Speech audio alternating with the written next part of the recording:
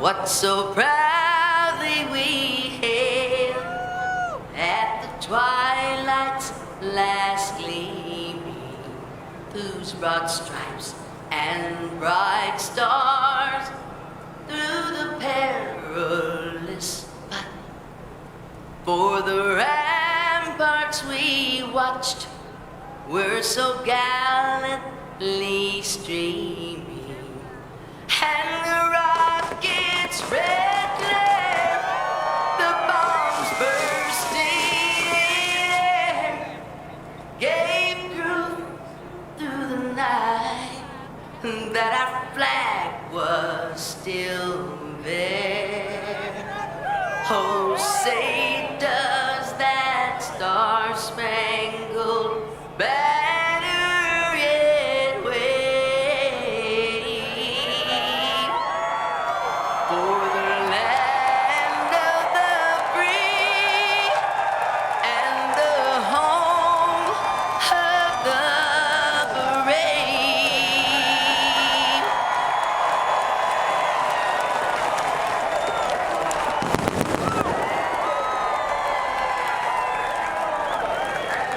Harold Brasington built the racetrack 65 years ago, and NASCAR has been racing here every year since. When we come back, they'll fire the engines.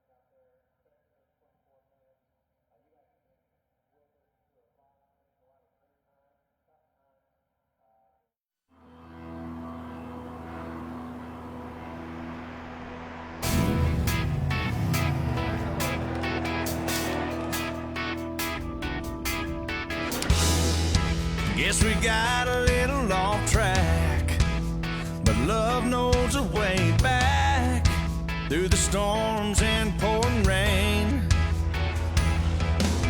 Got my hands on the wheel and I'm flying, heartbeat alive.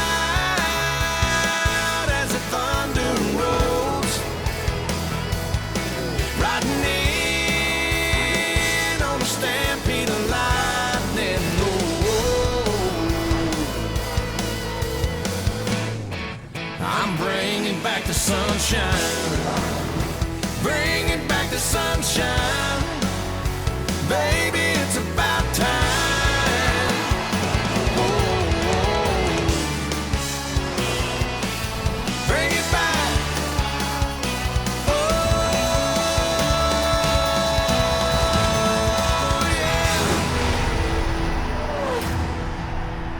yeah. Welcome to Darlington Raceway. We get ready for the Southern 500. Drivers, teams, fans, all alike looking forward to this weekend. Marked it on their calendars, the return of the Southern 500, the Labor Day weekend. It all seems right. We run Memorial Day weekend in Charlotte, Labor Day weekend in Darlington. It's definitely throwback NASCAR. Feels like home again. And what better way to throw back than to go to the guy who's going to give the command, who won the last Southern 500 on Labor Day weekend, Terry Labonte. He won 2 times here at Darlington Raceway. Let's go there now. For the most famous words in motorsport, please welcome your Grand Marshal, 2016 NASCAR Hall of Fame inductee, Terry Labonte, accompanied by Bojangles CEO, Clifton Rutledge, and Bojangles Southern 500 sweepstakes winner, Nancy Whittick. Darlington, are you ready to bow racing? Drivers, start your engines. They just gave you the command here whenever you're ready. Fired up. Okay, 123, got me a comment. Well, thank you. Same deal, Indy, new brake. Texas Terry Labonte started the wins in his career at the Southern 500, and his final win came in 2002 in the Southern 500.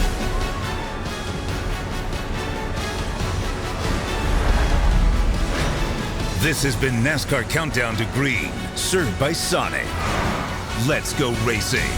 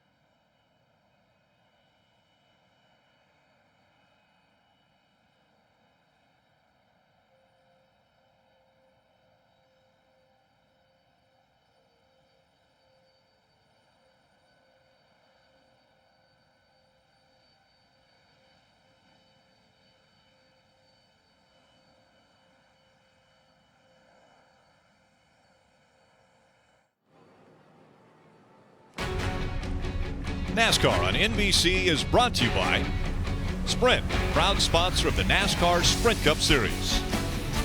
And by Coca-Cola, the official soft drink of NASCAR. Coca-Cola, open happiness.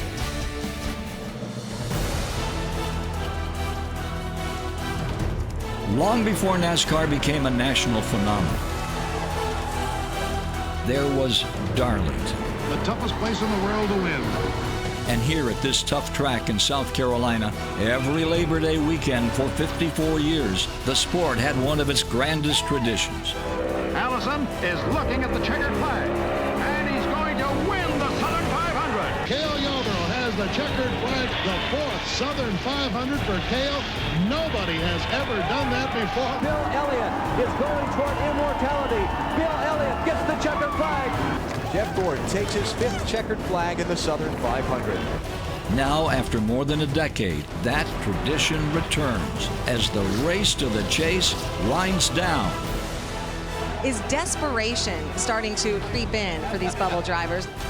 For those searching for a win that can put them into the playoffs, only 2 chances remain. You better have your game face on when they drop the green flag here tonight, because this thing will try everything you got. Tonight, we go back in time. Tonight, we honor our past. Tonight, we celebrate the Southern 500. Welcome to NBC's coverage of NASCAR Sprint Cup Series racing from Darlington. Cars are fired, about to roll out onto the track. Let's take a look at the starting grid. The front row, Brad Keselowski with his first Darlington pole. We'll see if he can capitalize and get to victory lane. Starting in row 2, last year's race winner Kevin Harvick alongside Joey Logano. And row 3, we have Jeff Gordon, who has a record 6 Southern 500 wins, and Denny Hamlin, yesterday's winner. Back in row 4, Ricky Stenhouse Jr., his best Darlington start. Maybe he can cash in and punch his ticket for the chase. Row 5, Ryan Blaney making his first Darlington start in the iconic Wood Brothers 21. That car has 8 wins in the Southern 500. Yeah, and also in an iconic car is Eric Almirola in the 43, starting 11th. Back in row 7, Matt Kenseth, 2013 Southern 500 winner. Row 8 is made up of 2 bubble drivers, Casey Kane and Kyle Larson, both looking for a win to make it to the playoffs. In row 9, you see Tony Stewart starting 17th, looking for his first win here at Darlington. And back in row 10, Jimmy Johnson. He's a 3-time Darlington winner. We'd like to make that 4 tonight. We want to chat with one of the drivers going all in on Throwback Weekend. That's Kyle Larson driving the iconic race car that looks a lot like what Kyle Petty used to drive, the number 42. Hey Kyle, it's the NBC booth. You with us? Yep, I gotcha. All right, bud, it's been a lot of fun this Throwback Weekend. Tell us how much you've enjoyed it. Yeah, it's been a lot of fun. I've got to do a few things with Kyle Petty and, with Mellow Yellow. And, got the mustache going with the wig. So we're looking good. Hope we can get this car up front. I got to thank Target for even, allowing us to do a cool paint scheme like this. So it's just been a fun week leading up to this race. Hope we can get it done. All right, well, it's been a lot of fun celebrating it, but now it's time to go racing. Tell us what's going to be the most difficult part of this evening's race. The most difficult part, for sure, about Darlington is just staying out of the wall. You run 500 miles, so you're right up, inches away from it every lap. So that's pretty tough to stay patient enough not to get it frustrated and too aggressive and knock your fenders in. So I'm going to work really hard to just staying as patient as I can and let the racetrack kind of come to us and adjusting our car as much as we can to get better for the end of the race. All right, Kyle, well, thanks for letting us spend a little time with you. Good luck. Thank you. And as you can see, we're riding along with a few different drivers.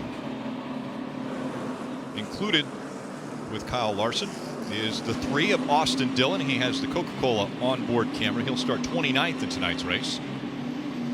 Tony Stewart, driving the number 14, also carrying an onboard camera. He has the Mobile One on board, and he'll start 17th tonight. One position better. We just chatted with him with the Sprint in-car camera is Kyle Larson. Eric Almirola has the STP in-car camera starting 11th, just outside the top 10. Denny Hamlin with the Toyota onboard camera starts 6th tonight. Jeff Gordon and the AARP onboard camera will be starting 5th. And in row number 2, the number 4 of Kevin Harvick with the Budweiser on board. Talk about the racetrack that's 65 years old. Let's look at the facts about Darlington Raceway. The track length just over 1.3 miles. The banking, two different ends of this racetrack, different radiuses on the turns. Turns 1 and 2, 25 degrees. Turns 3 and 4, 23 degrees. Straights banked at 6 degrees. Both the front stretch and back stretch, 1,229 feet. Take a look at tonight's Sunoco fuel strategy. 367 laps, just over 500 miles.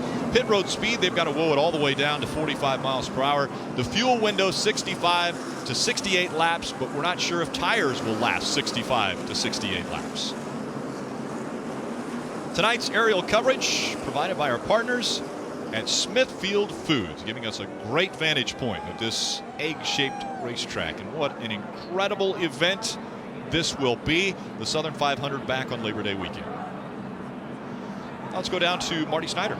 Rick, the paint schemes have been amazing to look at all weekend long, but the Wood brothers certainly take the cake for uniforms, no doubt about that. The 1965 uniform for the Wood brothers, and it is authentic to that season. It's what they wore during the NASCAR season that year, and also that year they pitted Jim Clark's car at the Indianapolis 500, and they won the Indy 500. And Delano Wood is here, 84 years old.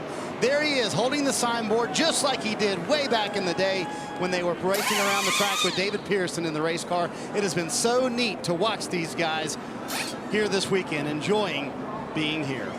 That's Hall of Famer Leonard Wood there. So much history, so much tradition with the Wood brothers, and of course so much history and so much tradition with this racetrack. The pace car has made the hard left turn onto pit road. In front of the field, it's Brad Keselowski and Kurt Busch making up row number 1. 43 strong, coming to the green flag for the Southern 500.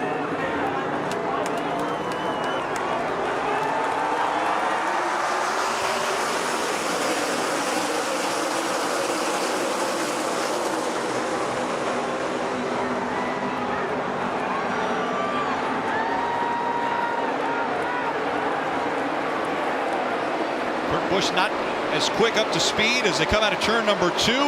Kevin Harvick taking advantage. He'll take second away. Joey Logano slides into third. Kurt Busch drops all the way back to fourth.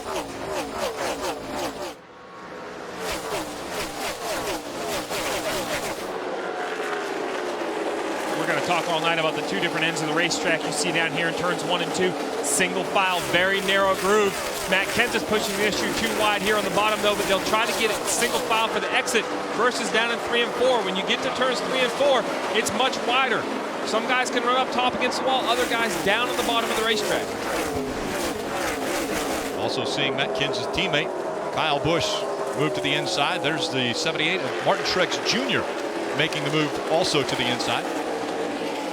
This right, you can see how narrow this racetrack, how people have to run right against the wall. You're going to have to do that all night long if you're going to have the speed. The problem with that is if you make a mistake at all, you're going to hit the wall. So you've got to use your patience, but at the same time, if you don't attack this racetrack, you can't go fast enough. And here comes Kyle Larson in the 42, getting by Carl Edwards, but the momentum on the high side might not let him complete that pass. He does, though, hold on to the position. Out in front, Brad Keselowski, Kevin Harvick running second, Joey Logano, Kurt Busch, Jeff Gordon, the top 5. Gordon 7 wins at this racetrack, and it's his final appearance in the Southern 500, as he has already advertised that this will be his final season in NASCAR.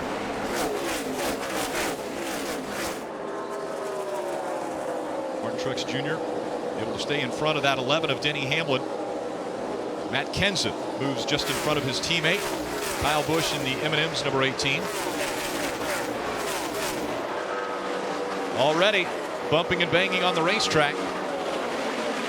Two cars getting into it. 35 of Cole Witt, the 46 of Michael Annett. Some tire smoke flying. It's just how tight this racetrack is. There's a ton of racetrack underneath them, but you can't use it. There's no banking there. So the two cars have to stay on the banking to have grip. But you can see what happens. They're rubbing tires. That's easy to cut a tire like that. You've got to be careful doing that. And it looked like the seas were parting for Chase Elliott, who was just behind him but didn't take advantage of it. See that sunset. It's a little bit of a problem for the drivers. It's going to be in their eyes for a little while. It's going to set quickly, but just for a little bit, get into turn 3, it's going to be a problem. And around goes the 25 of Chase Elliott, also with him the 35. So as we just saw Cole Witt involved in a little bit of a scuffle. Chase Elliott also going around. And the caution comes out for the first time. And that's some of the penalty that you strike. The 25 had to go to the back because of a rear gear. Puts him at the back of the pack after a good qualifying effort. This is the issue with traffic at Darlington. It's so narrow, it's so easy to get caught up into an accident. You see the 34 also has damage. Brett Moffitt in the 34 with the damage on that car. A lot of sheet metal damage to the left rear. Already the left rear tire down. Let's take a look at what happened. Coming off turn 4, the 34 had trouble, had to get out of the throttle, and everybody behind him just didn't get slowed up enough. That's a typical Darlington wreck. That's probably not the last time we're going to see it. It's just so hard to see in front of you here because you're turning at such an angle, and the closing rate is so high. When somebody has to lift off the throttle, you're going so fast in that part of the racetrack, these guys just couldn't get slowed up. 25 of Chase Elliott got caught up in it. Cole Witt into the inside wall here. Safer barriers on both the inside and outside walls here at Darlington. The modern technology of the safer barriers, even though the track's 65 years old.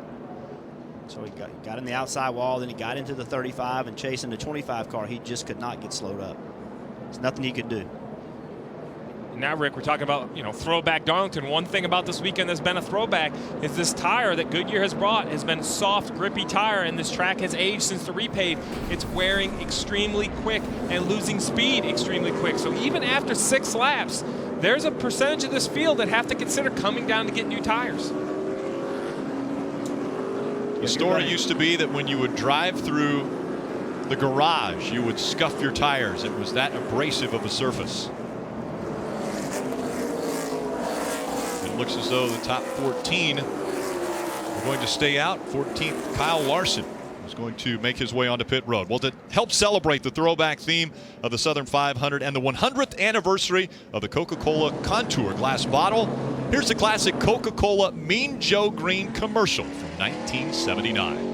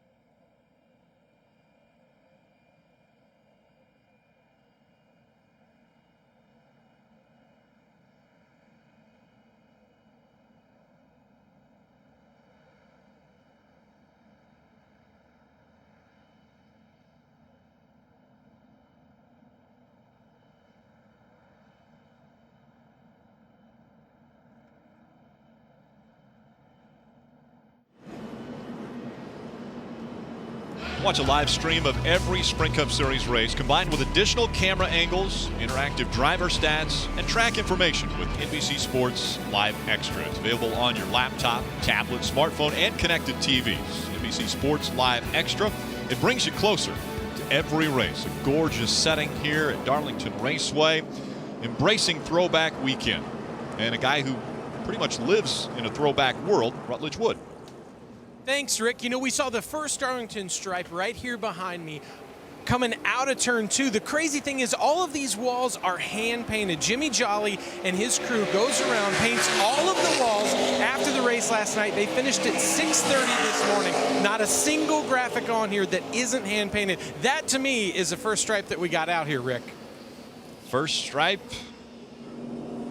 There it is, the Darlington stripe. Tires getting up into the wall. That's why it's all black. So many people hit the wall here, they have a name for it. It's part of the initiation process. If you don't get a Darlington stripe, you're not trying hard enough. That's right. You go to Augusta, there's Amen Corner. When you come to Darlington, it's the Darlington stripe. It's and it can happen anywhere. It can happen on the straightaway. It can happen on each corner. But it's really not an easy part of the racetrack. Cole Witt, the first to get that Darlington stripe over there. I want to take a look at some Jeff Gordon milestones brought to you by AARP. When you look at Darlington, second on his list as far as most career wins at a track. Martinsville, he's got 8 wins, but here at Darlington, 7 times he has won at this racetrack, 6 of those Southern 500s. And we'll see if he can get another tonight. Still looking for his first win of the 2015 season. May happen.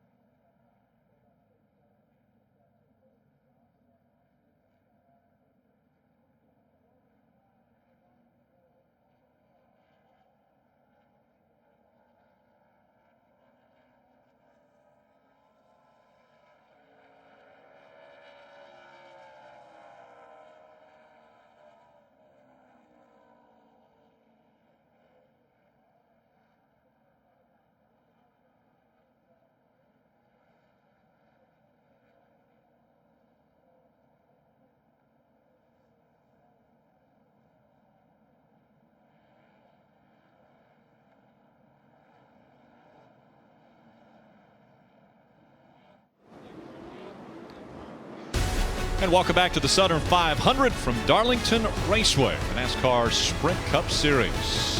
41 radio of Kurt Busch talking with his spotter, Rick Corelli. Hey, Corelli, give car numbers tonight more than usual as far as what's coming up from behind or who's ahead, just to help with all the paint schemes being different. Again, the throwback paint schemes might be throwing some of the drivers off a little bit, not knowing who's around them. Brad Keselowski, Kevin Harvick. Row number 1, Keselowski still out front. He chooses the bottom line once again. Green flag back in the air.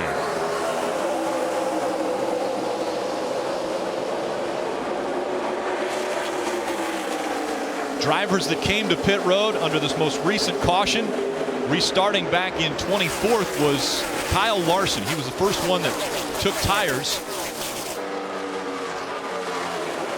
We'll see how those pay off. Fresher tires equal a little faster race car around this track. Kurt Busch able to get by Kevin Harvick on the restart. So it's Brad Keselowski, Kurt Busch, Kevin Harvick, Martin Truex Jr., and Matt Kenseth at the top 5.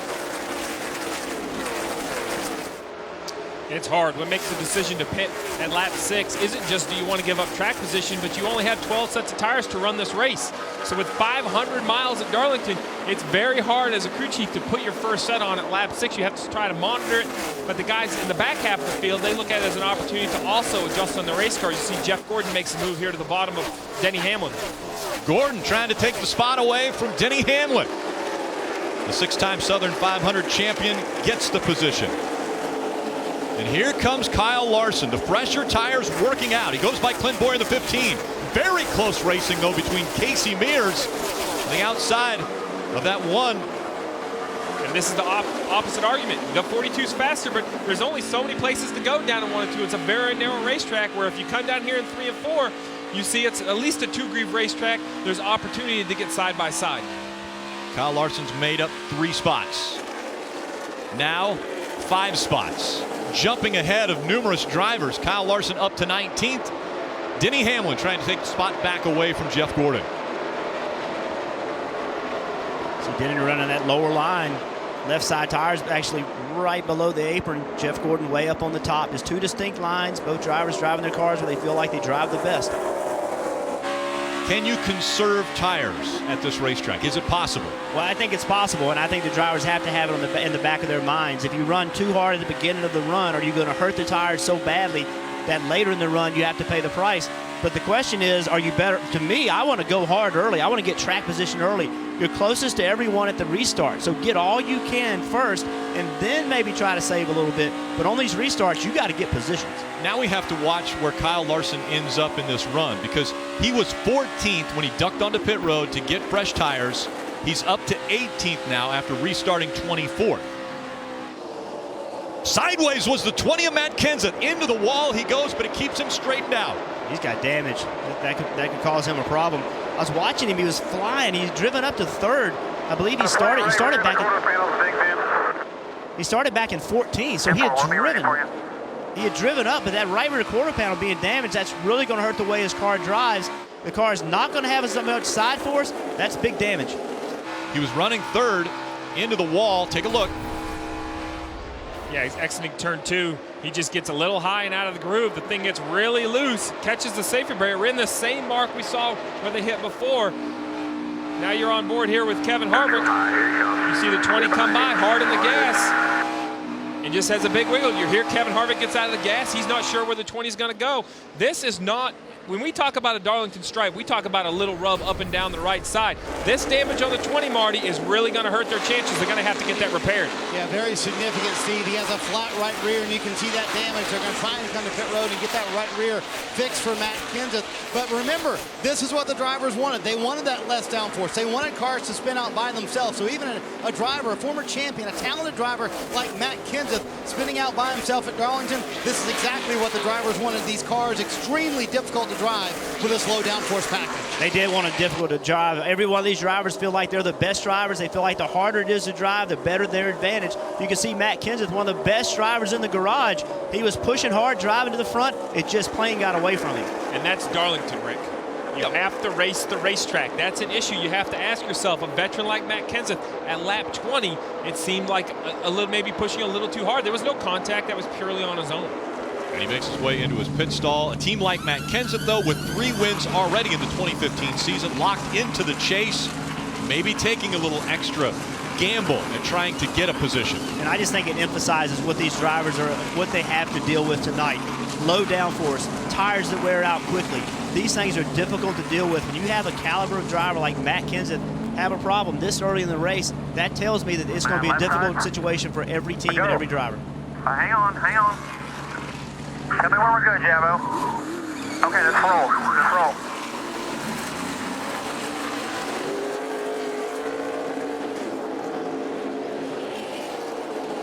And so the 20 making his way back out on the track. The 16 of Greg Biffle also on pit road here on lap 23. That's just a flat right, then we'll do 2. Dave Burns. Trying to figure out what the deal is, guys. We'll let you know when we know. And they're thinking that it was potentially a right side tire that might be flat, but both tires look up on the right side. Yeah, you heard him say, unless we're going to do 4, unless we know it's a right. If you don't know for sure, you're better off putting on 4 versus 2. You put on 2 and you pick the wrong way, now you're going to have to pit again. So if you don't know, you just got to do 4 tires. Yesterday in qualifying, Greg Biffle was trying to get just a little bit more out of that 16, got into the wall, so they had to do some work on it over the evening and before the race started. Take a look at this. Jeff Gordon, masterful here at Darlington, making the pass on the 22 of Joey Logano. And that's the classic Darlington pass. Jeff Gordon works hard through 3 and 4 to get some momentum on the 22, pulls to the bottom of Joey Logano. Joey Logano wisely understands there's 342 laps to go in this long race, gives him the position going into turn 1. That's not because he's conceding. He's not throwing in the towel. He knows his best chance to win is to not run too wide through turn 1 this early in the race. Turn 1 is so narrow, Steve. When you drive in there and you're next to another car, it's all you can do to keep them hitting each other and getting into the wall. So if you know a guy is next to you, it's best just to give him that spot, especially with over 300 laps to go. And Joey Logano gaining wisdom with every race. 78 of Martin Truex Jr. How are they doing, Dave? They're doing better than Greg Biffle, who had a right front tire down on the 16, right front tire. The 78 of Martin Truex is doing great. They had a great practice, and on that first run, he was only complaining about the car that was a little bit loose into turn 3. Kelly. The last of Jeff Gordon's 7 wins here at Darlington came back in 2007. Still looking for that first win in 2015, even though he has a 52-point cushion over the Chase cutoff. He told me they know they've got to push hard and be smart right now. Jeff's saying the car's pretty good everywhere except turning down the hill in 1 and 2 and on throttle in 3 and 4, Marty. Joey Logano in the 6th position. His car way too tight, especially in 3 and 4, but that's not his only concern right now. Here's what Todd Gordon said under the caution a moment ago. Give me a heads up. Looking at the weather, I think we may race against weather before we finish this thing. Oh, wow. Okay. Support. I'd say we're a couple hours away, but see where it goes. Support. A lot of teams talking about rain 2 hours out. Why not? Let's add something else to the mix this weekend. Mike? Marty, there were some anxious moments before the race for the 11 team. It took several pass-throughs the tech inspection area to actually get approved for the race. They had to work on the left rear toe before they were finally approved. The car has not been perfect since the drop of the green flag. Denny's been saying it's been a little bit tight. Consequently, he's lost a couple of positions on the racetrack. Rick? Brad Keselowski, Kurt Busch running 1 and 2, separated by just 0.2 of a second. The top 2. Kevin Harvick, Martin Truex Jr., Jeff Gordon, the top 5. Side by side, teammates racing for position. Carl Edwards on the outside. Kyle Busch in the 18 on the inside. A little bobble by Kyle Busch. That allows Carl Edwards to keep the advantage.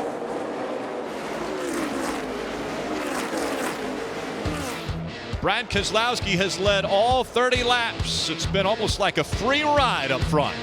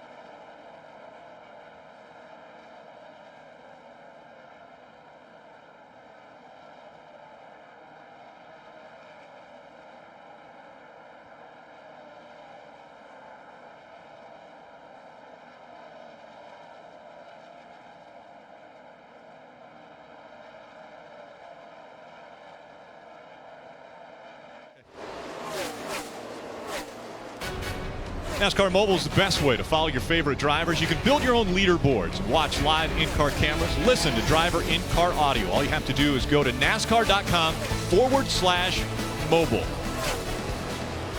We mentioned the playoffs coming in 2 races.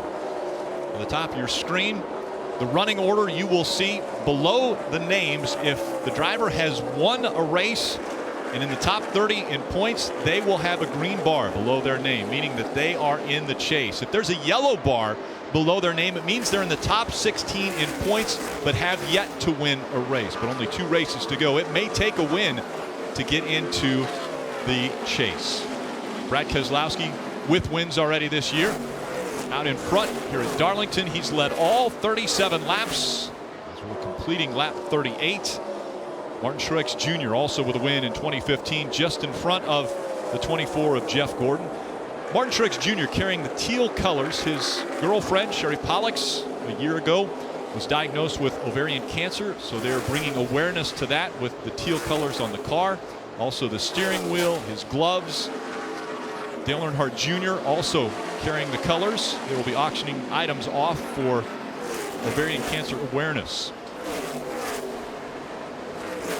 Now Larson has gone from 25th to 10th in 23 laps. We mentioned that he came onto pit road on the most recent caution, changed 4 tires. Those tires have worked out for him. He was 14th when he came onto pit road, has already made his way up to 10th.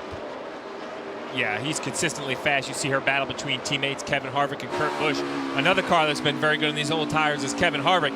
He didn't come to pit road. He's in the same tires of all of these leaders, but he's working the bottom of the racetrack, much like we saw in practice, Jeff, consistently making that work. Yeah, Kevin Harvick, he's been coming fast on these older tires. And as you said, he ran this low line, even in 1 and 2. He's running much lower than everybody else. Look where his right sides are below the black, so he's much lower on both ends of the racetrack. Dave's running pretty strong. Very strong all weekend long. Rodney Childers told me from the time they got off of the truck and onto the track, the 4 car has been good, and a lot of people have noticed. He also said that the car would be a little bit tight at the beginning of the race because he didn't want it to get too loose by the night's end. And that's what it is right now, just a bit tight, hard to turn for Kevin Harvick. Marty? Dave, it's hard to believe that 12 sets of tires might not be enough for tonight's race, but it is the Southern 500 in Darlington, and this place just grates tires like crazy.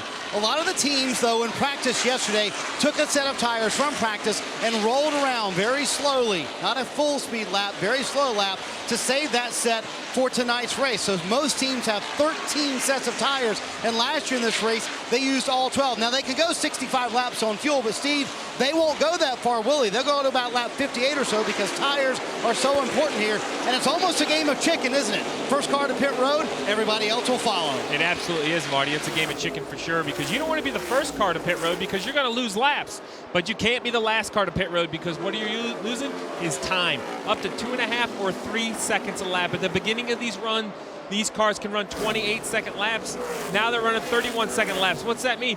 They're slowing down 5, almost 6 miles an hour in the last 15 laps. That's a huge difference on lap time. So when somebody comes to pit road, you can't let them beat you on new tires for long. And Steve, keep in mind, part of the reason that Goodyear designed this tire and NASCAR designed this aero package was to create this situation where you have cars that are good on long runs and cars that are good on short runs so that you get a guy like Kevin Harvick who wasn't as good when the race started, but now he's running the leader down with a chance to try to take the lead. So this is old school Darlington. This is how it used to be, and that's what this package is all about. You mentioned old school Darlington, the guy out front. Brad Keselowski going with a throwback paint scheme. Bobby Allison, who won 84 times in the Sprint Cup Series, actually did the ride along with Brad Keselowski. He's out front, Southern 500.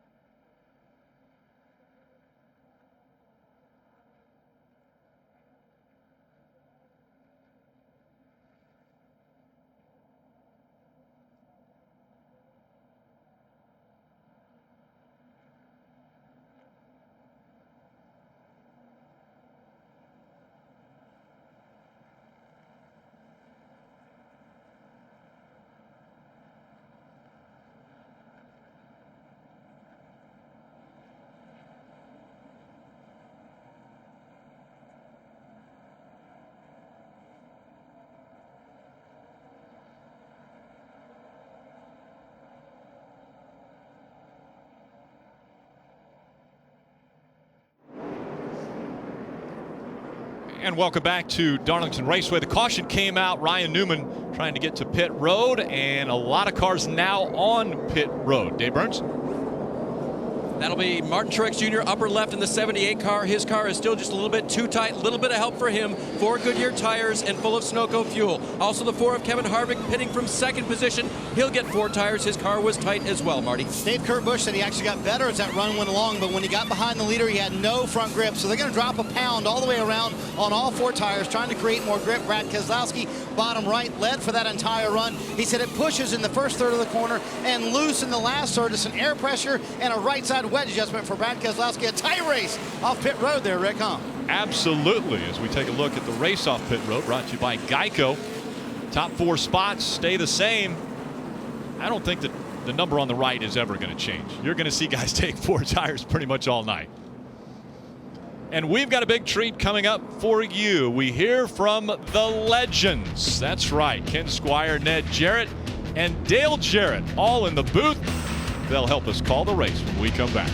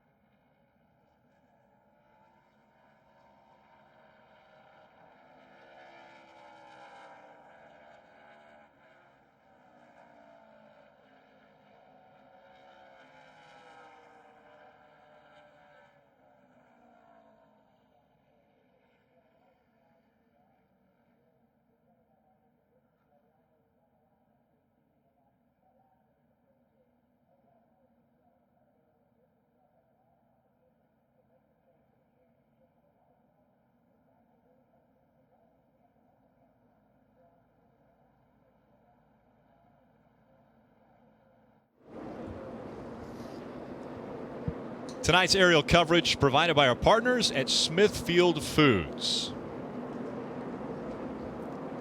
And coming to NBC, A Mind Erased, and a body of clues that lead to fall's most thrilling mystery, Blind Spot. Premieres Monday, September 21st on NBC. The caution, second caution of the night, coming out for the spin of Ryan Newman. And that was in the middle of turns 3 and 4, completely sideways, and then he goes all the way down to the apron, and around he goes. The caution came out. And that gives us the opportunity to introduce, I would say reintroduce, a couple legends. Legendary broadcasters, Ken Squire, Hall of Famer Ned Jarrett, and his son Dale Jarrett. Guys? Squire here, pleased, honored, humbled to be beside two of the all-time greats in NASCAR championship racing. Ned Jarrett, son there, I guess you know BJ from other opportunities, huh? Yes. All right. Well, here's the story. Here's the fella that won the all-time biggest victory in the history of this race in 1965. The second generation, three-time winner on this racetrack, both national champions, joining us in the booth tonight. Real special occasion. What do you think of the old place this evening? Well, it hasn't changed a lot as far as the racetrack itself is concerned, chewing up the tire just like it has from way back in the early days. Really, I'll have to clarify there just a little bit, Ken, because the tires were so hard when I raced here in 1965. When we won the race, we didn't have to change tires too many times because the rubber was so hard on that tire, it just couldn't, even as abrasive as this racetrack is, it couldn't wear it off. Lower spoiler, softer tires, get a good grip. DJ, about 30 seconds to green. What do you think? Yeah, that's what these drivers wanted. They've got their hands full out there tonight. It's going to be a long 500 miles. A lot of adjustments made on these cars before they go back to green here. And Keselowski has led from the outset. Heretofore, he's only led 4 laps, but he's right back in front. Second time out with a green flag start. Down into 1 and 2.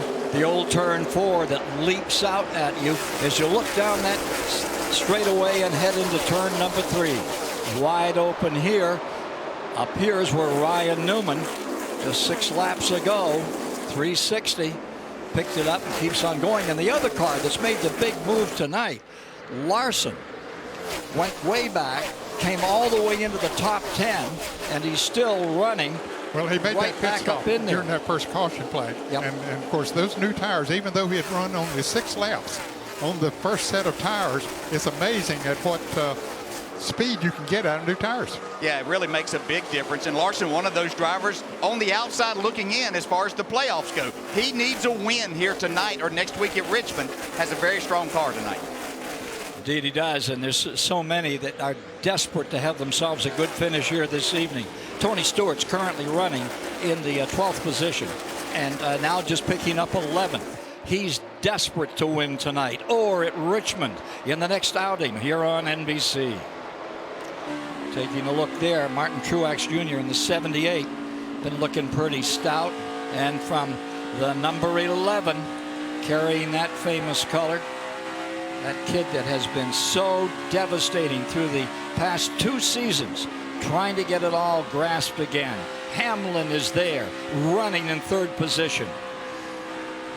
After he runs a few laps, Ken, it doesn't seem that he's totally happy, at least before this pit stop, totally happy with his car, but I'm sure they made some adjustments on it. And now his teammate Carl Edwards coming up on his rear bumper. And trying to sneak down to the inside, slip up a spot.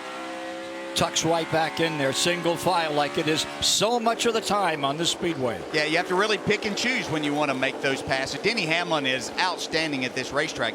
Won the Xfinity race here last night, does have a Southern 500 win, so he knows what he's doing around here. But as Dad mentioned, he doesn't have his car exactly where he wants it yet, but I will say it's not time to be there yet. And look who's back to 7th spot, the kid from California.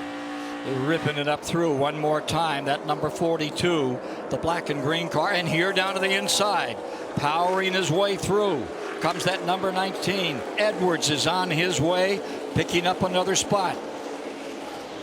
And Denny Hamlin didn't put up too much of a battle there. He said, okay, you're faster than I am right now. I'll let him go on by. Smart this part of the race. We've got a long way to go. 55 laps thus far completed. Of 367 that'll make the distance tonight.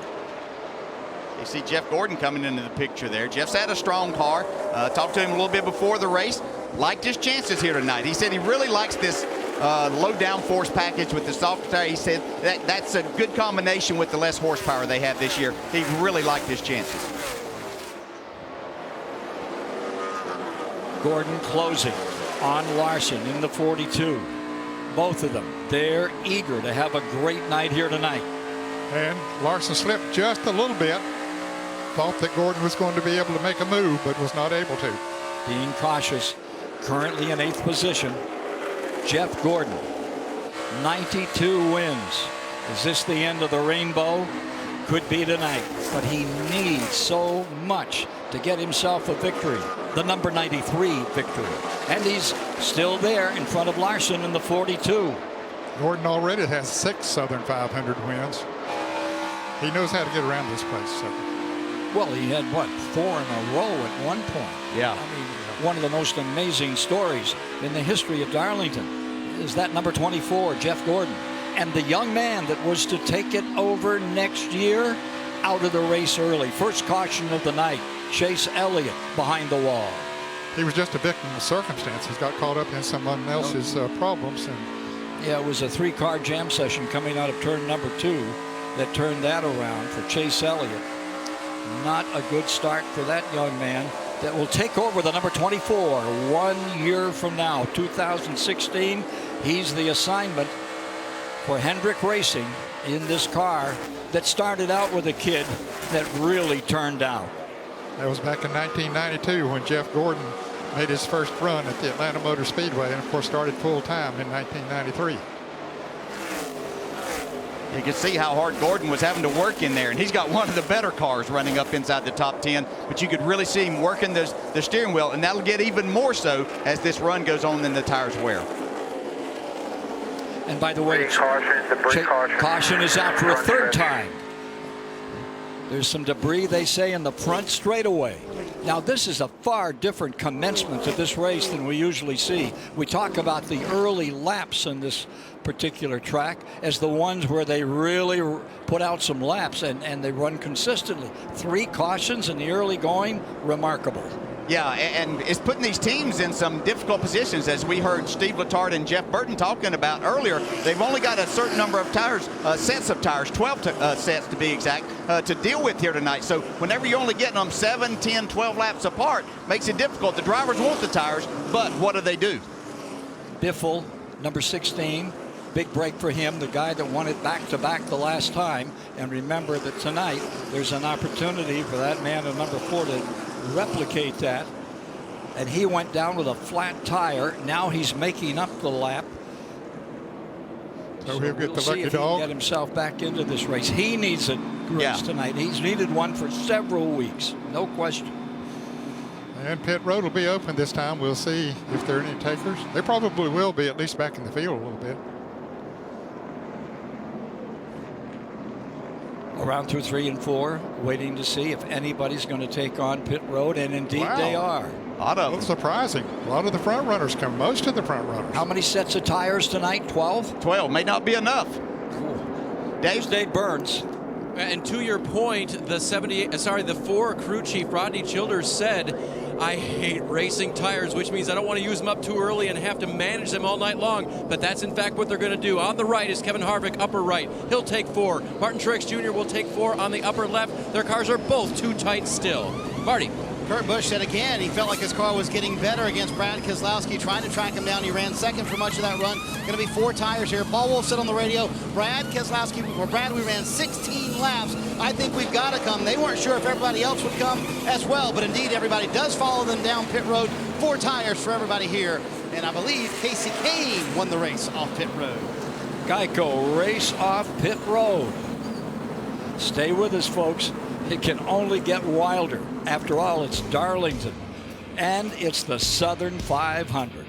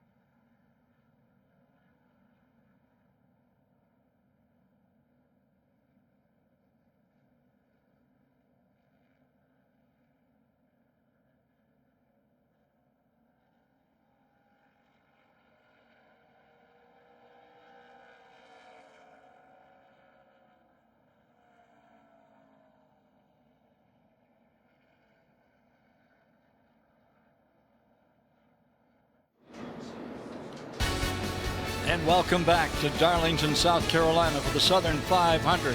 Edwards on the point, leading. Did not pit. Special report from Rutledge.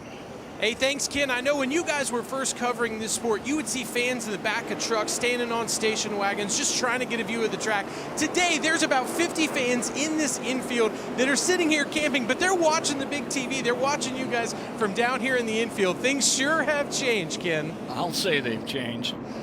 And so dramatically and so excitingly for racing fans. And we talk about the grand old days, but the competition these days exceeds anything we knew in the past, Ned. Oh, no question about it. You know, going into this race, there were, I figured, 25 or 30 drivers that were capable of winning as they come down to get the green flag here. But back in my day, you only had a half a dozen cars that you considered real threats to win. Here we go. Here's Missouri's Edwards up in front, and Keselowski goes to the inside. Down into turn number 1. Gives it a go in the Penske Ford and slides back. Edwards holding him in and looping up on the outside. Comes that big number 5. It's Casey Kane going to the point. Yeah, Casey Kane got 2 tires there. I'm sorry again. Casey Kane got 2 tires. Carl Edwards stayed on the track. Those old tires, not going to be his friend right now. Not for a while. It'd be interesting to see. I'm thinking that he might drop back to about 15th or 20th and then be able to ride in that area. And then he's got a set of tires in the pits that the others don't have. And new tires are good for how long? Well, they'll feel really good for about 4 or 5 laps, and then they start falling off pretty quickly after that. And so if he falls back, then it's up to him as a driver to bring it back to the front. There he is on the rim ride on the high side. And look who's down underneath. I'm sure he thought that maybe a couple others may stay out with him, as we see Denny Hamlin here go to the lead now. Hamlin for first. Hamlin for first. Casey Kane drops into second as the war continues. They've been working on that 11 car every pit stop, and so they might be getting it closer to his liking. That number 19 lost 7 spots on the first lap, 5 spots on the second lap. We've got a report from Kelly on that car number 19, Edwards. Yeah, Ken, actually this was not a big strategy call by Darian Grubb. The plan was to bring Carl Edwards down pit lane. He's been battling a tight race car all night long, but here's what happened.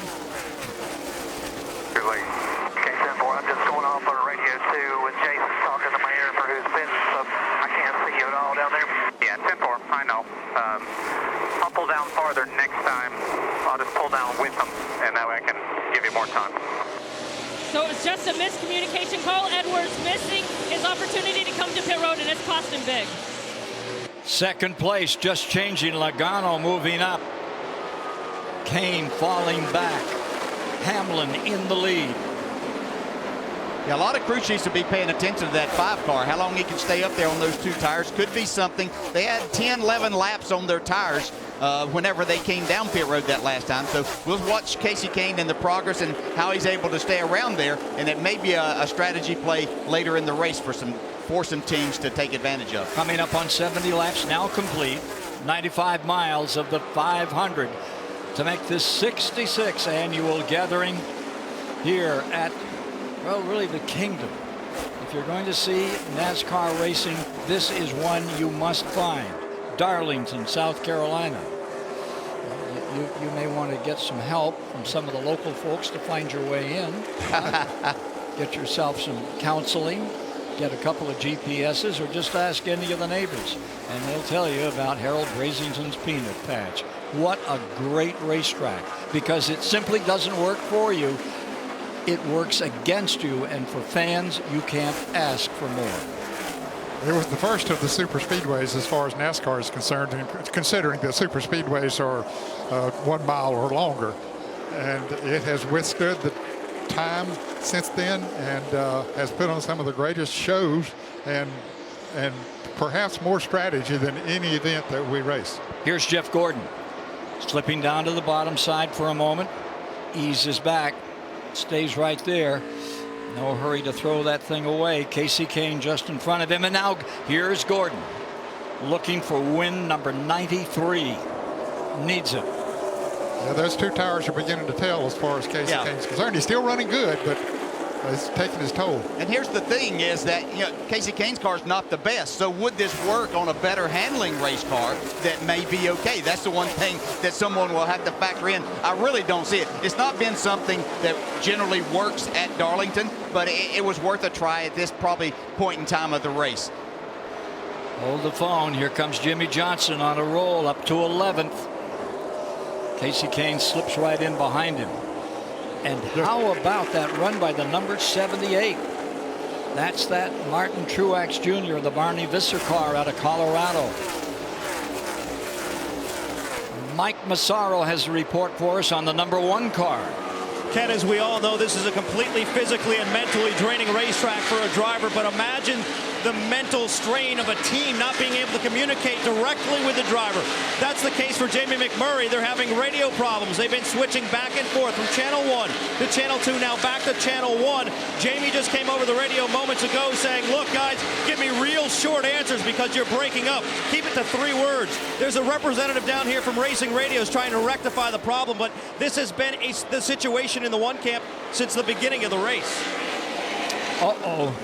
We understand that Casey Kane's got a tire rubbing out there. Yeah, you can kind of see maybe the left rear's a little bit shiny there. Yeah, that restart got a little bit crazy there as Brad Keselowski tried to drive down to the inside of Carl Edwards, who probably got up into the left rear of the 5, and that could have happened at that time as we see Kurt Busch trying to take the 2nd spot away here. From Logano. There's Logano in that 2nd position. Up to the outside moves the 41. Looking for the hole. It's not there. Nice block. Sort of closed up on him as he got up there on that outside. Interesting to watch some of the drivers, though, utilizing that bottom groove over in 3 and 4. Not an option down here in 1 and 2, really. But as you get down to 3 and 4, we saw Kevin Harvick doing that in the first long run that we had. Now we see Logano down on that inside. So easy with the degree of bank in each end of the track different. So easy to make just the tiniest mistake, and it's a big time cost. When you talk back in my day of racing here, it was virtually impossible to set the car up to where it would work good on both ends of the racetrack. Does it really work well now? No, it's the same thing. A lot has changed. These cars have changed. The tires have changed. The one thing that hasn't ever changed is the racetrack and the driving of it. And you cannot get the race car, I don't care how good you are, to drive the way that you want it as a driver on all of these corners. So you just have to pick and choose where I can make my car the fastest, and then I'll just have to drive it the rest of those places. 100 miles now complete. Hamlin is out in front. Kurt Busch is in 2nd. Logano 3rd. Keselowski runs in 4th. Don't go away.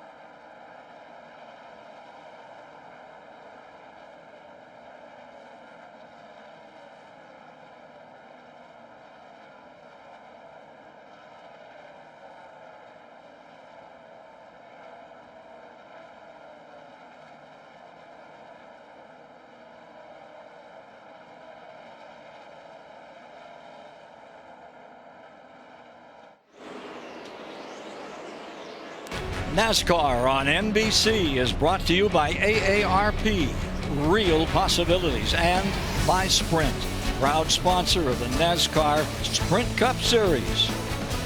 Welcome back to the Bojangles Southern 500 66th edition, where right now Denny Hamlin is the man of the hour. Hamlin holding on to that first place position. The Enumclaw Washington driver leading by 1 1/10 in that car number 11.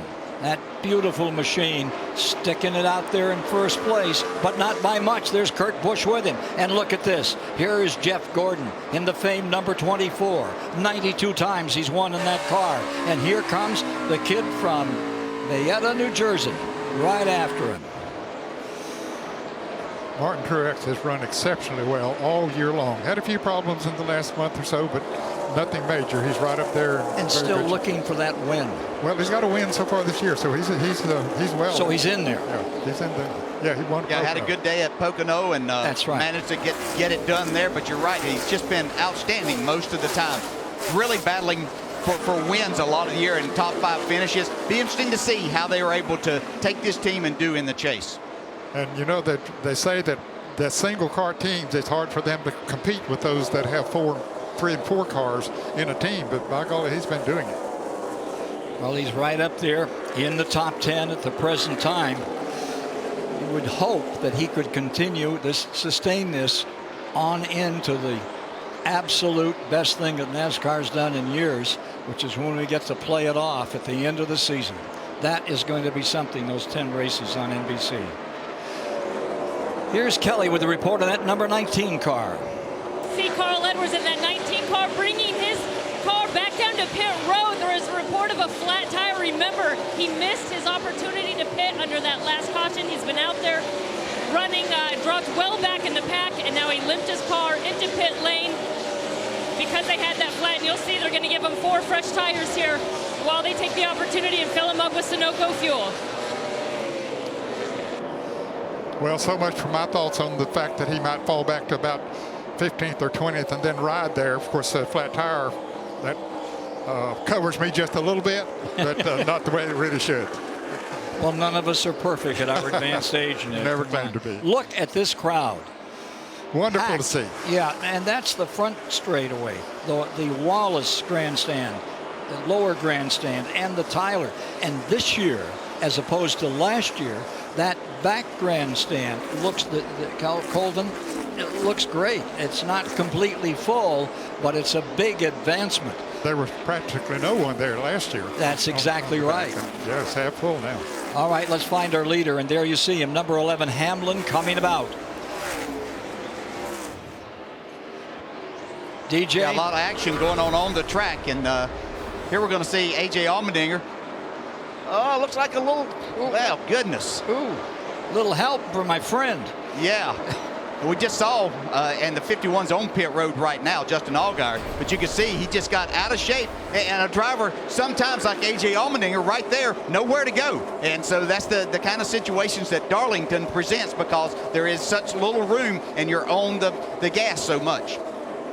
You get right up on his bumper expecting him to accelerate off the turn, and we can get it. All of a sudden he gets sideways and slows down, and you, like you say, he's got the momentum.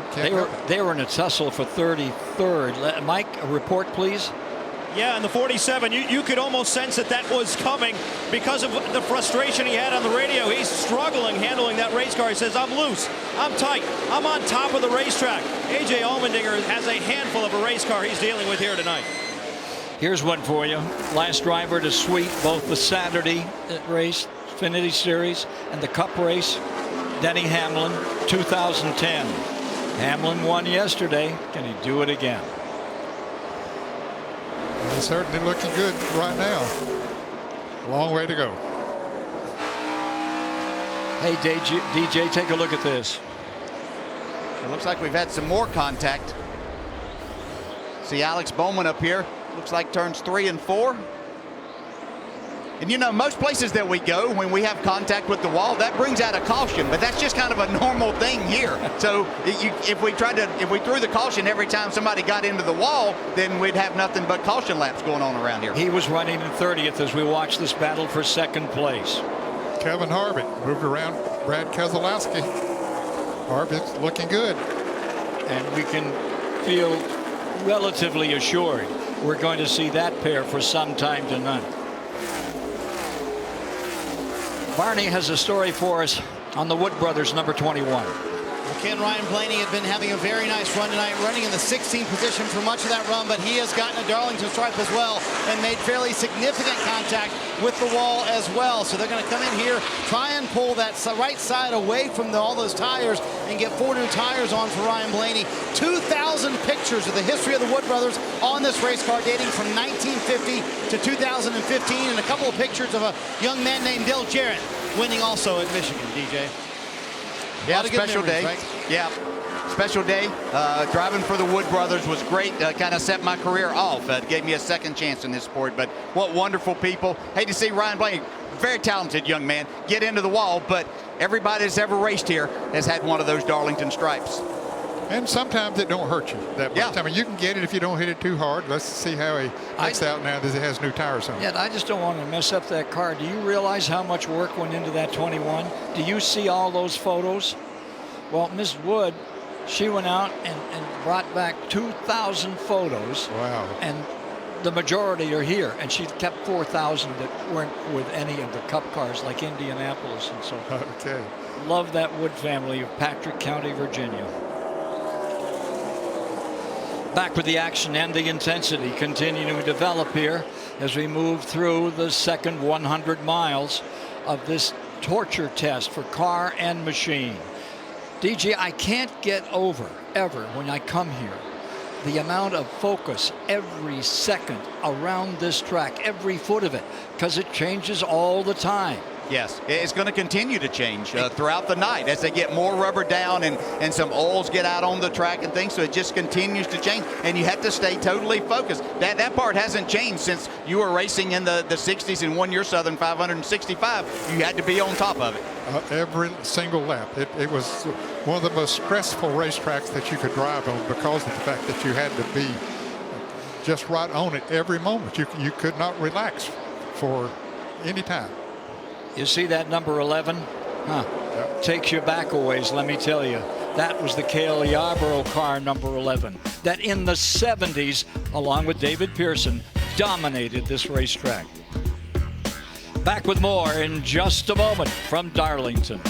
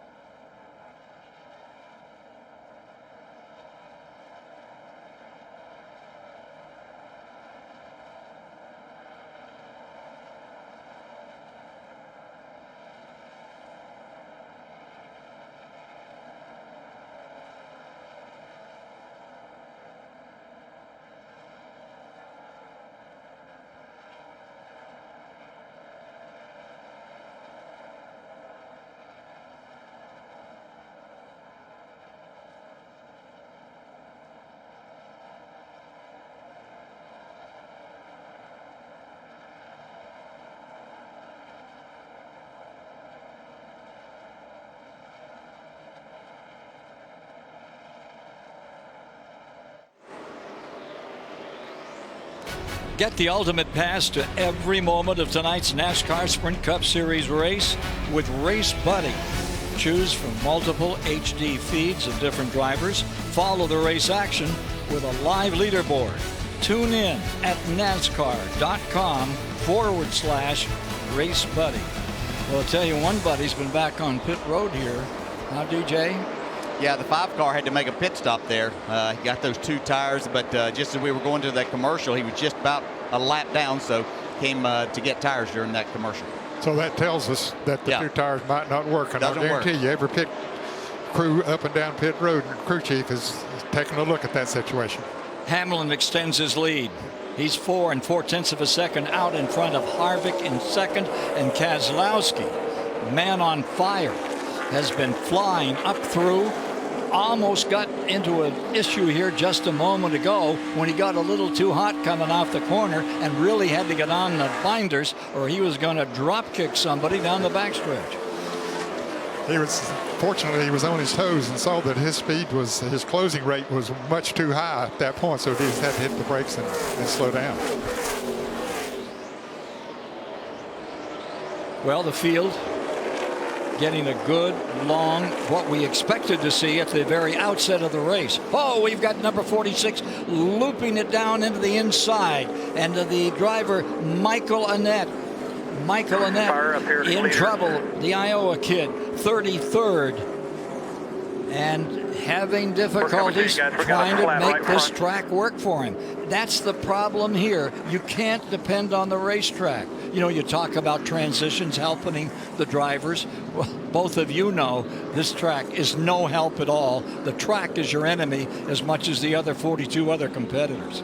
Yeah, it certainly becomes your enemy as time goes by and these tires get worn out. Take a look. We're going to see in a moment what happened to Michael Annett.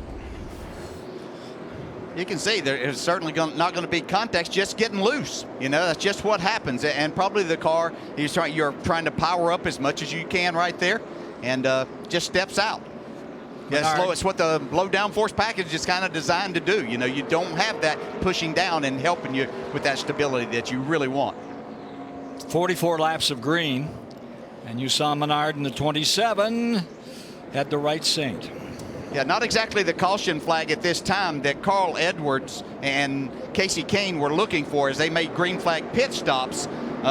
They were hoping that they would cycle through a green flag run before a caution may happen. So the pits are open, gentlemen? Everybody will come down. Yep. Pardon? Everybody will be coming down this time. Well, here's Michael Annett limping onto pit road. Flat spotted a little, I would say. Yeah, even that right front's flat there. Here they come. 126 mile per hour speed average on the race. Let's go down to Mike. Race leader Denny Hamlin saying he's just a little bit free late on exit. Otherwise, real happy with the race car. They've made very few adjustments throughout the course of the night, and this will be the case here again. Just an air pressure adjustment, 4 tires, and Sunoco race fuel for Hamlin. Dave? Kevin Harvick drove from 8th to 4th on that run. He said, I think it's coming to us. Let's just leave it. He'll get 4 retro-labeled Goodyear tires and a fill of Sunoco fuel. Marty.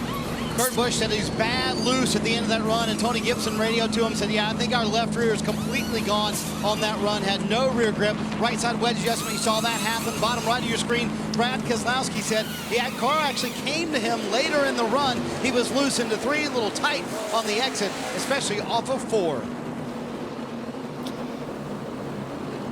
Here we are, ready once more time. 4th caution early on. Race off pit road. That's the story right now. Back in a moment.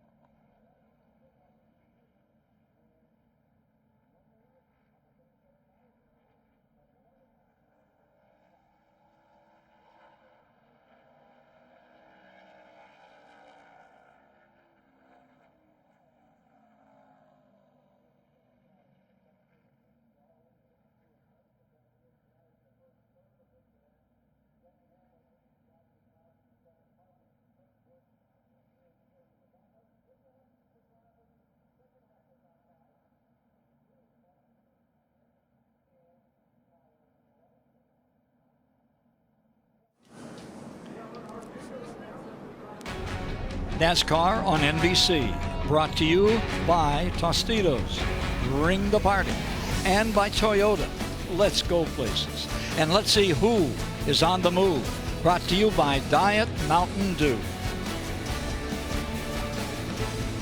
Elliott is back, big style, huh? Currently 22nd on the field, and look at Earnhardt.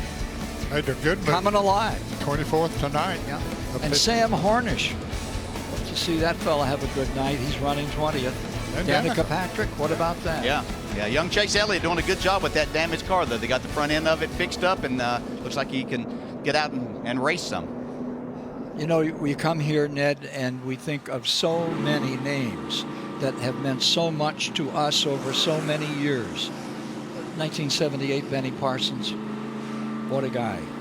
Won this race in that year, and every race that he won always seemed to be very special because of the character of that man. He was such a smooth race driver. This track fit his style perfectly. And of course, I had the good fortune of working with Benny. You worked with him a lot too, but worked with him on ESPN for 19 years. And he was such a great broadcaster, a personality that the fans really, you know, they knew what he was going to talk about. And he had such a legion of fans behind him because he was just so good. And such a sensitive fella. Yes. I remember that poem that he wrote while riding back in his truck back up to North Carolina after winning the Daytona 500. One of the most touching things that I've heard from any competitor. Just such a special human being. Yeah, he's a very passionate individual. We certainly miss him. Hamlin in front. Keselowski on the move in second. This is going to get fun, folks. Hang in with us. Look at that crowd on the back straightaway. Things are looking good. At the cradle of American superspeedway racing, Darlington, South Carolina, on a Labor Day weekend. Ladies and gentlemen, you have a race.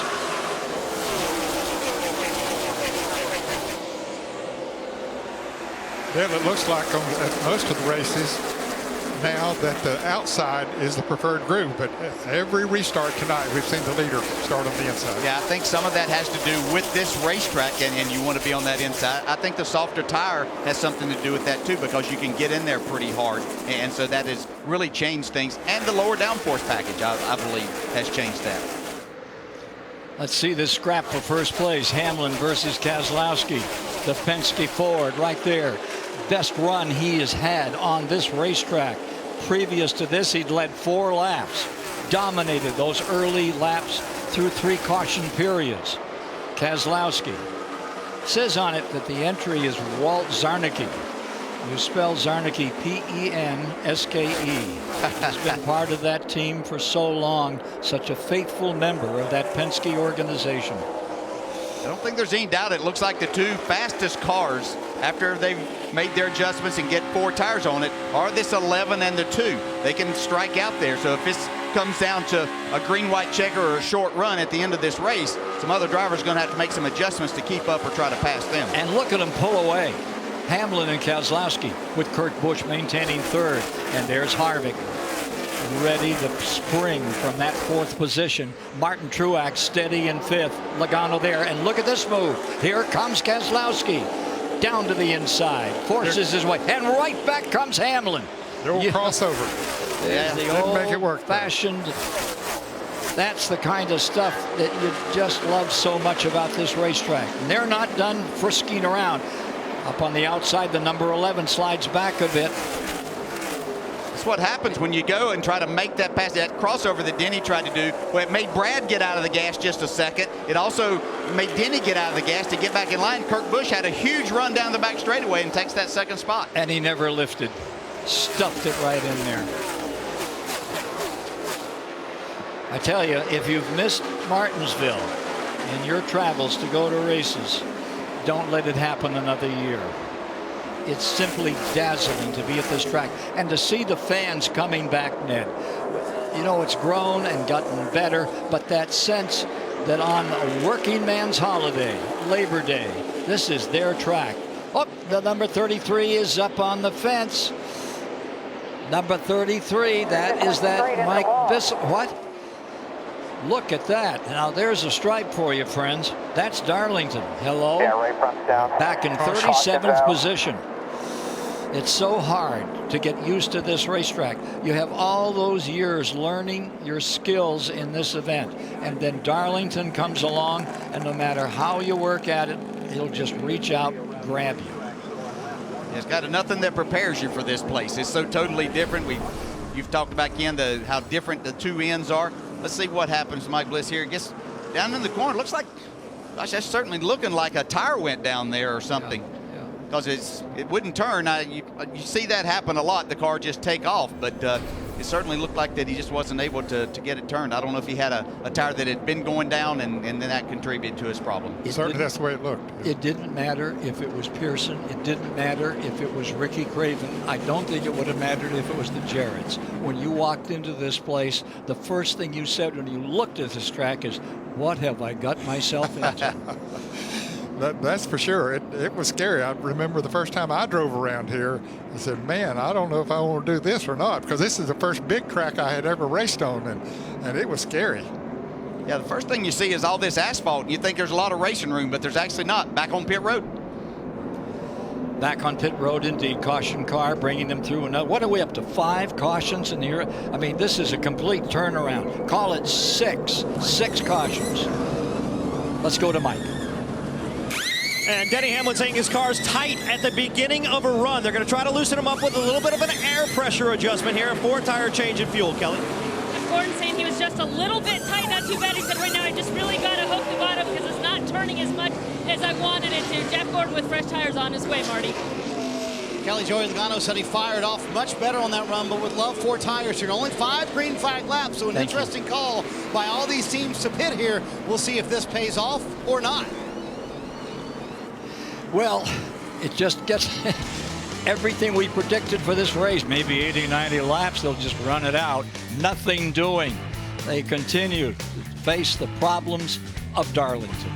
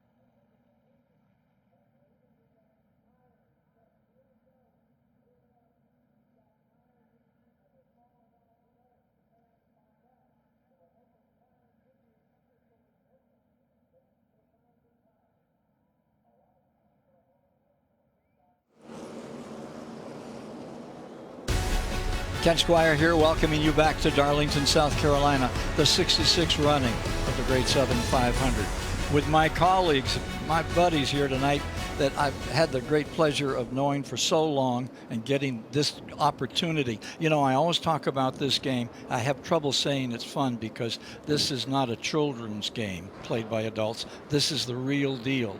And yet I got to tell you, I'm having so much fun with you and DJ Ned. I tell you, it has certainly been great. Thank you, NBC, for allowing us to do this here this evening and the fans for tuning in. Yeah, this has been one of the highlights of my life to do this. I listened to both of you many, many times over the years, and you're just outstanding. And for me to be able to be here, just incredible. Thank you.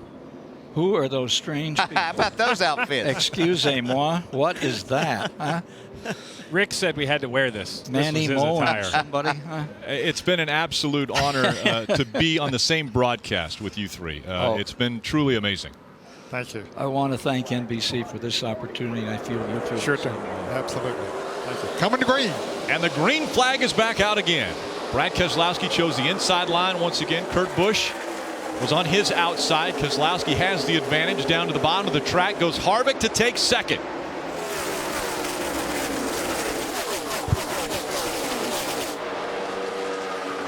A lot of movement back in the field. This is just like the cautions we had earlier in the night. The field is split. We had 9 or 10 cars decide to stay out. From about 10th on back, they come to get tires. We've had another crash. Already the 26 to 33. Bliss again involved in an incident. J.J. Yaley this time also caught up into the wall. We see a lot of right side damage for J.J. Yaley. 6th caution of the night coming out. Jumped sideways the wrong direction halfway down the back straightaway. Michael Annette, a lot of damage to the left side.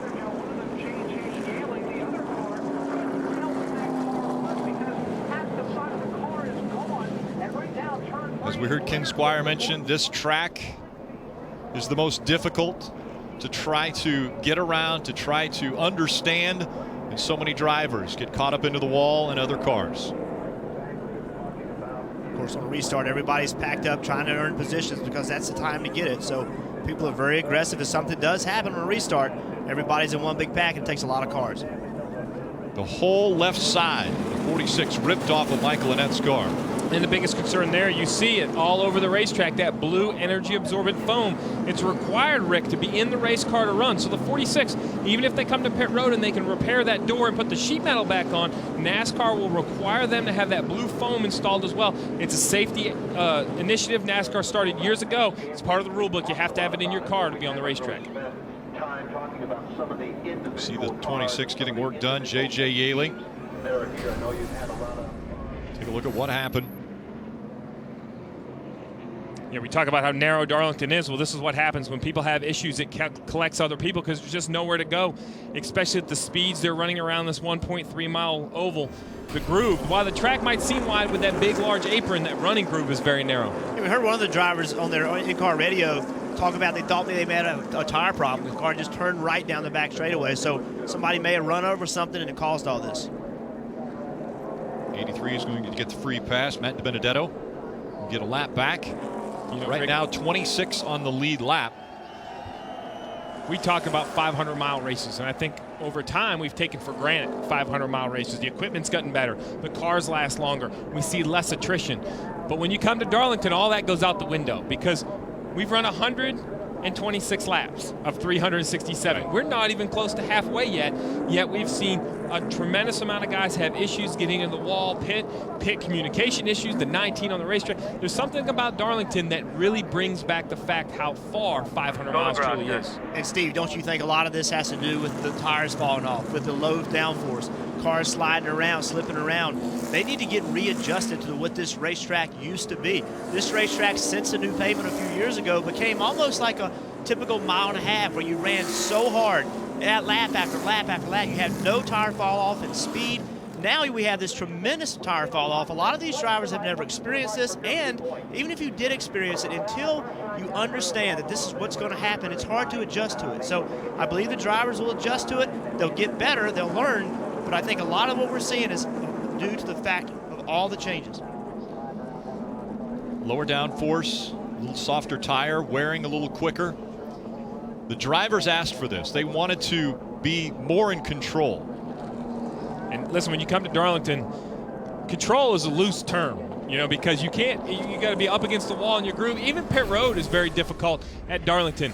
We see here, this is the last opportunity that was the pit. Danny Hamlin comes down, gets blocked out really right here. The 22 and the 48 block him up high. The 11 wants to turn down into his stall, all but catches the barrels. Nothing is easy at Darlington. Right. Even on getting on pit road is very, very difficult. And that's under caution. That's not under green. That's these guys, Joey Logano, Jimmy Johnson. If you're undecided or you're not decided, kind of get stuck there in no man's land, they're going to force you out.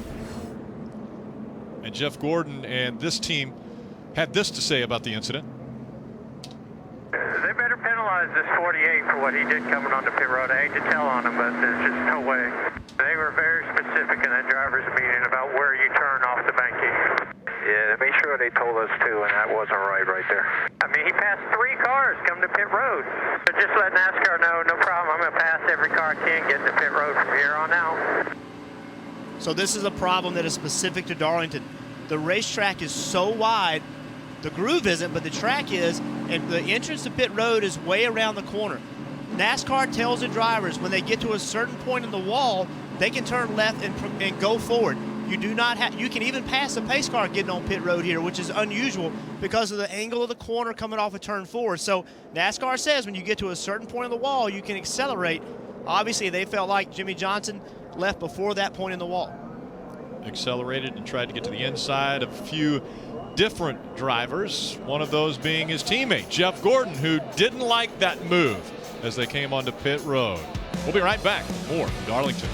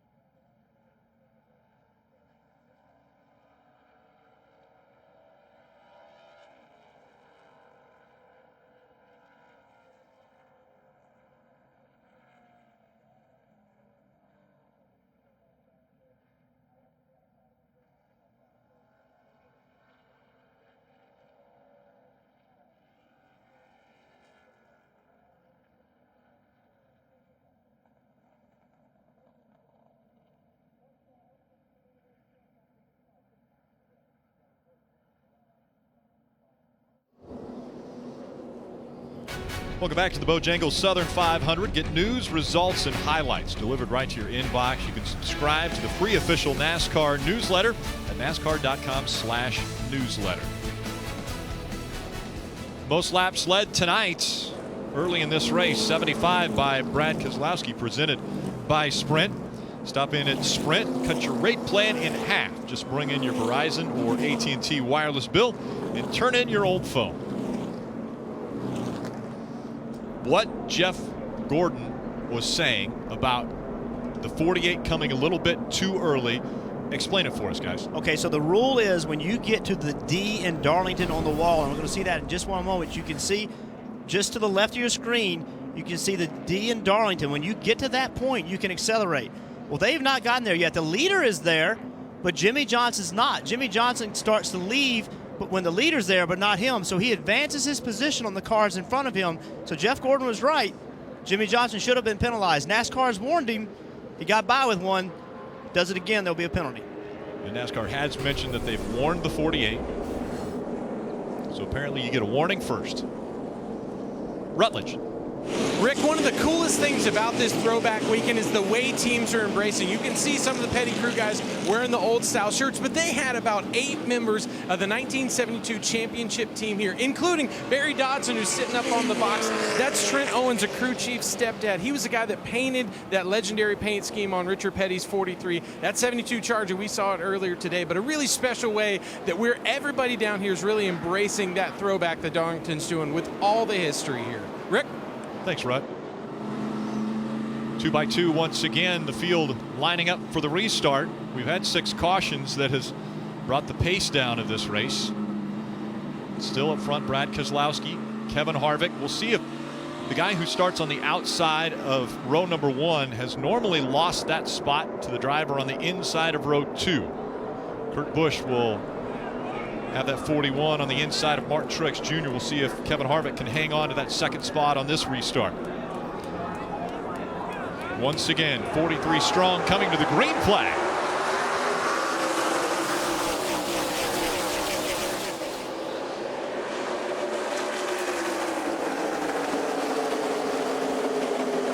This time Kevin Harvick holding strong out there. Can Kurt Busch clear him as they go down the backstretch? They're side by side for second. Harvick able to stay strong on the outside and keep that spot. Keselowski once again leading laps, and around goes the 48. Jimmy Johnson coming in front of the grandstands. Gets sideways. The 7th caution of the night comes out. And this is the product, Rick. The 48. Good job. The 48 was one of the cars that pitted on the caution, a caution to go, lap around lap 121. When you have those new tires, 10 laps fresher than the leaders, Jeff, you have to push and push hard. Joey Logano and Jimmy Johnson were very aggressive through 3 and 4. So they were coming through 3 and 4. And the 48 sideways in front of the grandstands here at Darlington. Take a look.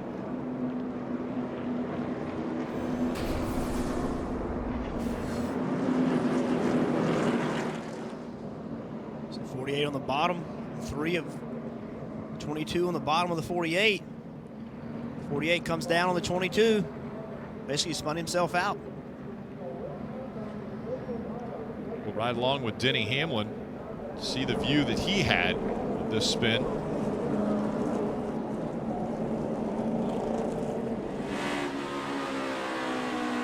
Yeah, you see Joey Logano outside, just looking for real estate. He has those fresh tires. Just the 88, one behind him. Jimmy turns down across really the nose of the 22. Probably had no idea the 22. While he knew he was back there, he probably didn't know exactly where he was at. You know, he's kind of in that blind spot right off the left rear corner. And Jimmy really, to your point, Jeff, comes down on the 22. You're fine. Caution down. And that's one thing that we don't think about Darlington running 3 wide. You know, it's just something you've never heard of. But now that this bottom groove works so well, you know, the 22 did nothing wrong. Joey Logano was in his position. He never changed lanes. I just don't think Jimmy Johnson realized he was there or even expected that he would be there. But as the world always happens, he deserved a penalty. Didn't get it. Got to start in the back anyway. The track gave him that penalty. This was what the 22 had to say. They're right in front. Didn't mean to do that, so I was rocking the bottom there. Didn't think he's coming down like that. There you have it. Joey Logano didn't think that the 48 of Jimmy Johnson would be coming down. Mike. And the 48's on pit road. Doesn't look like there's much damage, if any, on the car. Jimmy said over the radio, he said, look, I was just running my line, just lost it. Chad came over the radio, reassured him. He was rather calm, actually, and said, hey, look, Jimmy, still got a lot of racing left. So not too terribly concerned about what just transpired, but they know they've got some work to do to gain some track position and make their way back toward the front. 4 fresh tires and 232 laps to go.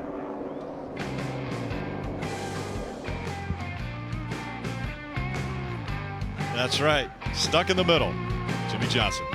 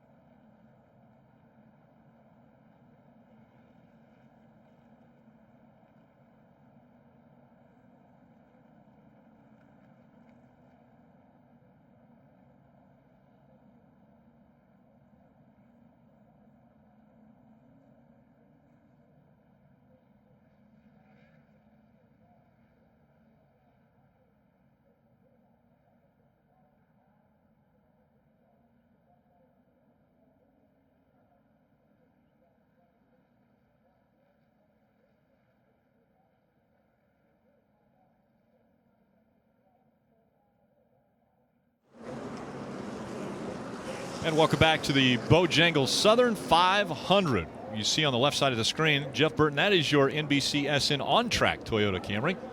Take us through what just happened there, things that could help these drivers. Well, we saw Jimmy Johnson turn down on Joey Logano, and one of the things that the cars have today that started several years ago is these left side mirrors. So the driver can look in his left side mirror and see the car that's beside him, just like in your street car. Years ago, race cars didn't have these. This has been a big advancement, especially with all the head surrounds, the Hans system, and all that stuff. The drivers can't see out of these cars as well. That left side mirror helps the drivers a great deal in a situation like Jimmy Johnson just found himself in. Joey Logano, Jimmy Johnson involved in an altercation there where Jimmy Johnson got sideways, came back to pit road, and got 4 fresh tires. We'll see what the 48 team can do with those 4 fresh tires. They'll have to restart back in the 26th position. Brad Keselowski out in front has led 82 laps. Denny Hamlin's led 49, but he's fallen back outside of the top 10. As they come back to the green flag, back to racing in the Southern 500.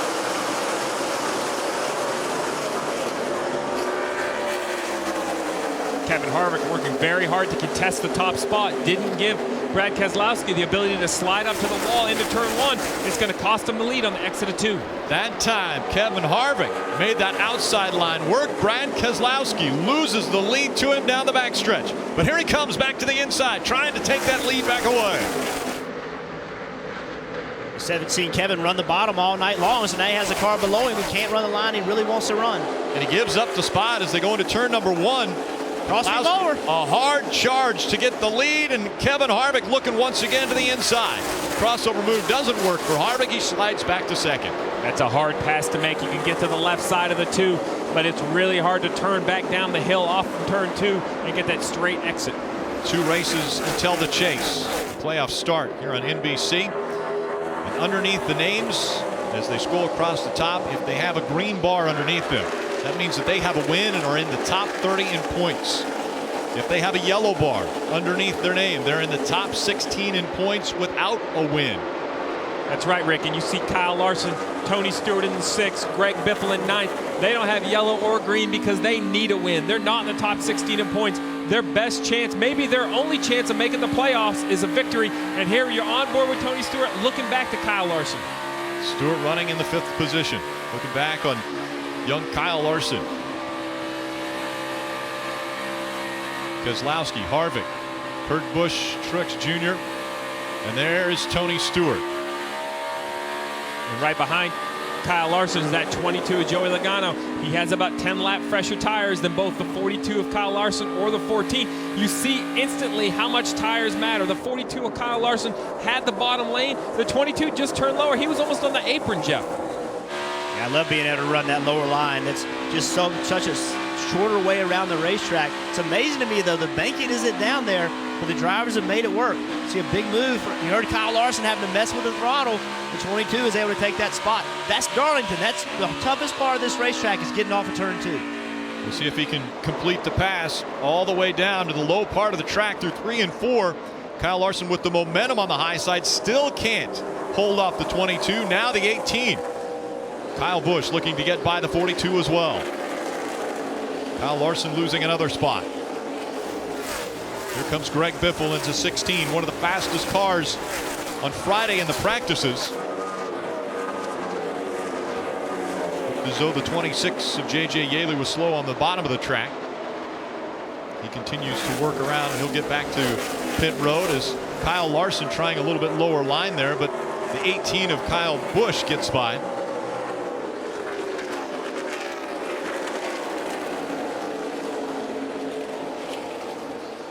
Brad Keselowski still leading as we look at Jeff Gordon. It just seems like a Jeff Gordon style race as well, Jeff. No question.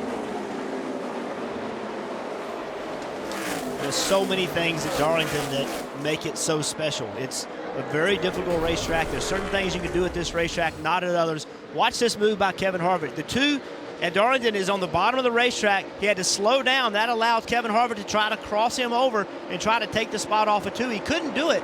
But at Darlington, what happens is you enter the corner and you approach turn 1 at the wrong angle.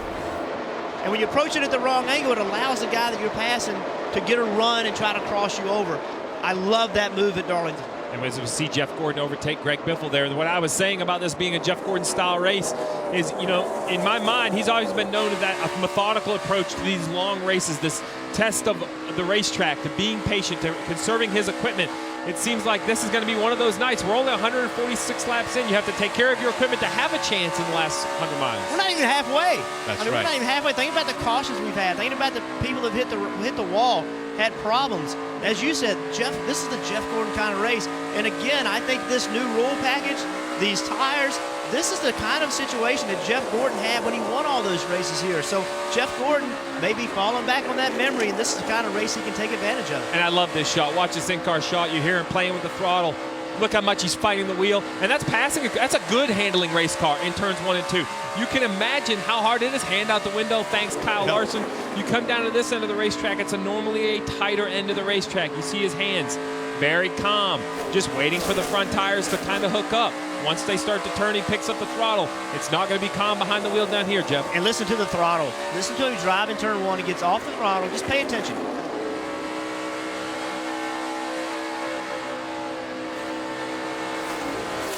This is the only racetrack I'm aware of where you go to the throttle before the middle of the corner, and then you have to get back out of the throttle, make the turn, and then get back into the throttle, leaving the corner. That's Darlington. There's no other place like it. The 44-year-old out of Pittsburgh, Indiana, Jeff Gordon, multiple-time champion of the Sprint Cup Series, 92 wins, 7 of those have come right here at Darlington. A man who hasn't won here, the driver of the 2, Brad Keselowski, still looking for that first Darlington win.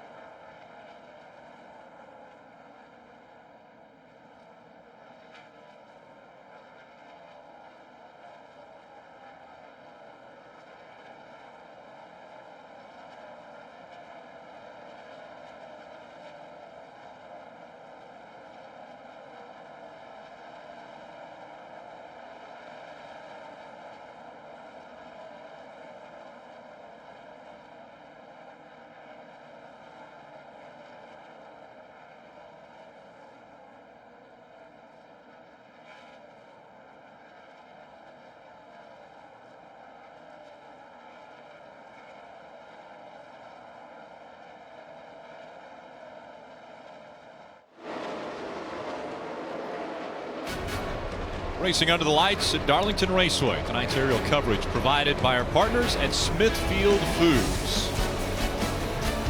Gorgeous facility built by Harold Brazington back in 1949. The first race held in September of 1950, 65 years later. The driver of the 2, Brad Keselowski, a Michigan native, out in front of this field. Kevin Harvick running second. Kurt Busch, Truex Jr., Joey Logano, the top 5. Kyle Larson, young Kyle Larson in the 42, trying to find a way into the chase. And Denny Hamlin, who's already got a win, already has a green bar under his name, punched his ticket for the chase and taken the spot away from Kyle Larson. The yellow bar underneath the names, if they're in the top 16 in points but do not have a win. So a lot of drivers a little bit nervous with just 2 races before the playoffs.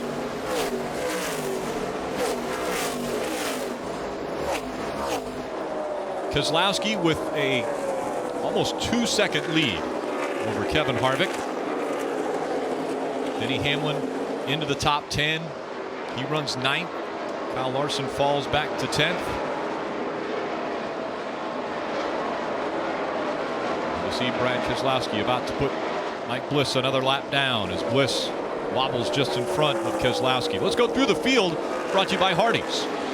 Hardy. Well, Rick, coming into the night, Brad Keselowski had led exactly 4 total laps at Darlington in 12 combined races between the Xfinity Series and the Cup Series. Tonight, he's led 101 laps, dominating this race. And before the race, he told me, I want to win one of NASCAR's crown jewel races. This is certainly one. I've never done that. I've never been able to punch through. Tonight might be our night, Dave. Marty, how good has the 4-car been? In practice Friday, Rodney Childers told me, I told my driver, you need to back it down a little just so we can preserve tires. Kevin said, I didn't even think I was driving it that hard. He said, trust me, you were.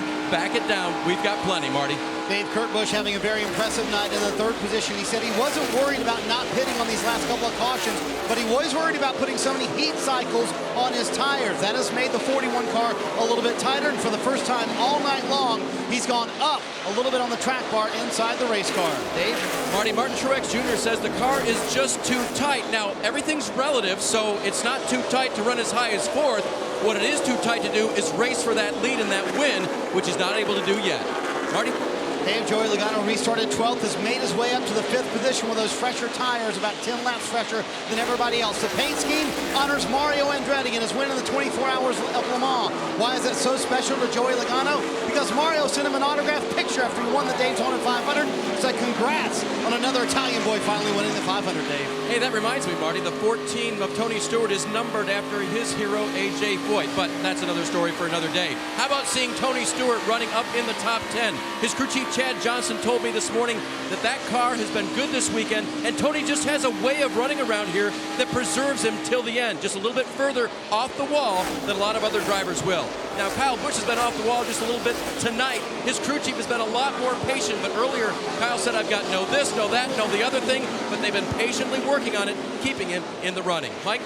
You know, Dave, the last time this low downforce package was used was Kentucky. What happened there? Well, Joe Gibbs Racing pretty much dominated, picking up 4 of the top 5 positions in that race. Still, Dave Rogers, the crew chief for Denny Hamlin, told me before the race, he said, when we left there, we felt like we needed to be better. He said, sure, we were better than everyone else that day, but we were nowhere near perfect. And that is the case right now. Denny's had a tight race car throughout the course of this run and has not gotten the feel he wants right now, Kelly. Gordon, in his final year of Sprint Cup racing, has yet to win, but he could point his way into the chase. It's not for lack of effort. Crew chief Alan Gustafson said, yeah, we're getting beat for sure, but our cars are improving, and if we can get a little momentum on our side, it could be amazing what we could do to get into the chase. He said, we're not going to take any big chances or swing for the fences. We will point our way in, Mike. Pretty good run right now for David Reagan when you consider his recent track record here at Darlington. Hasn't finished inside the top 20 in the last 4 appearances here, but right now, if this stands up, it'll be a pretty good run. He's been saying his only problem has been entry. He can't put a lot of wheel in it, because if he does, the wheels just start chattering. Kelly. Kyle Larson last pitted on lap 110. He's the young sophomore driver driving the famous Mellow Yellow car. Has been a fan favorite this week, and he was at a really loose car. Up, and now we've got Trevor Bayne who spun out, right? Trevor Bayne around, and that brings out the caution for the 8th time. A lot of damage to the left side of the number 6.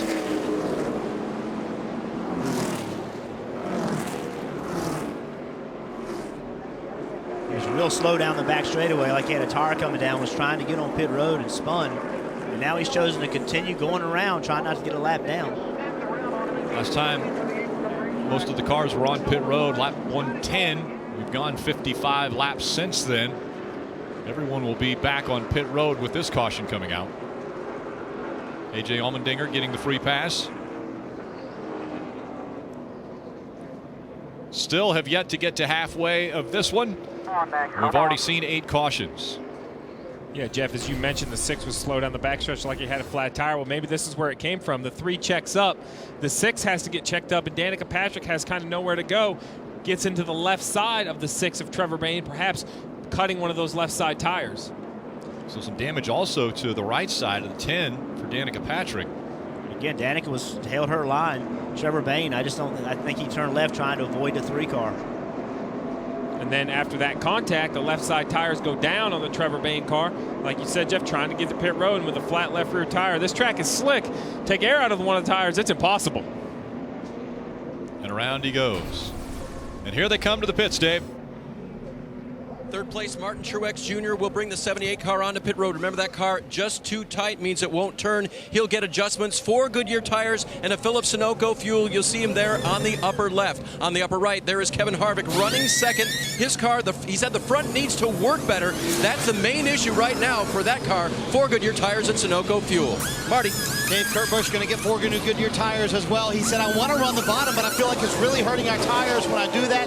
Tight in, loose off for Kurt Busch. For Brad Keselowski, the leader, he told Paul Wolfe it's certainly better on that run, much better. I'm pretty happy with it. They debated on a change, and Brad waved that change off. No tires on that 2 car. No changes on that 2 car and 4 tires. They need those, Rick.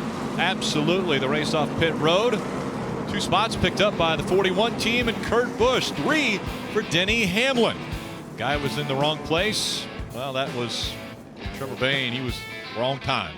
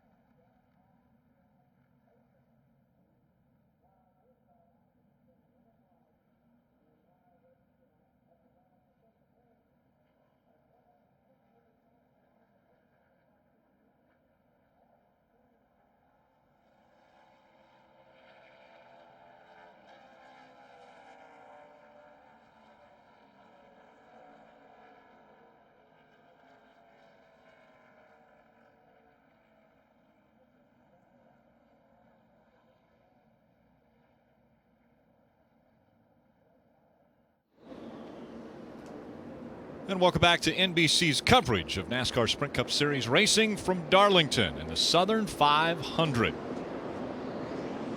Pit stops taking place under this most recent caution. Mike Massaro. And as you look at Casey Mears and the 13 team, you can't help but feel for them as they race with very heavy hearts here this weekend. Team owner Bob Germain lost his wife to a battle with breast cancer earlier this weekend. She was just 45 years old. And in honor of her, the team is wearing pink armbands, certainly thinking of Gail Germain, nicknamed Gracie. They also want to thank Richard Childress Racing. Richard Childress Racing made decals that several of the cars are running today in memory of Gracie. Definitely thinking about the Germain family. 2x2, green flag back in the air. Brad Keselowski on the inside, outside. Kurt Busch. Keselowski with a lot better restart that time. He'll be able to hold on to the lead. Kurt Busch will hold on to second. Here comes the 4 of Kevin Harvick. Big move by Martin Truex Jr. Looked like he was going to make it 3 wide, then thought better of it. Tucks in behind Joey Logano, but now goes below. They're 2 wide as they came off of turn 4. His outside was the 24, not in that preferred line, and that lost him a couple spots as he's on the inside of Jimmy Johnson now. And you see what happens when you lose your momentum at this racetrack. Martin lost several spots, tried to get aggressive, didn't work out. Actually cost him 2 spots.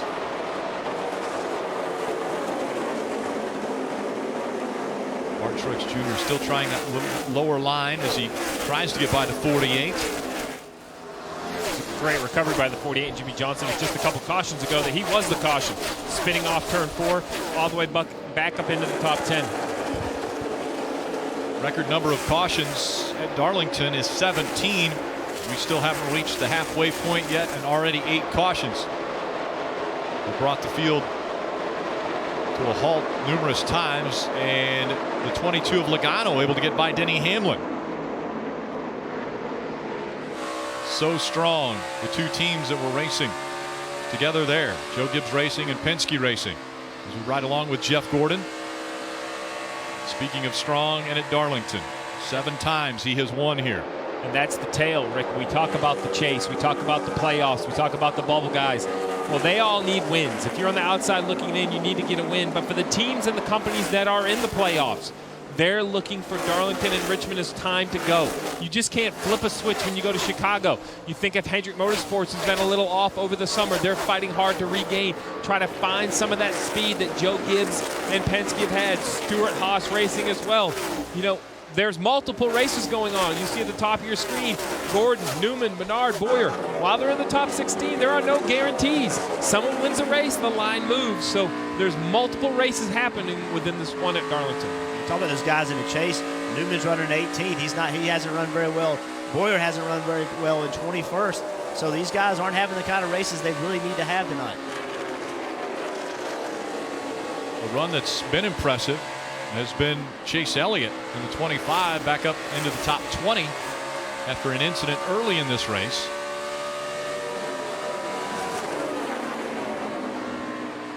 Jeff Gordon looking to the bottom of the track for room around Denny Hamlin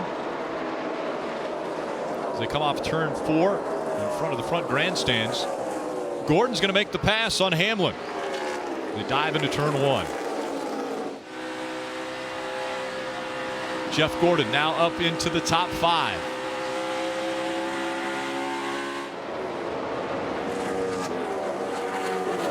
Brad Keselowski, Kurt Busch, and Kevin Harvick running 3rd. We were just talking moments ago about tires and tire wear. Here's what they had to say on the radio. Tires as is, I'm sure you heard them. Just put our 5th set on, got 8 more left. So what they're discussing there, Rick, is NASCAR has come across the public channel where all the teams can hear and say, listen, you had 12 sets to start. There are sometimes an opportunity to give every team another set of tires. Well, they declared that's not going to happen this evening. The 12 sets you started with, that's all you have. So you heard Rodney Childers inform his driver and his spotter, we've changed 5. We still have 8 to go. He feels pretty confident with those math. That tells me they have 13 sets. They must have transferred a set of scuffs like Marty was saying earlier.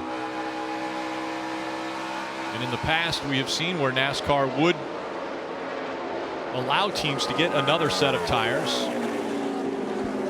Teams before have run out of tires, especially at a racetrack like this where they wear so much. What a great story, though. Earlier today, Clint Boyer was telling the story. He was talking to Bud Moore. Bud Moore said, well, back in the day at Darlington, when we ran out of tires, we went out to the parking lot, just took some extra tires off the car, and that's how they finished the race. And I can assure you that if that was an option at the end of this race for some of these teams, they would go do it, because tires are king at Darlington.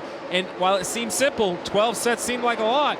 When you already have 8 cautions, caution breeds pit stops, and you have to put something on if you come down pit road. It'd be kind of bad if you went to get in your car to leave the racetrack and it's on 4 cinder blocks with it. Yeah. On that same note, Ned Jarrett was telling a story earlier about tire wear here.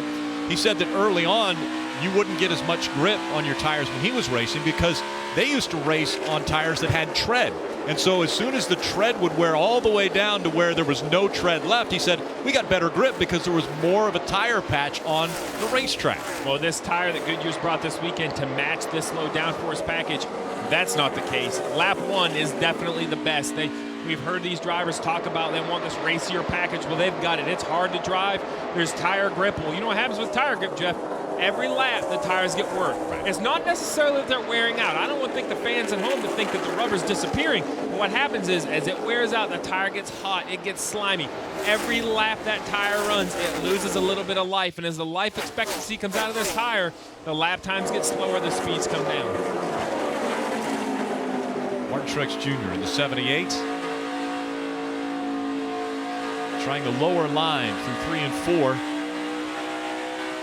Denny Hamlin staying right up near the wall, the preferred line here at Darlington.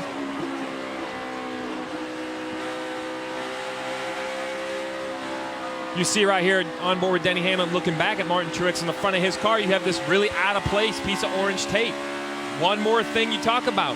As the race starts in the day and goes into the evening, what do you do? What can you do to help your car? Well, the crew chief is going to consistently ask about their temperatures. If there's an opportunity to add a little tape, you want to run whatever their optimal temperature is, 220, 230 degrees. Well, as the sun goes down, the air temperature goes down.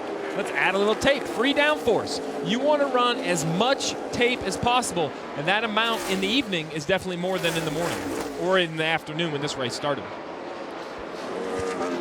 Had the opportunity to glance at a radar, and we heard numerous teams mentioning, oh, the rain could be within 15 minutes, 20 minutes. Well, the rain and the possibility of rain continues to dissipate now. It looks as though this rain is not going to show up for this Southern 500 as we close in and pass the halfway points from the Southern 500. Mike Massaro. And Rick, one of the crew chiefs that was mentioning the rain was Chad Knaus. He radioed out to Jimmy Johnson saying it was about 15 minutes away. He said that about 15 minutes ago, but the rain's not here. So calmer minds have prevailed, and that's really the operative word in the 48 camp. They've been very calm since Jimmy Johnson spun. No panic whatsoever. Johnson saying the car's just a little bit loose, but he has made his way back since that spin and has rallied to be inside the top 10 now, Kelly. You see Kyle Larson in that 42 car right behind him. He must win to get into the chase. He missed a race early in the season due to dehydration. And quite frankly, a lot of people expected the sophomore driver to have a win in his career by now. As crew chief Chris Heroy said, yeah, we probably should have won, especially after what we accomplished last year, but we got to manage our expectations. Our cars have gotten better. Kyle's better at communicating. We just need to put together a complete race. He's running in the 9th position right now. Kelly, first time that Chase Elliott ran at Darlington, he won in the Xfinity Series. First time that he raced in Sprint Cup, he was very, very excited. We talked to him before the race. First caution of the night, Chase Elliott. But what a recovery by this team. They have battled back to remain on the lead lap and in the top 20, and he continues to soldier around. Now the veteran that he is, Marty. Hey, Brad Keselowski has the car out front. He said it's free everywhere now. He's gone down on the track bar and inside the car. But Steve, a moment ago, you mentioned the tape that teams are putting on, right? They were 30 degrees below the optimum temperature on oil, 20 degrees below on water. Much cooler night than anyone expected. They're usually the Southern 500 very hot because, as we talked about, rain in the area, so it's a cool night with a breeze blowing. So they've added tape to the grill of this 2 car twice tonight. Problems for Danica Patrick. Smoking out of the back of the 10 for Danica Patrick. 4 tires, fix the damage. She's down on the apron. Yeah, and it's still under green. She's staying off the race. Well, now she's coming up closer to the racing groove, throwing some tire rubber off. NASCAR will be looking at that. Yeah, a lot of debris. For a caution. A lot of debris coming off the car, and I'm sure she wants to get a caution so that she doesn't lose too many laps here. But NASCAR telling her to get down off of the racing surface and onto the apron as she comes onto pit road. We stay green. She has so much damage. She needs more than just 4 tires here. She's got a lot of, you see the right front bent in pretty badly. She's made heavy contact. See the right front wheel, camber in it, how much is leaning in at the top. That's big damage. And the caution comes out for the 9th time. Debris from the 10 car. After looking a little closer at the racing surface, NASCAR. Sorry, I just got loose.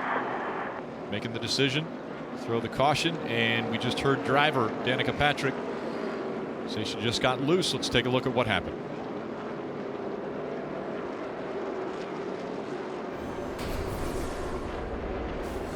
See her, she's on the bottom of the racetrack in turns 3 and 4.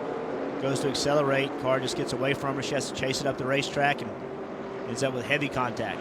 Yeah, that's a backup car. Remember, Jeff, she also had an accident qualifying, so that's the second car of the weekend for Danica. This is a tough place, Rick. The lady in black doesn't care if you're running first or running 15th. And this is how easily it can happen. You see, she's just trying to get the power down, just trying to accelerate off the corner. One wiggle, but Darlington, you're already so close to the wall. There's no room to save it. A big correction. She has no choice but to turn the wheel to the right, Jeff. The car goes right up the track into the wall. Once the tire's caught, she shot up into the wall. A lot of damage to the right side of that car. Last time race leaders were on pit road, lap 166. Pit road's open. It's been 23 laps since the last caution, and we're seeing most make that hard left turn and head on to pit road. And so with the cars making the way down pit road, we get our updates from Dave. Third place, Kevin Harvick says, my biggest problem is I can't cut the car down the hill off of turn 2 after I make that corner. So they're going to go to work on that. That'll be 4 Goodyear tires and full of Sunoco fuel, and perhaps a little adjustment to help Kevin Harvick. Marty? Kurt Busch, top right of your screen, fairly happy with his car at the initial part of that run. It's going to be 4 tires, and they considered a wet adjustment. I think they waved that off.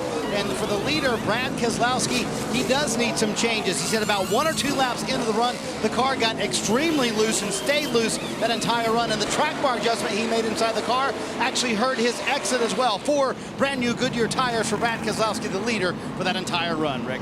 Top 2 able to hold their spots off of pit road. Joey Logano grabs a position. Kevin Harvick loses 1. Martin Truex Jr., the big gain, gets 2 spots. Who's that lady? Well, it's the lady in black. Darlington Raceway. We'll be back.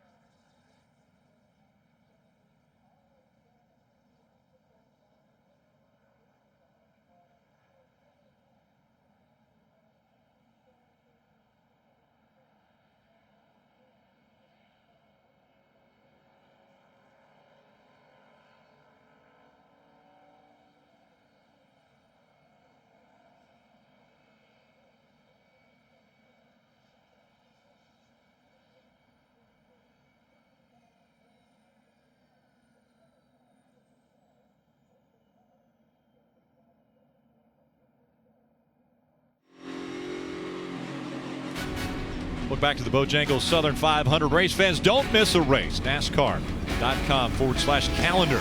Gives you the download for the official 2015 season schedule. Get pre-race reminders, find out all your local broadcast information. Top speed tonight, of course it would be Brad Keselowski, 176.59 miles per hour, presented by Sprint. Follow Miss Sprint Cup on Twitter now for a chance to win an autographed hat from tonight's Victory Lane. Will it be that throwback paint scheme like Bobby Allison and the two there for Brad Keselowski? 2 races until the playoff. Take a look at our point standings. This is the Chase grid. Those with wins, the top 11. Those that are on the bubble, 12, 13, 14, 15, and 16. But remember, only 2 races to go, so 3 drivers are guaranteed to get in on points. It's just a matter of who those 3 will be. Yeah, we see Paul Menard and Clint Boyer down at the bottom. They've not run very well tonight. Jeff Gordon's having a good run. Ryan Newman's not been having a good run. And then look below that, Kyle Larson's been up toward the front. Greg Biffle, we've seen him a time or 2 toward the front. So some of these guys can get a win. It's going to put a tremendous amount of pressure on Clint Boyer, Paul Menard, Jeff Gordon, Ryan Newman. Somebody gambling, potentially in the top 10. You never know who might make it up into that Chase grid. Kyle Larson running 10. Rut. Rick, we're going to throw it back to 2011 when the media center behind me was renamed the Jim Hunter Media Center. He was a PR director for years, then went to work for NASCAR, came back to run as the track president for years, and we can be sure that this track wouldn't still be here and be on the schedule without Jim Hunter, a guy that was loved by so many. His son Scott's still in the industry. We got to see him last night at the parade, but a really special guy that made a huge impact to this track and this area for sure, Rick. Yeah, a huge impact to a lot of young drivers. He was a steady force in the garage, a good man, a guy you could go and talk to. Had a huge influence of the sport. Great representative of the sport of NASCAR. 2x2 once again as they come back in front of the grandstands, and we're back underway with the Southern 500.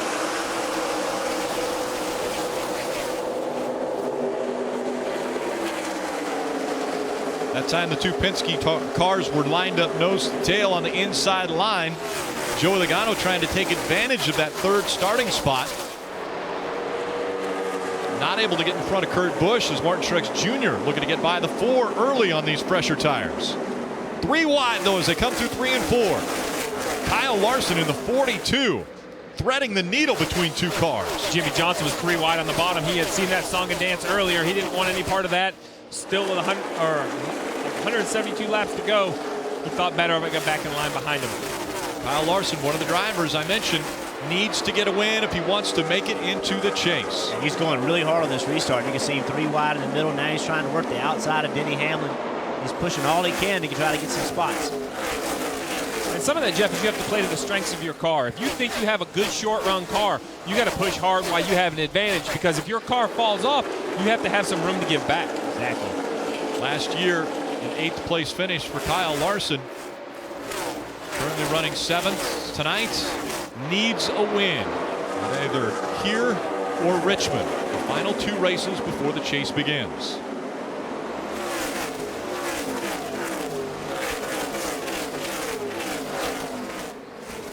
Field once again lining up against the outside wall, and around goes the 17. Ricky Stenhouse Jr. out of turn number 4 gets into the inside wall. Caution coming out again.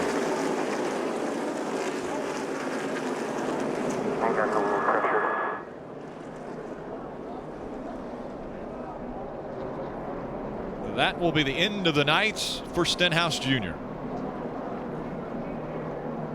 It's really disappointing. You see the throwback paint scheme in honor of David Pearson. And they were running well. They had a good weekend. They qualified well, had good practices. They weren't running for the lead, but this team is trying to find a way to be competitive, and they were having a competitive night tonight. Yeah, he had kind of accordioned up and back through the field. He was 17th at the time of the incident. You heard him say he has no oil pressure, so he obviously has punctured the radio. You see right here, just inside Clint Boyer, it's just so hard. Has a lot of wheel in it, Jeff. While he's trying to get the power down, it just spins around on him. Yeah, that's a bad situation to be underneath another car, digging really hard. You have all the air being taken off the rear spoiler. On top of that, there was a little bit of contact between the 2 cars, but that doesn't help anything either. So just 2 cars racing hard on a restart.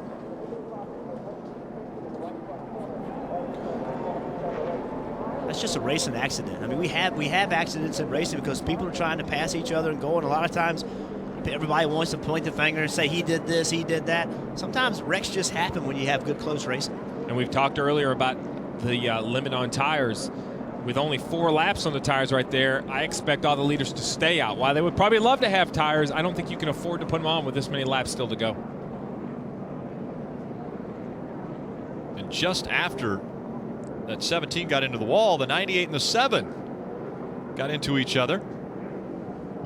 And that was a big hit. Those guys got together really hard. TJ Bell in the 98 and the 7 driven by Alex Bowman. So a lot of damage to both cars. Mike. And Danica Patrick has just climbed from her car. A disappointment here. What happened? Everything seemed pretty out of control out there. I felt like I was in a pretty decent rhythm. And it snapped pretty hard in 4. So I don't know. I mean, like they said, it looked like it snapped pretty hard. It felt like that. It was definitely more sudden and something that I wasn't expecting. But it's definitely possible that it just got loose. But for a few laps before that, I felt like I could hold a yaw pretty easily through 3 and 4. So, you know, the one thing about Darlington is that you definitely run a lot of lines here. I mean, I felt better lower than higher. So at times, you know, I'm a lane or 2 below the dotted line. So, you know, debris is just something that happens here because you're using so much track. But, you know, I'm not 100% sure. Could have just got loose, but it could have been a cut tire too. Not sure. So it's a bummer. We fought our way back to the lead lap after taking 2 tires, which probably not a good idea at Darlington. I think Carl took no tires, and not a good idea at Darlington. So I feel like we were in a position to have a decent end of the day, although we're only just halfway. So it's unfortunate, and I loved this car in my suit. I think the lady in black thing was a cool thing, but it's unfortunately I think it's come to an end. The irony, Rick, the lady in black, very cruel to the lady in black. Absolutely. Yeah, you heard Danica there mention yaw. Yaw is basically when the car rotates. When the tail isn't following the front of the car, whether it goes right or left, that turning of the car, that's yaw. Never really want to hear race car drivers describe anything like that. And ending the day for Danica Patrick. An early night for her. Brad Keselowski still out front.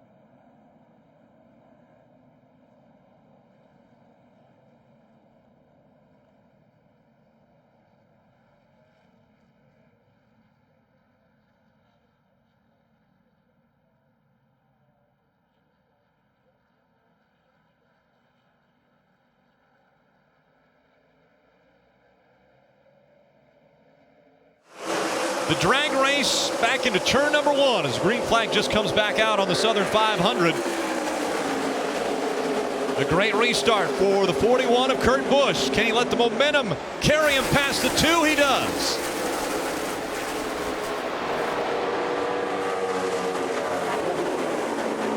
Kyle Larson once again on the move on the bottom of the track. Now trying to get by the 11 of Denny Hamlin. A little wiggle there as he came out of 4. And he falls in line.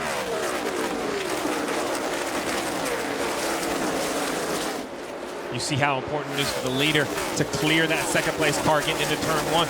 He just has to have that opportunity. We have a car sparking down low on the racetrack.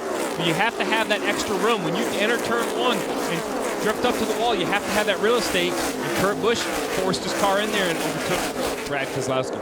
If you can enter side by side with the guy and you're on the outside, it looks like you have the preferred line. The drivers have had a hard time getting there, though. It seems like the leader has been able to vault in front on the restart, and the second place guy has not been able to enter side by side. But the 2 times we've seen him be able to do it, the outsides work. NASCAR has called the 98 of TJ Bell back onto pit road. He was the car that we saw sparking down on the bottom of the track. One of the things that when NASCAR tried to put together the lower downforce package, they wanted the rest of the field to have an equal opportunity to be able to get back up with the leader. And what we've seen tonight is the leader gets out front and you can't get back past him. Brad Keselowski's led 144 laps. Now we see Kurt Busch out in front, and the strong number 2 of Brad Keselowski is falling behind. Well, I just think that's because the 41's faster right now. I don't think that you're aerodynamically disadvantaged like you used to be. I just think that this racetrack really benefits the faster car.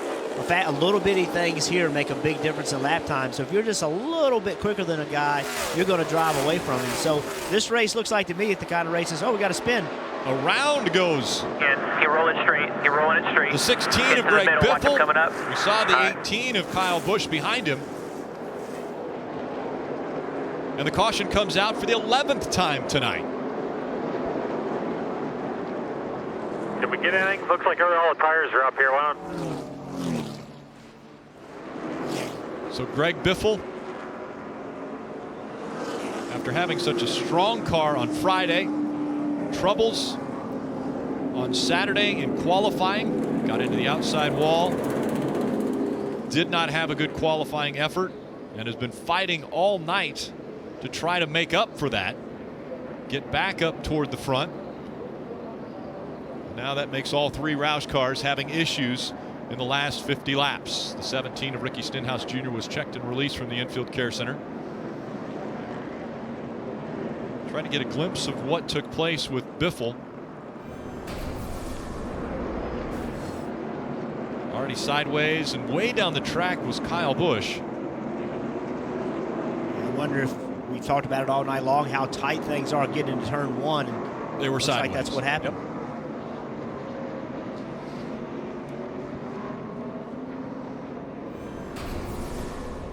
Both cars were next to each other. Don't leave. Pull the left side skirt out. Dave. Just a little bit tight for Kevin Harvick in the 4 car. He'll give up his position for 4 more tires and a full load of Sunoco fuel. They will make a chassis adjustment on this 4 car. It's one of the rare times they've done that all evening long. Marty? For Kurt Busch, they told him to manage your car once he got out to the lead. He said, no, I'm going to push hard right here because this car loves clean air. Bottom left of the screen is Joey Logano. He said the car actually not very bad right here. They're going to make no changes on that 22 car for Joey Logano except a very small air pressure adjustment. And for his teammate, Brad Keselowski, he said 1 lap into the run, he had already gone down on the track bar. Car was way too loose, and they were worried about the left rear quarter panel as well. He had some contact with the 22 car a little bit earlier. 18 laps, older tires for the 42 who stayed out the race off pit road. Joey Logano, Denny Hamlin, 4 spots on pit road.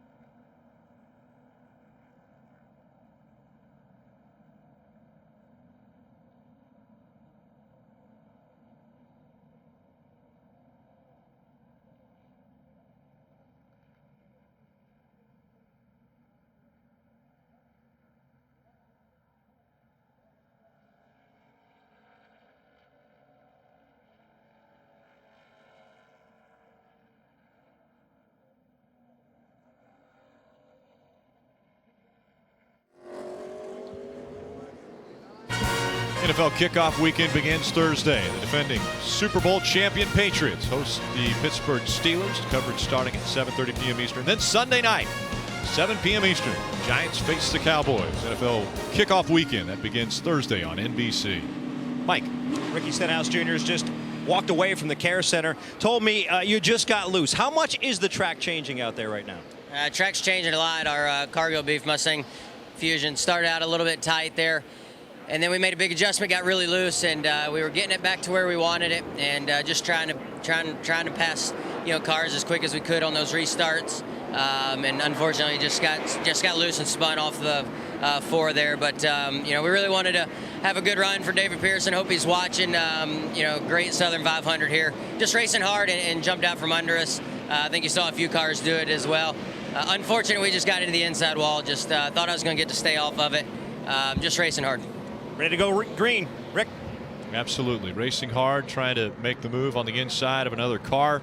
Didn't work out for Ricky Stenhouse Jr. Now, Kyle Larson and Tony Stewart staying out on the track, didn't come to pit road. We'll see how the older tires hang on. Green flag back in the air. Yeah, this is going to be exciting through turn 1 because these guys with tires are going to want to try to overtake those leaders quickly.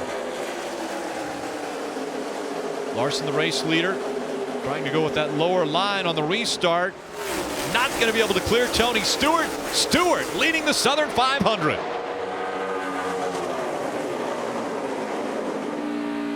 How long will the older tires last? Again, they were on pit road. Tony Stewart, lap 199. So his tires about a little over 10 laps old. We've not seen this work very well, but you got to go back and remember, Tony Stewart had trouble on a pit stop. They had to fix some damage. That lost some track position. And then on top of that, we see the 6 car smoking. A little bit of smoke still coming out of the 6 of Trevor Bayne. And then on top of that, Tony Stewart was penalized, so he had to go to the back of the field. So he's got all of his track position back after dealing with those issues. Let's see how much he gives up, if he gives up any. But I think this was the right call for this team. Even if they give some of it up, they had to find a way to get some of that track position back. Big move by Jimmy Johnson all the way to the bottom of the track.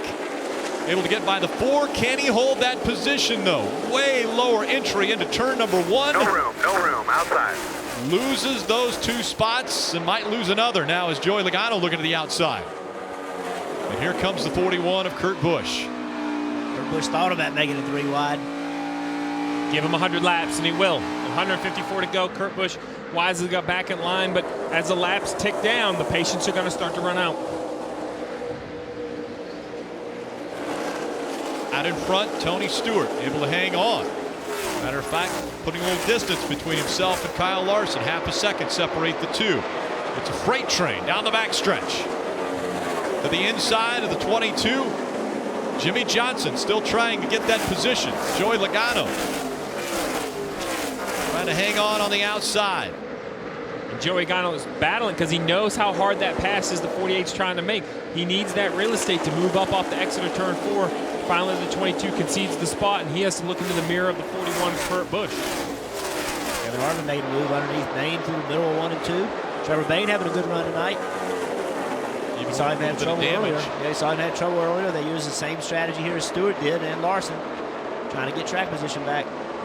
And Rick, there's my example of the aero package. You mentioned earlier that you wondered how much it has affected the trailing car. I think right there you see Kurt Busch get all the way to the rear bumper of the 22 of Joey Logano.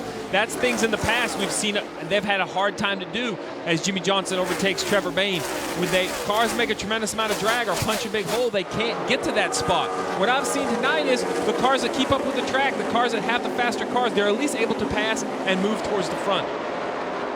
Tony Stewart out front, another driver that has never won at Darlington. He's finished 3rd twice here. 44-year-old out of Rushville, Indiana. We're going to change that statistic tonight. That's something that really surprised me. You see Denny Hamlin going by. He has fresh tires getting by Larson, but that's something that surprised me that Tony Stewart had never won a Cup race here. When I heard that earlier this week, I just was shocked. This just seems like the kind of track that Tony would have excelled on. A slick track where you slide the race car around. Darlington and Kentucky, the only 2 racetracks that Tony Stewart has not won on. You know, we talk, it's the other thing that not only is the aerodynamics helping these cars race with one another, but the tires are making a big difference. I applaud Goodyear. They've bought a great raceable tire. It's soft. It has tons of grip. As you see Kevin Harvick drive underneath the 42 of Kyle Larson. They're going to try to maintain those tires out front. Kyle Larson's fighting on older tires, but you're going to see here speeds at the line. We're going to show you the guys with new tires. They're coming. Even the leaders with clean track, that's not enough to be faster than the guys farther back in the pack. It's Tony Stewart's lap, 165.28 miles per hour. Look down there to Kurt Busch, 2 miles an hour faster for his lap, and he's back in traffic. And that's what we want to see. What do we talk about? We talk about let's have it where the leader can't run off and hide. Right there, the leader wasn't even the top 3 for speeds. That's because of the aero package, because of the tire, because of the racetrack. There's a lot that goes into that, but this makes for a great racing. Very close call there between Joey Logano and Kyle Larson. Logano having to check up without getting into the side of that 42 of Larson. Larson, after starting up front, has fallen back to 5th, trying to hang on to that spot, but will lose it to Logano.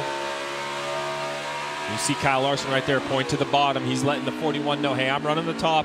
I realize you're coming. I know you're faster.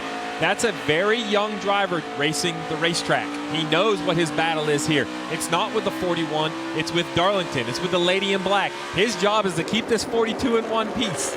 And not fall back as far as we saw, say, Carl Edwards earlier, as the lead heats up now. Denny Hamlin all over the back bumper, the 14 of Stewart.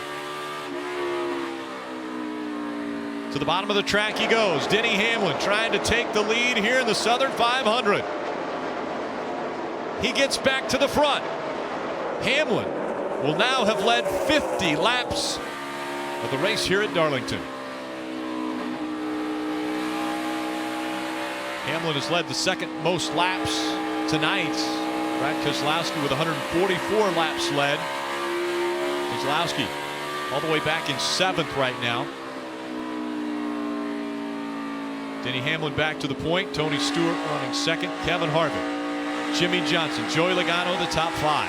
Earlier we watched Jeff Gordon's hands and how he drove the 2 different ends of the racetrack. Let's look at race leader Denny Hamlin as he goes down into turn 1 up against the wall. You see how he continues to work the wheel. It's not easy to run that high off the racetrack, but right here off turn 2, that's the tightest part. Let's listen into, before we do that, hold on 1 second. We're going to listen into the 11 radio, but we've got a battle brewing here between the 2 of Brad Keselowski, the 41 of Kurt Busch, and Brad's teammate Joey Logano in the 22. Things heating up back here. And Kurt Busch is in a Penske sandwich. Joey Logano in front, Brad Keselowski behind. That's a good place to be here lately. As fast as those Penske cars can be, if you have either of them, a big sideways for Brad Keselowski, and he saves it. What a move by Brad. Easy, you're down 2 back. Here comes the 24 of Gordon. I don't know who was more nervous, Brad Keselowski or the spotter for the 41, because he watched it the whole way and he knew he was coming up the racetrack. I knew we were getting ready to yell caution. There was no way that wasn't going to be a wreck. Brad Keselowski did a great job sliding that car and avoiding contact. Incredible. Let's look back at what just took place. You see the 2, how sideways he is. He has to correct the car. Stays off the 41 and lost some momentum, but not as much as you would think. The 41 did a good job of giving him as much room as he could as well. Those 2 drivers worked together to make this work out. Back into that car, kicks out, but he still saves it. Marty. Rick, after that, his spotter Joey Meyer reminded him race the racetrack, and Brad immediately came on the radio. He said, I'm not racing the racetrack when I'm racing for 8. We're here to win. We're not here to race the racetrack. You got to be careful. I like the attitude, but with 141 to go, it's easy to say. It's another thing to do. I know drivers get frustrated. They've been in the car for up to 3 hours now. This racetrack gets the best of you over time. It kind of chips at you and chips at you, and next thing you know, you put yourself in a bad position.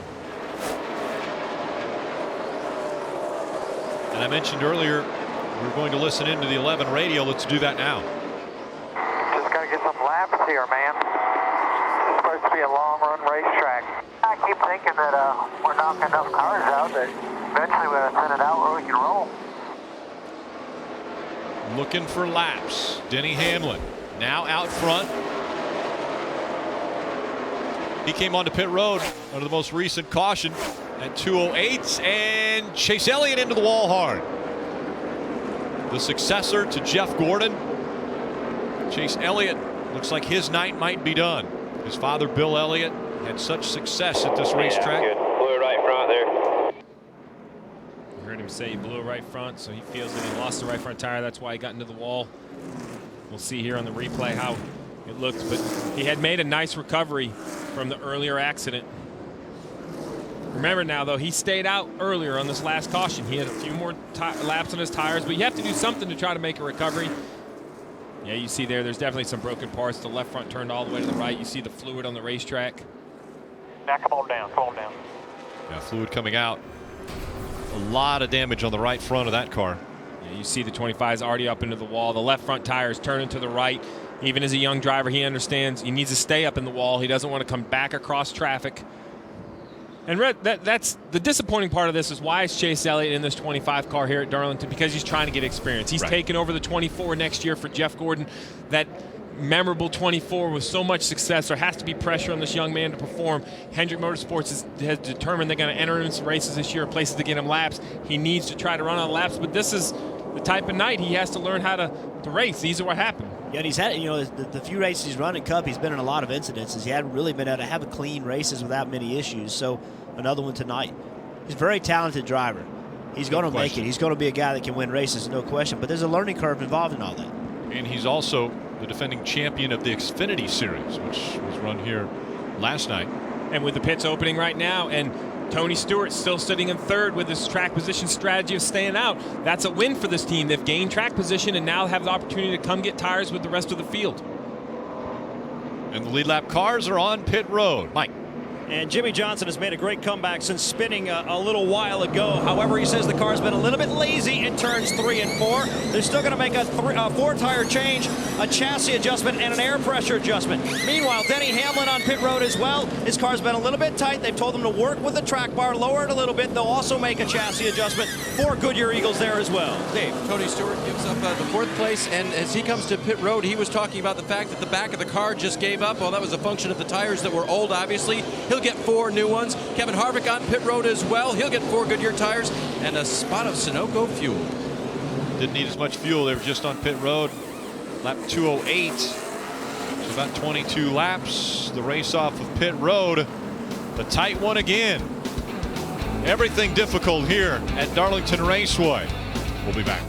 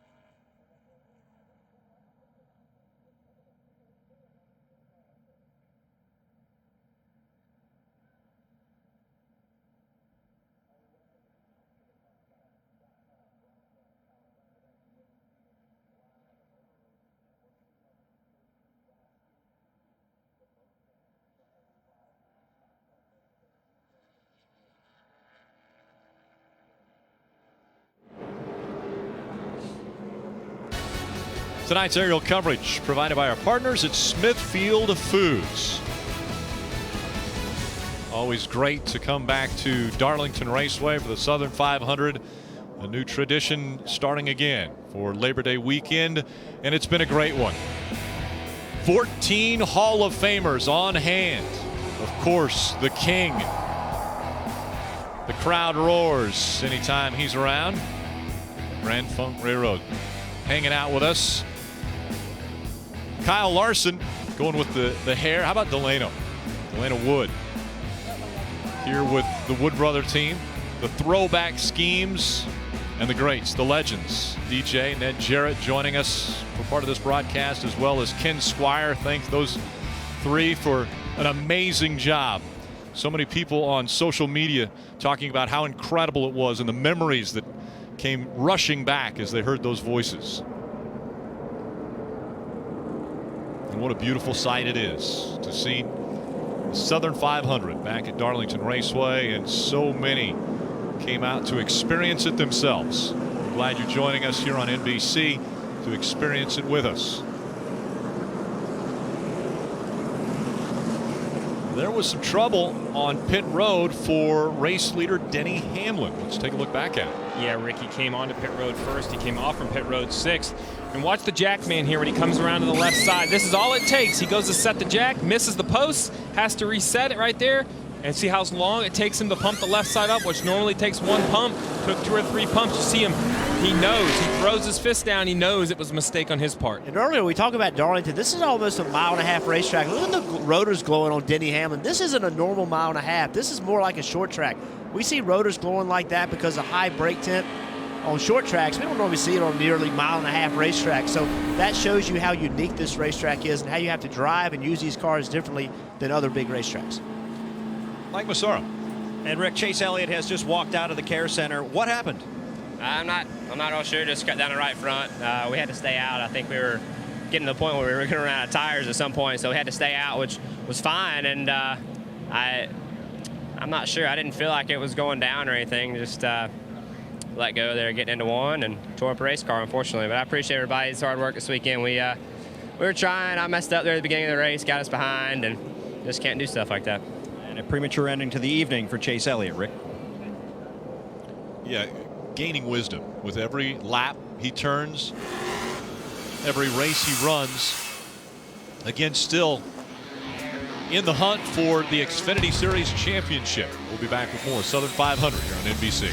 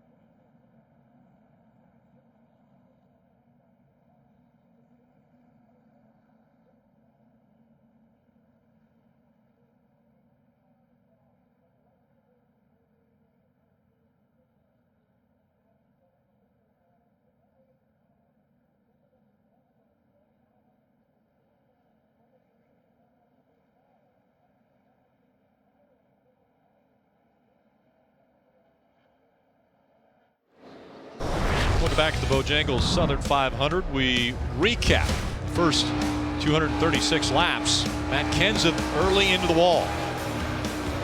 You see driving real hard early at Darlington. Biddy, you see Ryan Newman, another good driver, just lost it all by himself. Everybody having trouble with grip. Grip wasn't the only issue. There was also some pit strategy calls. The 19 had miscommunication, didn't pit. The 5 took right side tires only. Both of them lost laps and have just now got back on the lead lap. 48, Jimmy Johnson comes down on the 22 of Logano, and around he goes. And Patrick, you can see him trying to accelerate. Car gets loose, overcorrects just a little bit, car and impact. And 17 of Ricky Stenhouse Jr. Similar situation, running on the inside of another car, lost the back end, and into the inside wall he goes. His night over as well. Kevin Harvick, Joey Logano making up row 1. Harvick on the inside, the race leader. Just behind him, Jimmy Johnson, Kurt Busch. Into the restart zone and back underway. Great promises. Great restart by the 4 of Kevin Harvick. He accelerated, got clear into turn 1. So Tony Stewart on the bottom, back in that 6th position, trying to earn some spots back that he lost on pit road. Tony Stewart trying to make it work on that low line, trying to get by the 11 of Denny Hamlin. Not able to clear him, and now that outside line freight training him. He'll try to duck in behind Kyle Larson, hold his position. Here comes Martin Truex Jr. looking to the inside, way up out of the groove. Almost into the wall was Kurt Busch. Tony Stewart able to hang on as the 24 now gets by. Stewart had dropped back a few positions, lost another one there to Jeff Gordon. And that's what happens, Jeff. They played a great pit strategy. They got track position. They came down pit road in 3rd, came off pit road outside the top 5. Now you're back into this mess on this restarts. All these positions are because of a little bit of trouble on pit road. Yeah, this team if they want to try to win the championship and make the playoffs, they need to win this race. And they've had a car that's pretty good. They've had 2 pit problems on pit road, had a slow pit stop, and they also had a speeding penalty. So pit road is making it very difficult for these guys tonight. Yeah, another team that has to win a race is Kyle Larson. Where they're at in the points as he loses a position to the 78 of Martin Truex. And he's going to come under battle here by the 24 of Jeff Gordon.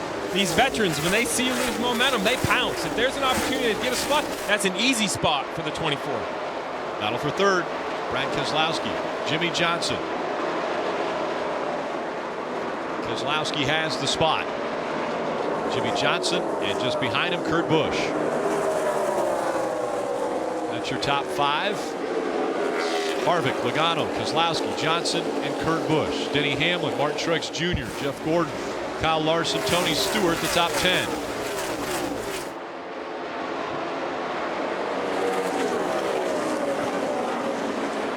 Sam Hornish Jr. in the 9. These restarts, everybody's got to dig hard. Watch a 47 get into the side of the 9 car in the middle of 3 and 4. Sam Hornish does a really good job not to hit the wall any harder than he did. He did hit it. You can see the rear bumper move. It was damage to the car, but it could have been a lot worse. Throwback paint scheme for Sam Hornish Jr., that Winn-Dixie sponsorship. Mark Martin, who had so much success at this track, is Matt Kenseth trying to work to the bottom to get by him. Sam Hornish and his team, they're a pretty good run. They were in the top 20, running fairly competitively, and somebody got in the back of him who's going to hurt his night. See Martin Truex gaining another position, passing Denny Hamlin. That's 78. Seems to the adjustments they've made in the last couple pit stops have helped. They're starting to move back towards the front, running in the top 6 here. 41 of Kurt Busch. A little bit of damage on that car. Let's listen into the communications between team and driver.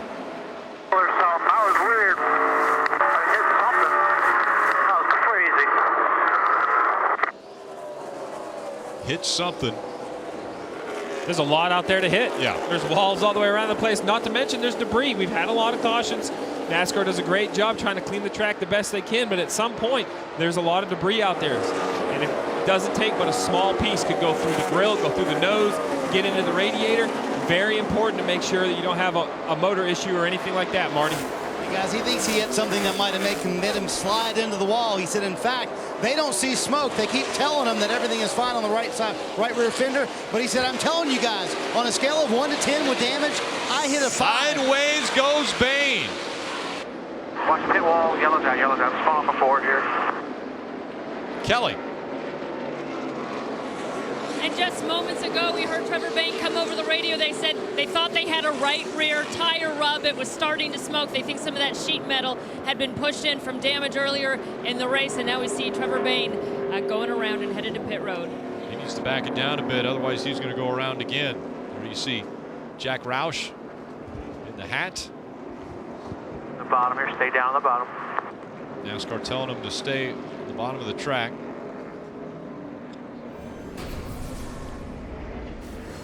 See the 6, bottom of the racetrack. Comes up the racetrack. The 5 of Casey Kane had some momentum coming. Just pulled up in front of him. Casey ran in the back of him. A lot of right rear damage to the 6. Greg Biffle almost sliding up. Could have been 2 Roush Fenway cars involved in that one. Now the right rear quarter panel was shoved into the right rear tire. Now the right rear tire goes down and Trevor spins. It looked as though he was trying to get back around and potentially get onto pit road, but when the caution comes out, they close pit road. So he had to make his way all the way around the racetrack.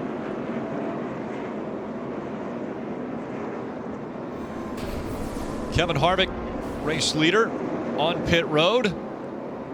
A few are staying out, though, it looks like. Mike. And Jimmy Johnson said the car was turning a little bit better on that run. Prior to that, he said his entry was fading. They're going to make a 4-tire change and an air pressure adjustment to Johnson, and he's away at a good stop. Kelly. And we see Kyle Larson on pit road. He said he needs to be a little bit freer. He's tight late exit, and he's struggling going down the hill. It's 4 tires for the 42, Dave. Harvick's crew chief Rodney Childers said if we don't pit and everyone pits behind us, we're in big trouble. So they did put an adjustment back and gave him 4 tires, Marty. Dave Kurtbusch with that damage, 4 Goodyear tires already leaving pit road. They made a wedge adjustment. Car was way too tight back in traffic, something that a lot of these teams are struggling with when they get in traffic. Car gets way tight. And Kevin Harvick has been very good. Chevy continuing to make their way to the front.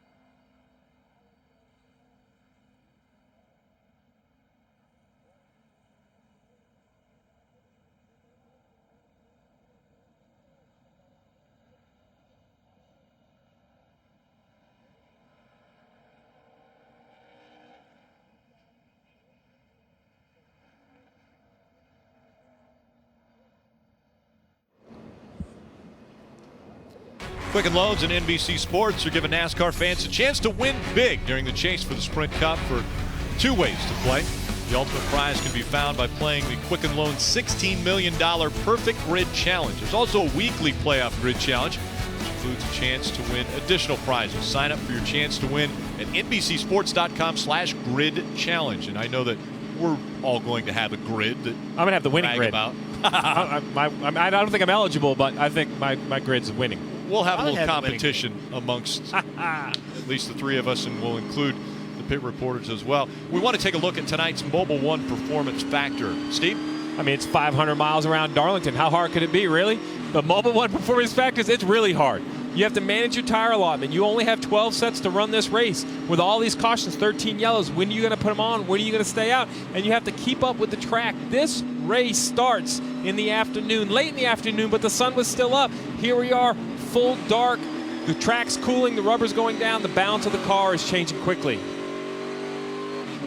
You had mentioned all of the cautions. Look at the pit stops. And here's the problem. You look at our top 10, there's all the way from 7 pit stops up to 11 pit stops. And now while you can take a set of tires off with only 4 or 5 laps and put them back on, that's all part of the management strategy. Goodyear and NASCAR has given each team 12 sets of stickers to run this race. You're allowed to transfer 1 set of tires from practice, maybe that has very few laps on them. That's 13 sets of tires. Well, Rick, we've had 13 cautions. So if you've pitted every time you're out of tires, everyone has to make a decision when you pit, when you stay out. Brad Keselowski, currently second. Had a slow pit stop on lap 208. This is the reason. Left rear tire changer. Struggling a little bit slower there. Lost a lot of track position on pit road. Has to start all the way back in the 5th row. It's so difficult when you lose your track position here. You see him digging really hard, trying to get by Kurt Busch. Did a really good job of not spinning the car out right there. He's had a very eventful night. Led 144 laps and is back on the front row. His teammate, Joey Logano, on the inside. Keselowski on the outside. The Bojangles Southern 500 back under green.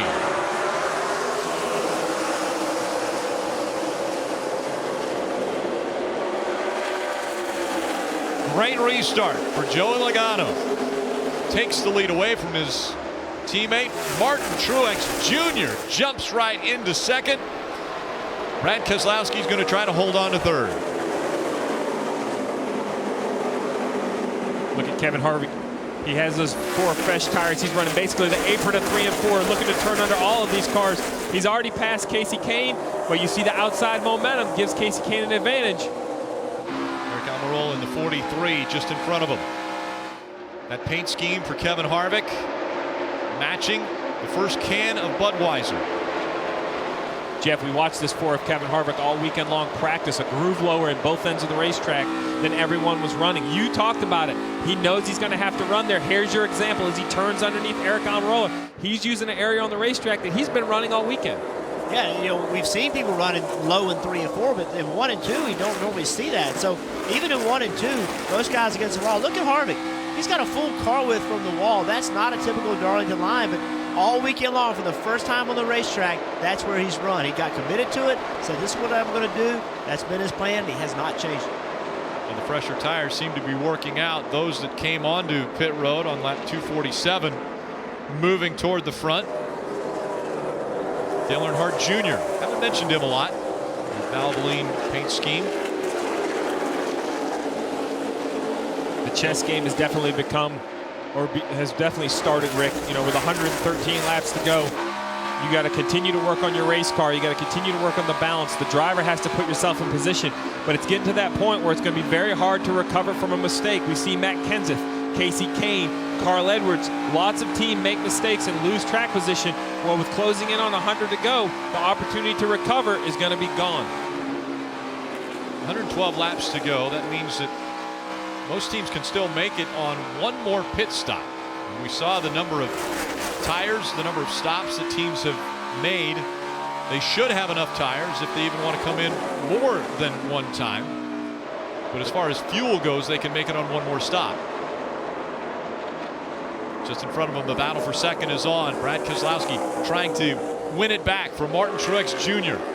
Takes the position as they go into 1 and 2. Now, Penske running 1 and 2. Logano and Keselowski But here comes Martin Truex Jr. fighting back for that second spot, not able to take it back. Martin tried to cross him over like we talked about earlier. To get the 2 car was on the bottom of the racetrack in turn 1. He had to overslow the car a little bit, so Martin tried to take advantage of it and couldn't clear the pass. There's Harvick again right on the bottom of the racetrack.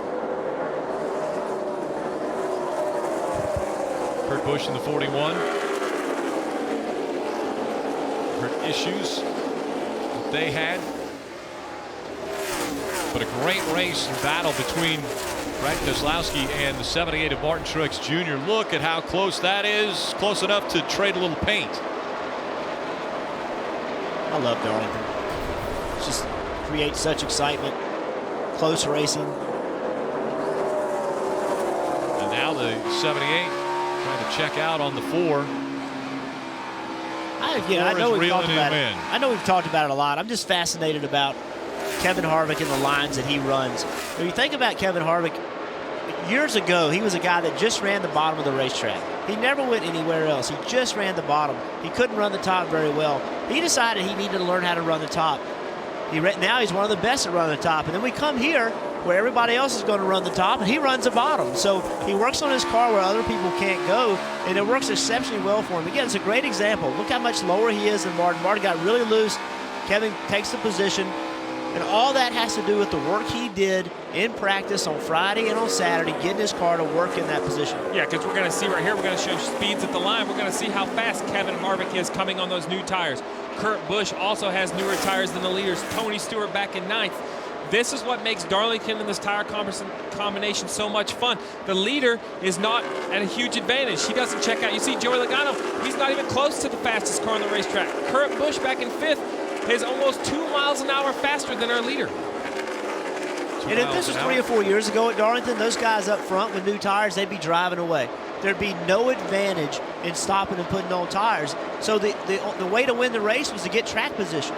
Well, what the drivers have talked about wanting was to be able to have some sort of an advantage. And this tire and the low downforce gives you that opportunity to pit, get on a different pit cycle. And if you do start in the back, you're not disadvantaged aero-wise when you get to other cars. So this formula seems to be working really well, Steve. Yeah, I mean, it had put on, without the softer tire, it put on a great race at Kentucky. And now here at Darlington, this low downforce with a softer tire, it seems to be also allowing these guys to drive. We heard it all weekend long. Put it back in the driver's hands. Well, it's there. Whether you want it or not, it's in your hands. And by some of these cars I've watched tonight, they might not love the car they're driving, but then you catch the car in front of you and you think, well, mine's not driving as bad as his. So, it's not a question of is your car is good or bad. It's just needs to be better than the car in front of you. And we've laughed all weekend about the drivers saying they want their cars to drive poorly. Well, Steve really got to laugh about that. Yeah. He's never had a driver. But the problem, what you want is your car to drive better than everybody else's, but the car is slipping and sliding, moving around, makes for really good racing. Sam Hornish Jr. doesn't want his car to drive any worse because just moments ago he got into the wall. Take a look at the 9.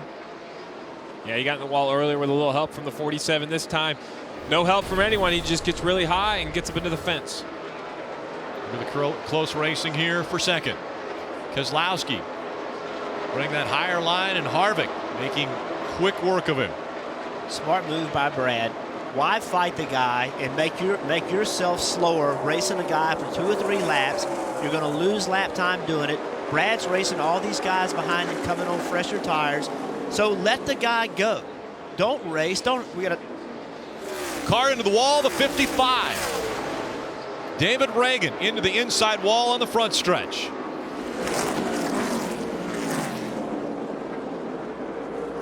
And that brings the caution out for the 14th time. Again, cars were just on pit road on lap 247. Some were, others weren't. They stayed out. Joey Logano was 230. Danica Patrick came back out onto the track after being in the garage. David was running 14th. He was having a good night. We'd seen him run well, had a good qualifying effort, ran well in practice. And we've seen other drivers coming off of turn 4 get around. We saw the 17 of Ricky Stenhouse Jr. do it. Now the 55 of David Reagan has done it. Now he has to be very careful because you see the right front tires flat on the 55 and you see those sparks. While that can be some of the nose structure and the splitter structure, it can also be part of the suspension. If that's the sway bar arm or part of the lower control arm or any of that's dragging on the racetrack, with him being on the front stretch currently having to go all the way around the racetrack, you could drag through some very important parts of the suspension and make the repairs even longer than they need to be. This is what happened to David Reagan through 3 and 4 and onto the front stretch.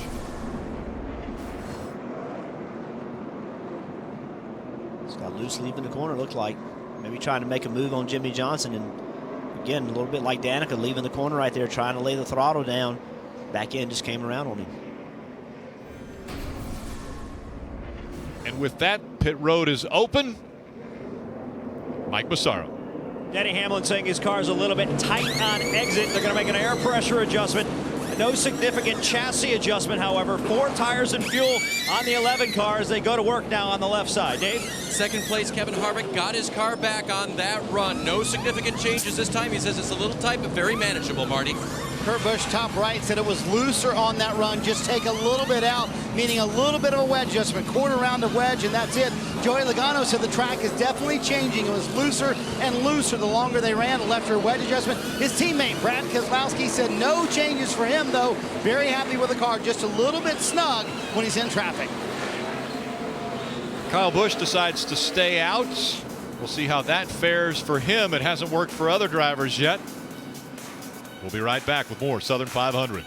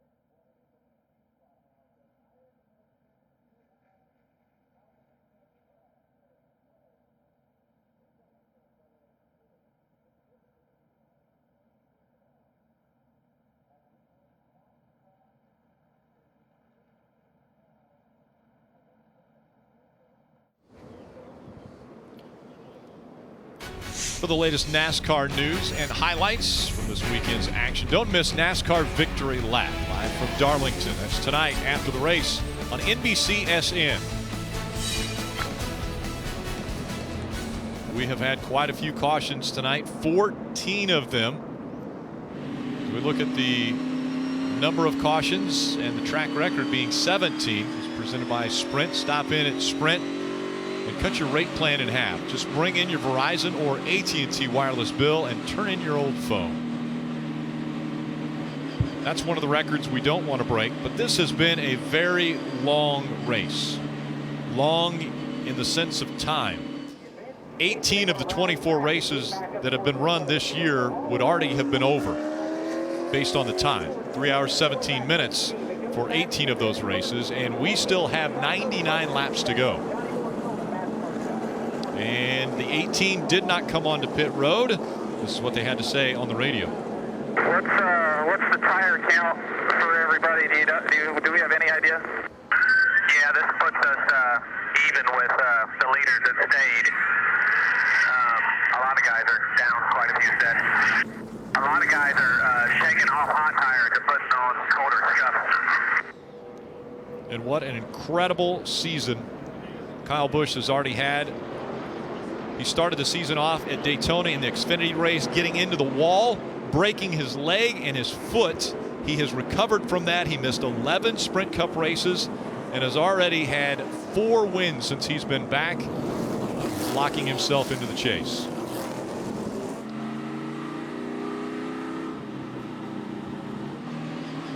And now we'll see if he is good enough or has enough ability to make something magical out of his set of tires that have about 20 laps more on them than all the guys around him.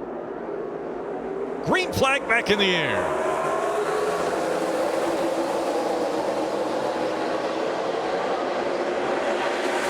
Right away, trying to hang on to that 18 is Kyle Busch. 3 wide, he's in the middle. He will fall back as Joey Logano jumps out front with Kevin Harvick right behind him.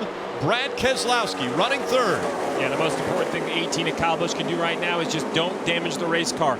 You understand why you're here. 3 wide, Martin Truex takes him right here. You understand the position. You had to get evened up with the leaders on tire sets. It's a hard limit by NASCAR. You just can't go buy more. You have to conserve them for the end of the race. NASCAR makes that rule to save the team's money. All the car owners have talked for years about, can we limit the number of tires we buy in an effort to try to save the team's money. It normally doesn't affect them, but at this kind of race it does. When you say save money, a set of tires, over $2,000 for a set of 4 tires for these racing slicks. Jeff Gordon trying to follow behind his teammate, Jimmy Johnson. See how hard Kyle's trying to push. Just does not have the traction to do it. He's sideways, leaving the corner. We saw him scrub the wall just a little bit in turn 2 the last time. He's trying to get all he can. He's just at such a disadvantage. Again, 20 laps more on his tires than everyone else, and that is a huge disadvantage as Kyle Larson gets by. Here comes Dale Earnhardt Jr. in the 88. He'll also go by. I tell you what's really difficult about this when you have old tires is how hard can you drive your car. You tend to pace yourself off the cars around you. You tend to overdrive the entries of the corner because everybody around you has fresh tires and they can drive hard. You're trying to keep up with them, but ultimately you just can't. You don't have enough grip to do it, but it's very difficult. See Ryan Newman with an aggressive move on the bottom. Moving into 31, that Caterpillar throwback scheme. Battle continues between Kyle Busch and Dale Earnhardt Jr. And Jr. finally able to pass. What are tires worth? There you have it. Kyle Busch is 11 miles an hour slower than the leaders. Old tires are like lifting weights. You know, when you start to work out, you feel real strong, you got a bunch of energy, you can run faster, and you can lift more. Well, after an hour of the gym, no matter how hard you try, you can't lift the same amount you did at the beginning of the workout. Well, that's the same way for tires. Those tires cannot run the lap times they could when they were brand new. We saw the 20 of Matt Kenseth get a little sideways there, a little bumping and banging continuing here at Darlington. Kyle Busch is going to lose another spot. This time it's Eric Almirola on the outside. Tony Stewart's going to go by as well. So Tony Stewart all the way back in 16th. Every time they come on pit road, they lose spots. Pit road has been bad for them tonight. This last stop, they lost spots again. And you know what can happen, Jeff, is as the team becomes uncompetitive or not running as well as you want, as a crew chief, you focus on the car and trying to get it faster in your pit strategy, and other parts of the teams can struggle. That's what makes this the NASCAR so difficult, is to run up front, to win races, to be consistent as we've seen Kevin Harvick do, and guys like Kyle Busch come back and do. Every facet of the race team must be buttoned up. It's much harder said than done. And Kyle Busch, after starting up front, dropping faster than the stock market as he's all the way back to 21st. I don't like that analogy. Yeah, that's not funny. Logano up front, Kevin Harvick, Brad Keselowski, Martin Truex Jr., and Denny Hamlin. Logano, the race leader. We go through the field. Marty. Well, Rick, no doubt the topic of conversation down here on pit road, exactly what you guys have been talking about. Tires. How many sets does each team have left? Joey Logano and his team have 3 sets of stickers left and 1 set of scuffed tires left. They're going to have to manage that. Todd Gordon will for the rest of the race. Imagine the position Logano's in. He's already won the Daytona 500 this year, now leading the Southern 500 as well. That'd be a terrific 2 races to pull off, Dave. And Marty, as I was talking with Kevin Harvick's crew chief Rodney Children today, he was looking at that 22 car, saying they were loose. We got a big wreck on the front stretch, guys. 55 once again, David Reagan. And he brings out the 15th caution. We are closing in on that record of 17 cautions. 27, he's racing for the chase. brought up the 27, and Paul Menard, one of those drivers on the bubble. Doesn't have a win, trying to get points. David Reagan, damage on the right side. Menard was behind him, and into the wall he put him. Those are the type of accidents you see later in the race. That's just frustration. There's really no good reason for that. You know, Paul Menard looks like he's looking underneath him. The 55 comes down to the bottom of the racetrack. The 27, I know he has momentum, Jeff, but he has pedals in the race car. You know, he chooses to get into the back of the 55, maybe not meaning to spin him out, but at least push him, try to carry some momentum down the front stretch. It was too much. The 55 couldn't handle it. Is this a big break for the 18 of Kyle Busch? Well, he's definitely lost his track position, but he did stay on the lead lap. Now he's back on sequence with the leaders, but it doesn't look like all the leaders are going to pit. And how about the flames from underneath the 55 and David Reagan? He's out of the car. And cars are on pit road, Mike. And Denny Hamlin getting service. Right side's already changed. Left side's being changed now. They've got a good allotment of tires. They had 3 sets of stickers before that stop. They just used another. Dave? Kelly? Carl Edwards in the 19 car has recovered from that flat tire early in the race. He said the balance is pretty good, just a little bit tight. And 1 and 2, they have 4 fresh tires and made an air pressure adjustment on the 19. Kelly, obviously Kyle Busch looking for 4 fresh tires for that 18 car, dropped so far back. Kyle commenting it'd be nice if this race would go more than 40 laps under green. It's been tough tonight to get that, Rick. Absolutely. 15th caution already. 73 laps have been run under caution. Marty. And Rick, only a handful of cars pitted. Joey Logano, our leader, was one of them. They had a vibration in the front end. Todd Gordon made the call to come down pit road. If you'll notice, they did put on 4 tires there, but that is a set of scuff tires for Joey Logano, not a set of sticker tires. So the tire strategy certainly starting to play out late in this race, Rick. Again, just a set number of tires that they can have available to them. NASCAR gave them 12. The possibility of a 13th set of scuff tires. And it didn't work out for David Reagan. We'll be back with more here on NBC.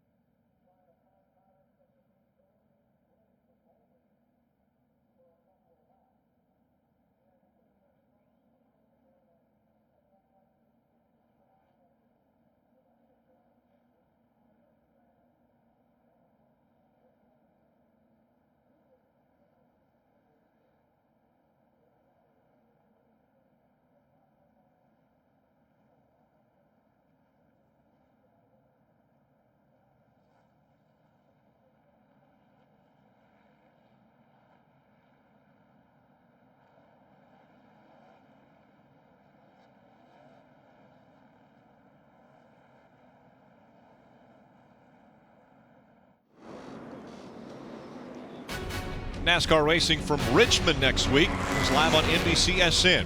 Final race before the playoffs. Sprint Cup Series racing presented by Smithfield Foods, Saturday at 5 p.m. Eastern. On Friday night, Xfinity Series racing presented by Carfax. That's at 7 p.m. Eastern. NASCAR is on NBCSN. The final race before the playoffs. And somebody could punch their ticket to the chase right here tonight. 2x2 once again. Harvick on the inside, Keselowski on the outside. Back to racing.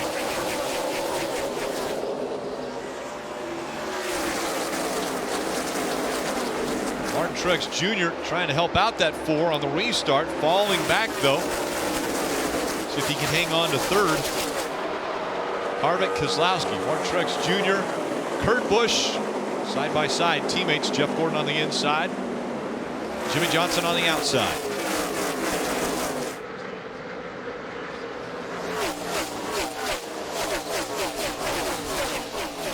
Three wide at the stripe. That's Matt Kenseth in the beat up number 20 inside of Jamie McMurray. You see a whole group of cars right here. This is what happens when you have mixed pit strategy. We've talked all night about the tire and the tire allotment. Matt Kenseth, you can see him off the front of Austin Dillon with the bumper all taped up. A nice recovery to get back on the lead lap. And here's Joey Logano off pit road, getting passed by the 42 of Kyle Larson. Kyle Larson, one of the drivers that has to get a win if he wants to make it into the chase. Only 2 opportunities, tonight and Richmond next week.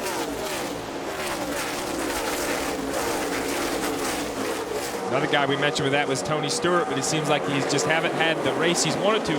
Well, it seems like the cars work that way. Every time we see him, he seems to lose some positions between either pit strategy or pit stops. Truex Jr. holding on to third. Kurt Busch behind him in the 41.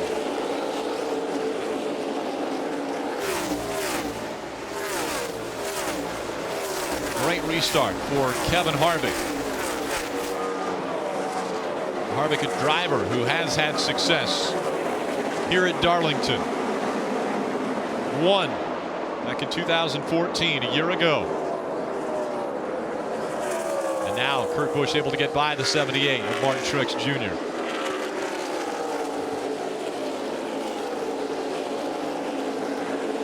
This 41, Rick, he's yet to lead a lap tonight, but he's always been around. He's up front. He's hung out in the top 5. It seems like if he gets an opportunity and got out front, he would be a real dominant car. And that's the other thing that these drivers and teams have to think about. With just 2 races before the playoffs, they've got to get some momentum built up. Drivers like the 48 of Jimmy Johnson has been going the wrong direction, it seems. That entire team struggling.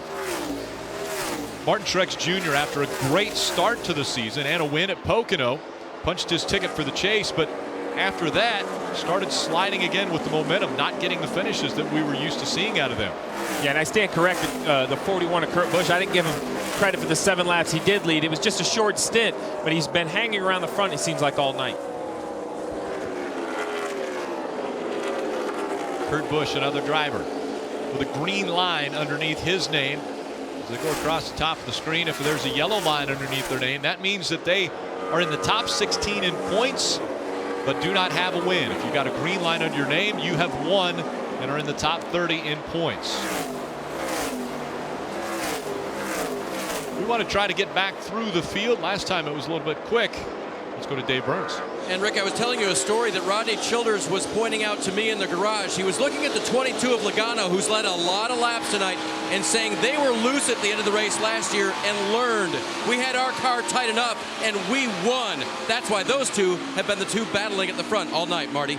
Hey, Brad Keselowski with 3 sets of sticker tires left. They've really been working on restarts with Brad over the last several months, but especially in this race, he's had 2 good ones on the last 2 restarts. And he told me he watched some old Darlington races. What did he learn? I was really good here in my first race, but I've gone downhill since then. I've had to work on my confidence because I lost it at Darlington. Leading as much as he's led tonight, running up front, that'll give you confidence in a place even as tough as this. Behind him, Kurt Busch, and they said that right now they told him save your tires. Looks like it's going to be a long run here. They too have 3 sets of tires left, and he hasn't forgotten that second place finish to Ricky Craven by 1/1000th of a second. He would love to make up for that this evening, Dave. And Marty, the guys were talking about the 78 being sort of up and down since their Pocono win, but I don't know, every time I talk to Cole Pern, the crew chief, they are so confident about what they've got going into the chase. And remember, this is a fairly small team working out of Denver, Colorado. It would be something to get into the chase, which they've done, be even more something to win the championship. Kelly? Dave, Jeff Gordon, this 24 team, basically been playing follow the leader all night, pitting only when the majority of cars ahead of them pit, and Gordon certainly has a short run car. He said he's really good for the first few laps, and then his car's just all over the place. It gets looser and looser, and then tight in areas of high compression. They're telling him to give it all he can on these short runs, Dave. Dale Earnhardt Jr. stayed out on the last run, but what a great recovery for this team after a very poor practice on Friday and a qualifying effort of 26. Crew Chief Greg Ives told me, you know what? Our frustration led to conversations. We can look each other in the eye and have straight up talks about what's going on, and we kept our heads in the game this weekend, Kelly. Kyle Larson on some fresh rubber. They've been going on their own strategy all night, pitting at times when no one else did and staying out others when the leaders all came in. Right now, Kyle's saying that he's better in 3 and 4, but he's been struggling somewhat in 2. They gave him a wedge adjustment the last time through to help him out, Dave. Ryan Newman's been having a good run tonight in a car that he ran at Homestead last year. Of course, it's been completely rebuilt and has new skin on it this week. That Caterpillar throwback scheme is the kind of thing that Luke Lambert, the crew chief's dad, drove as he worked highway construction when Luke was growing up. He said, oh yeah, I recognize that color very well. Marty? Hey, when I talked to Joey Logano earlier this week, said, honestly, Darlington's not one of my better racetracks, and the stats back that up. Just 2 top 20 finishes over his career. So this was a point of emphasis for this race team this weekend to get better at this racetrack. Since the restart, Logano has gained 7 position on those scuffed tires. They have 3 sets of stickers left, Kelly. Carl Edwards was off the lead lap early in this race. He has worked his way back inside the top 10. He comes into Darlington off a stretch of 4 straight top 10s, but his crew chief Darian Grubb said now we're focused on top 5. We think that we could have had top 3, top 5 results the last few races. It's a matter of putting together a complete race and showing how much speed our cars have. Mike.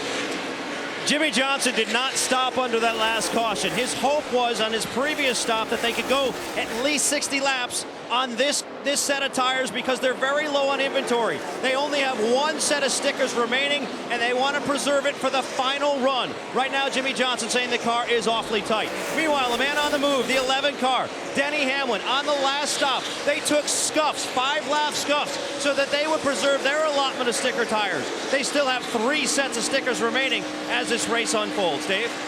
Eric Almirola needs to gain points on the 15 of Clint Boyer. That is the car they are racing to try to get into the chase on points. At times, they've been as far as 20 ahead of Boyer tonight, which would be great, but at other times, they've been just very, very close to him. They've got 2 races left to try to point their way into the chase. Kyle Busch is working his way back, and that's the best that can be said. Man, that was a tough run for him, falling way back after they stayed out on old rubber. He's working his way back through the field. Behind him, the 16 of Greg Biffle, who crashed in qualifying. I asked crew chief Matt Puccia, how much did you have to fix on that race car? He said a lot, but it was better than going to their backup car. They've struggled tonight. And right ahead of him, Tony Stewart just got around the 16 car. He's been fairly reasonable with his crew after they had trouble on pit road, saying to them, I've been just as much of a problem tonight as you guys. This is a team sport, Rick. Counting down the laps, 69 to go. Here at Darlington and the Southern 500. Out in front, it's Kevin Harvick. We stay NASCAR side by side.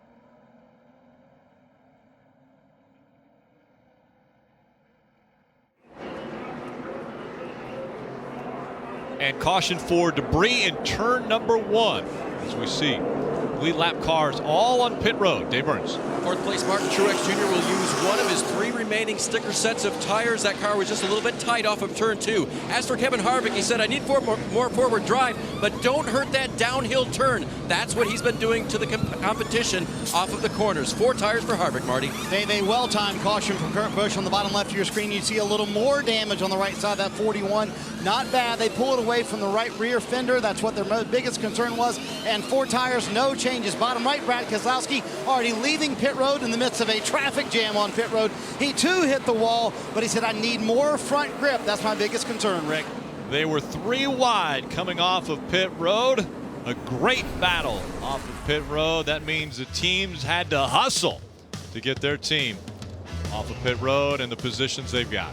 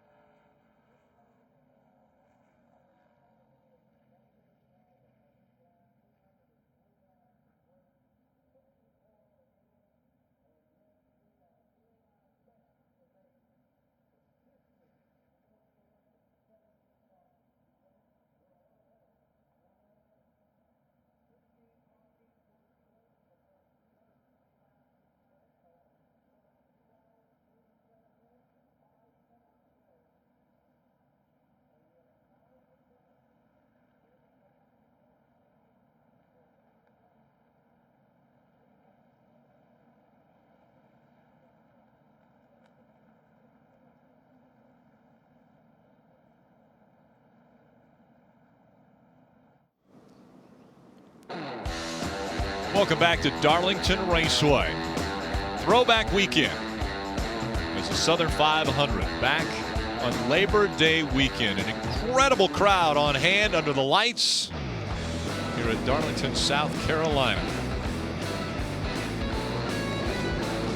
Near capacity crowd enjoying what they're seeing tonight. This one and one more as far as races before the chase. That means only 2 opportunities for drivers to punch their ticket to try to win a championship. 10 races in the chase, 16 drivers will be eligible when we get to Chicago for the first race of the chase. Saw how tight pit road was, and a lot of people losing spots tonight, gaining spots tonight. Watch the 20 car leaving his pit. You see the 2-car pit right in front of him. 20's leaving, back in comes around. These guys had to get out of the way. This guy right here at the end, he wasn't very happy with that. That's pit road gets tight. And that was just the way that the 20 was stopped in there. When he went to take off again, the back end kicked around just because he had to turn right. That's right. Marty. And Rick, according to a couple of spotters up in the spotter stand, NASCAR officials walked by and asked everybody to tighten up this restart, that they will enforce the restart zone on this restart. Restart zone. There's a double red line and a single red line. That's the restart zone that the race leader, which is Brad Keselowski, he has to restart the race in between the double red line and the single red line, which is on the wall. That's the restart zone. They come 2 by 2 once again. Green flag back in the air. 62 laps to go at Darlington.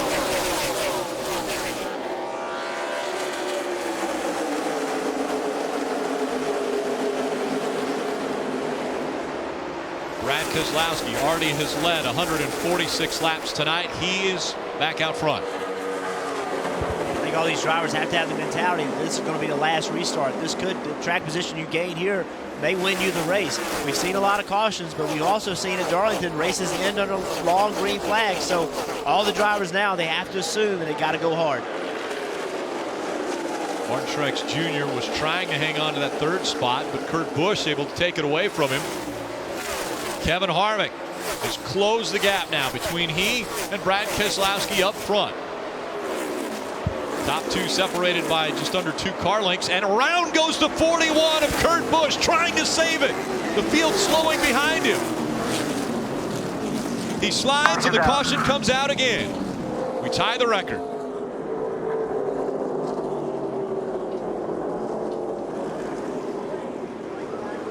Right here, bud. We'll come get 4 tires on you here. So Kurt Busch is going to get 4 tires. Would it be an advantage for anyone else to come to pit road now? Because they were only on pit road 4 laps ago, and really only 2 laps under caution, or under green. I think with only 2 laps at this point, you're going to stay out towards the back of the field. You might come try to get cooler tires, but anybody in the top 25, you've worked hard for this track position. We're inside the fuel window. Tires are important, but they're not important enough to come this soon. Running third, and the 78 got in the back of him. 78 just got in there a little bit too deep. The 41 lifted a little bit early. You could see the brake rotors glowing on the 78. He was on the brakes trying to avoid him, but he just misjudged how the 41 was going to slow down.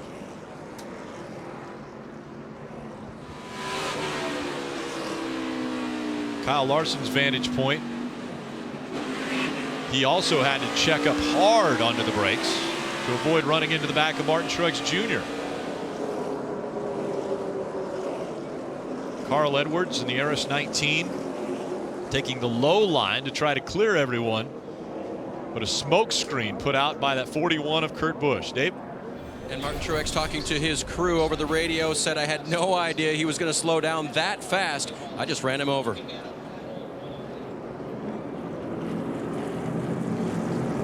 Describe that like you've done it, Mr. Burton. I've been run over like that, and I've run people over like that. A difficult racetrack. Obviously, we talk about the surface of the racetrack being very abrasive, but also, as you mentioned before, you've got to brake. You've got to work the brakes hard here. Well, and the other thing that makes Darlington different than a lot of other racetracks is that as the run goes, and I know we didn't run many laps, but the drivers change their entry. They change the speed in which they enter the corner depending on where they want to run. So sometimes the guy behind you just misjudged it. We'll take a quick break. Be right back for the restart. Keselowski and Harvick once again in the front row.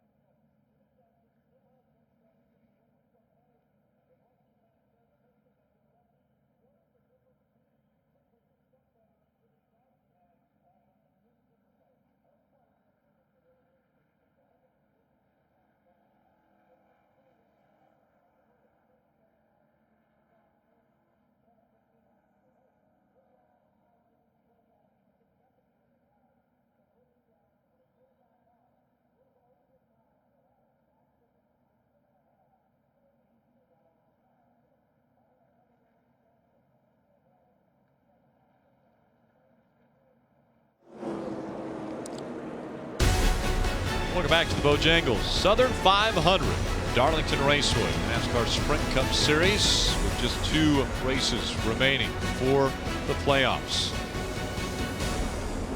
Take a look at what just happened. And Jeff, you referenced the rotors. We're going to NBC it, close in on that front left tire of Martin Truex Jr. Yeah, you can see you don't see the brake rotor glowing yet, but as he gets closer and closer, you'll start to see it glow. That's just the amount of brake pressure that he's putting on it, trying to avoid Kurt Busch. So you never like it when you get run over from behind, but at the same token, when you know a guy, it wasn't on purpose, it matters. So when Kurt's able to go back and look at this and see the 78 with Martin Truex was trying to avoid him, it'll make him feel better about it. Dave. With Rodney Childers, crew chief for the race-leading 4-car, appears to be going to plan so far. What's Kevin telling you about the car?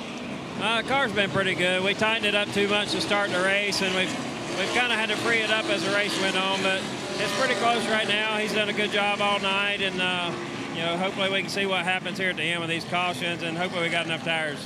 Thanks. Marty? Let's talk to Paul Wolf, and how's the car been the last few runs for Brad, Paul? Well, we've just been fighting to get back towards the front there. We lost some track position there a few runs back, and just trying to keep up with the track and manage tires. It's been a battle tonight with these cautions coming out after just a few laps. So pretty happy with the Miller High Life Ford, and we just need to keep tweaking. I think we got a shot at it here. Tire management has been uttered by many a crew chief, as you can imagine down here, Rick. Absolutely, and our crew chief mentioned it right at the top of the show. It would be very important to manage the limited set of tires that you have, limited number set of tires. Brad Keselowski once again choosing the inside line for the restart. Kevin Harvick will start on his outside. Carl Edwards, a great rebound after being 2 laps down earlier in this race, up to 3rd. Martin Truex Jr. 4th on that high line. Fans back on their feet as we get ready for the restart. Green flag back in the air.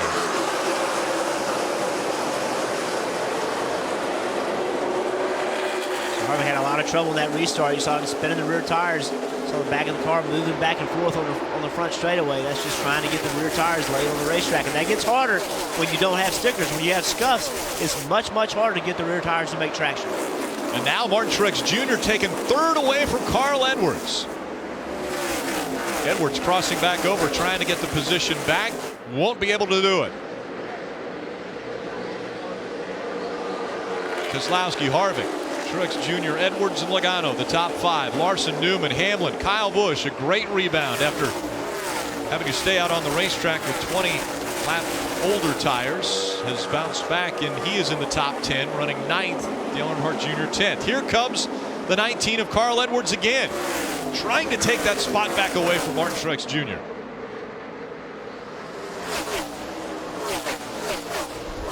As far as fuel goes, everyone should be able to make it all the way to the checkered flag. Tires, that's another question. The fall off, we have seen dramatic fall off.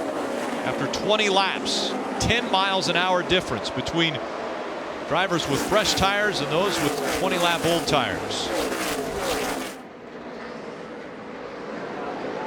Kevin Harvick right in the tire tracks. So Brad Keselowski for the lead.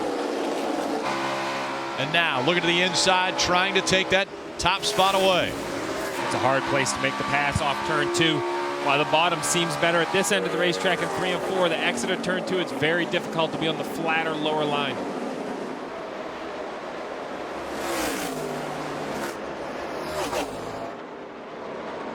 How hard does the second driver push the first to try to wear those tires out? I think you push as hard as you can. I think if you can try to make the pass like you see Harvick doing right here, you try to do it. Got to the inside once again. Let Keselowski know I'm here. We've talked about this all weekend, though, Jeff. We both feel that 3 and 4 is the harder end of the racetrack to get a hold of, and it's also the most important end of the racetrack to try to win. You see Brad Keselowski does a great job of at least keeping up with the 4 through that end of the racetrack. Kevin Harvick seems better at this end of the racetrack. He gains on Brad Keselowski, especially right here through the middle of the corner. But where does he go with the run? He can't. There's no place for him to pass the 2. With the momentum going down the backstretch.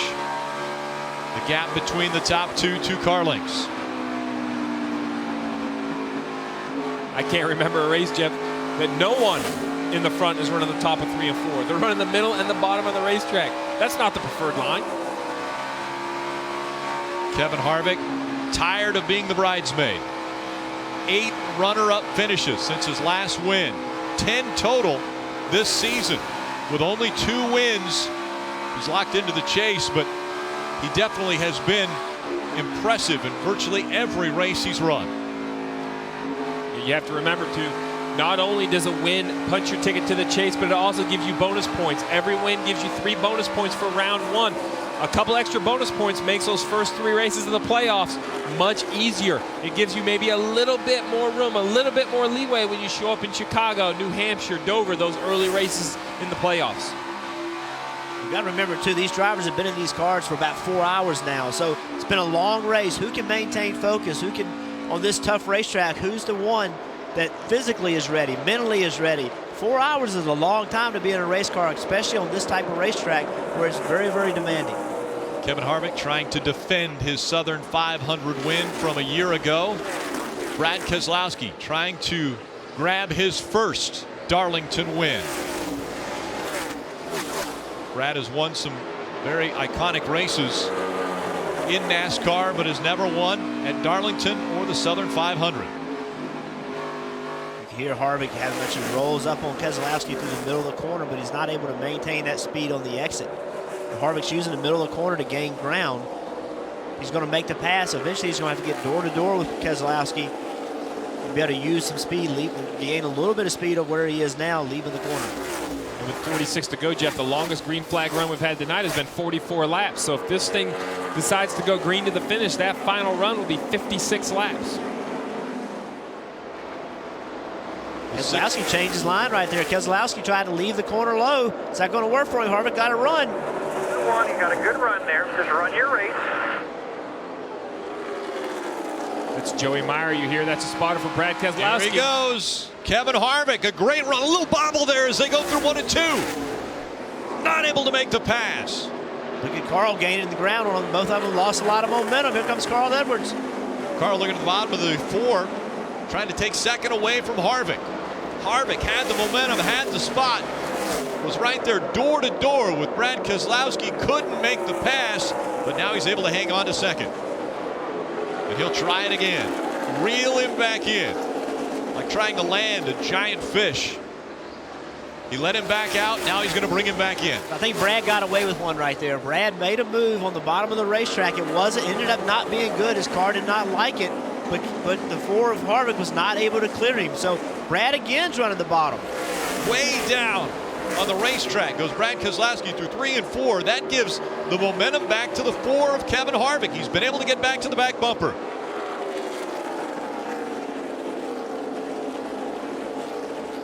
Now is there going to be patience played out with 43 laps to go? Patience? Patience, Darlington. I don't know if we go together. We haven't seen very many patience really for the whole night. Now that we're in the final run to the finish, any opportunity the 4 has, he's going to try to take it. I believe that Brad has decided that he's going to try to take away the line of Harvick. Even though his car isn't as good down there, I think he feels that if he can run the line Harvick wants, it's going to harm Harvick more than it's going to help Brad. So I believe that's the strategy. The 98 of TJ Bell. We saw the flagman with the blue, with the white stripe or yellow stripe down the middle. That's the move over stripe. The move over flag letting him know the lap traffic needs to move out of the way of the leaders. Kevin Harvick continuing to reel in Keselowski. We continue NASCAR nonstop.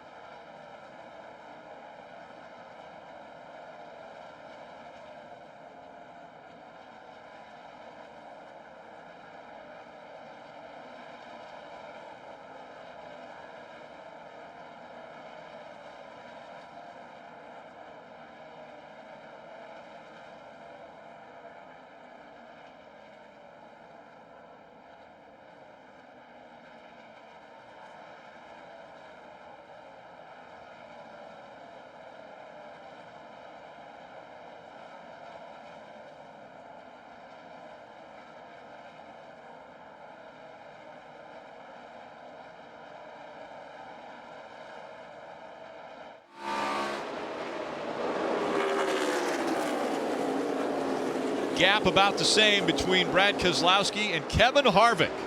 And the Bojangles Southern 500 from Darlington Raceway. The big slide there by Brad Keselowski. As he came out of turn 2. Kevin Harvick still right in his tire tracks. Big momentum now as they come through 3 and 4. Can he take advantage of it? Brad's gotten loose on the corner exits for sure. Harvick's rolling in the middle much better than Brad. Brad gets in the corner well. Has been beating Harvick off the corner, but the last few laps we've seen the two cars start to get loose. Now the 19's making a run. Here comes Carl Edwards getting into the mix.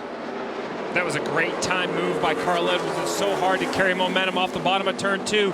He timed it where he had a little bit of racetrack to work with, but now Kevin Harvick's going to make him fight for it off from turn 4. Carl Edwards trying to make the pass. He does as they come out of turn 4. Edwards up to second. Now he'll try to reel in that 2 of Keselowski. Let's go get him. It's what you want to win the Southern 500. You want old tires, slick. Drivers have to be on top of the game. Well, we've heard all weekend long, every time we talk to Carl Edwards after practice, before practice, how's your car, turned into him telling you how much he loved this package, how hard it was to drive. He's in great physical conditioning. He's been working all night long, recovered from 2 laps down. Now it's up to him and Kevin Harvick to keep the pressure on Brad Keselowski. We've talked about how easy it is to make a mistake. Well, it's much easier to make a mistake when there's pressure on you than when you get out to a 1 or 2 second lead. He has an 0.8 of a second lead right now. Brad Keselowski, Carl Edwards. Edwards won at Charlotte, the 600-mile race, which you would consider to be the longest in NASCAR. It is as far as distance, but time-wise, this one has become longer. The 600 in May was 4 hours and 3 minutes long. We're well over that now. Saw Keselowski stretch it out on Carl when Carl and Harvick were racing. Now Carl's starting to run him back down. Carl's about a 1/10.5 a lap quicker. Also, we have lap traffic coming up. We've seen at Darlington, the timing of when you pass somebody, especially lap traffic, is very important. A lap car can hold you up if you catch them in the wrong place. It'll be 31 laps to go. Brad Keselowski out in front. He was last on pit road on lap 302 for tires. That means there are 34 laps on these tires. They are wearing out halfway through a fuel run. See, Carl Edwards caught the lap car in exactly the wrong place. Exit of the corners is definitely not where you want to catch him. It gets so narrow you just can't drive underneath him. You have to slow down. So you have a big of a penalty that cost Carl. With that, a little bit of momentum lost by the 19 of Carl Edwards. That allowed the 4 to close the gap. We go NASCAR nonstop.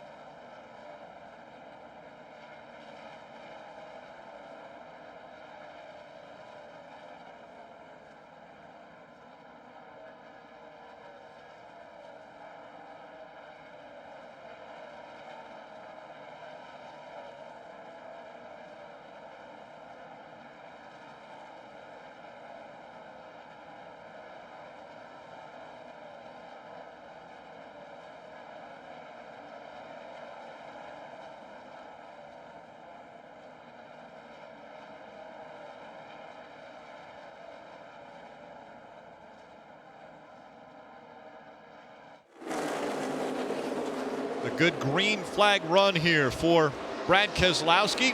Is that going to pay off for him? Marty. Rick, before the race started, Brad Keselowski told me that he desperately wants to win one of NASCAR crown jewel races. So far, he's an offer in the Daytona 500, the Coca-Cola 600, the Brickyard 400, and the Southern 500. He could change that tonight and take Bobby Allison's colors to victory lane. Speaking of Bobby Allison, the last time Roger Penske won at Darlington, 1975, Bobby Allison was in a Matador that day. Kelly? From 2 laps down, Carl Edwards now running second. He's been one of the biggest proponents of this aero package. He just loves the way the cars slide around. He said that combined with the return to the Southern 500 to Labor Day weekend, it's like Christmas in September. His best finish here, second twice. You can bet he smells blood right now, Dave. Kevin Harvick's crew chief Rodney Childers said, I always watched the Southern 500 because it was so cool to see the drivers work so hard to win that race. Right now, his driver is working very hard, but he would love to have a caution. The car is not quite right for Harvick. He's got sets of tires to use. We'll see how it works out late in the race. Rick? And here comes the 19 of Carl Edwards. The gap when we went away, 0.8 of a second. Now the gap, less than 0.2 of a second.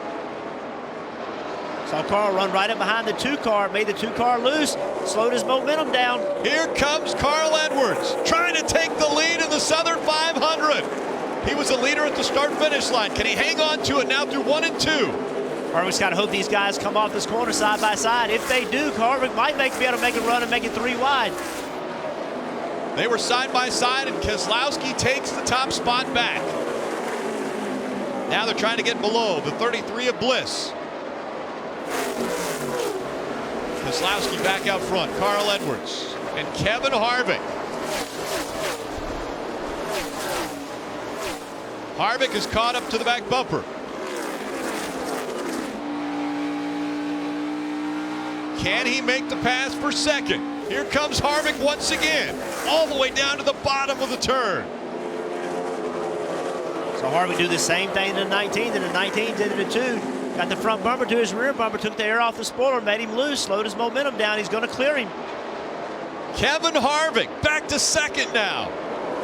That's things we didn't see with the old package with the big spoilers. The car from behind could not make the car that's leading, could not make him loose. This is an advantage to the car in the back in some ways.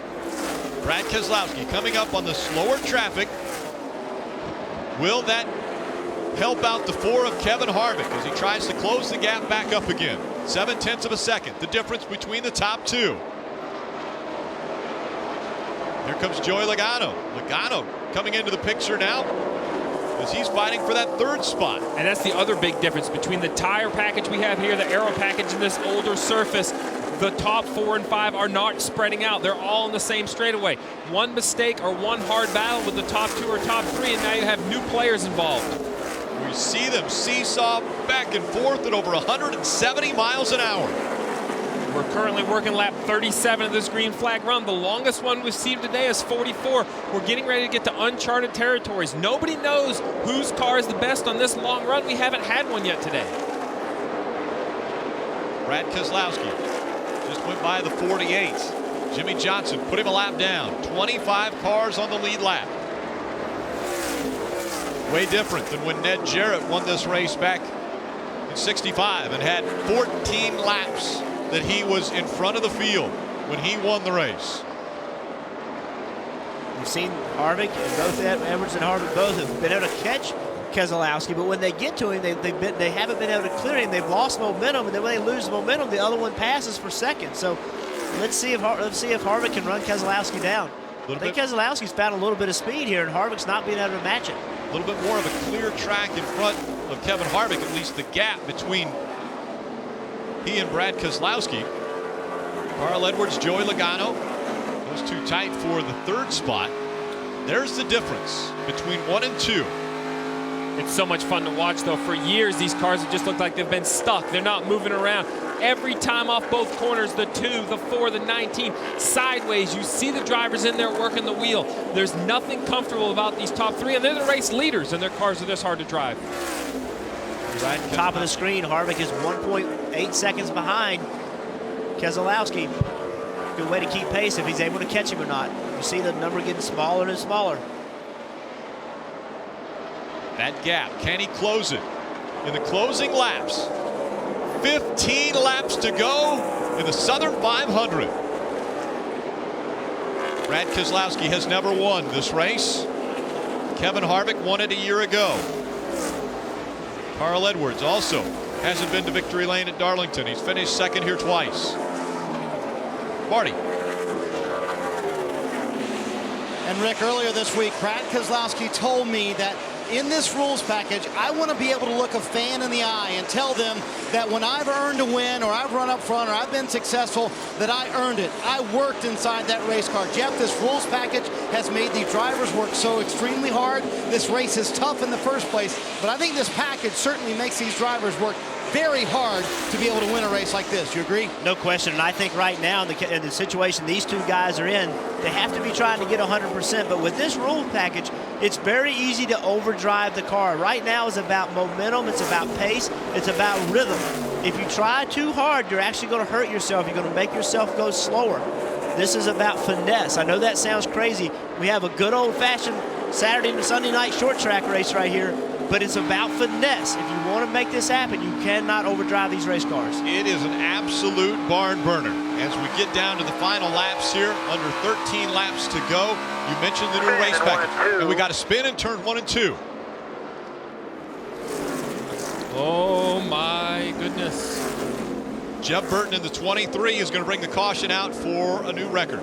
All right, now we know we have a short run, so these crew chiefs are instantly making some adjustments. Hopefully they were ahead of the game. Put some more air in the tires. You know you're going to run less than 10 laps on this set. You need to put a balanced setup in the car for 10 laps. You're not worried about a 50-lap run anymore. And pit crews, pressure's on the pit crews. You've got to come out in the first two rows. There are 25 cars on the lead lap. All lead lap cars have their first opportunity on pit road. I want to take a look at what happened with Jeff Burton to bring out the caution.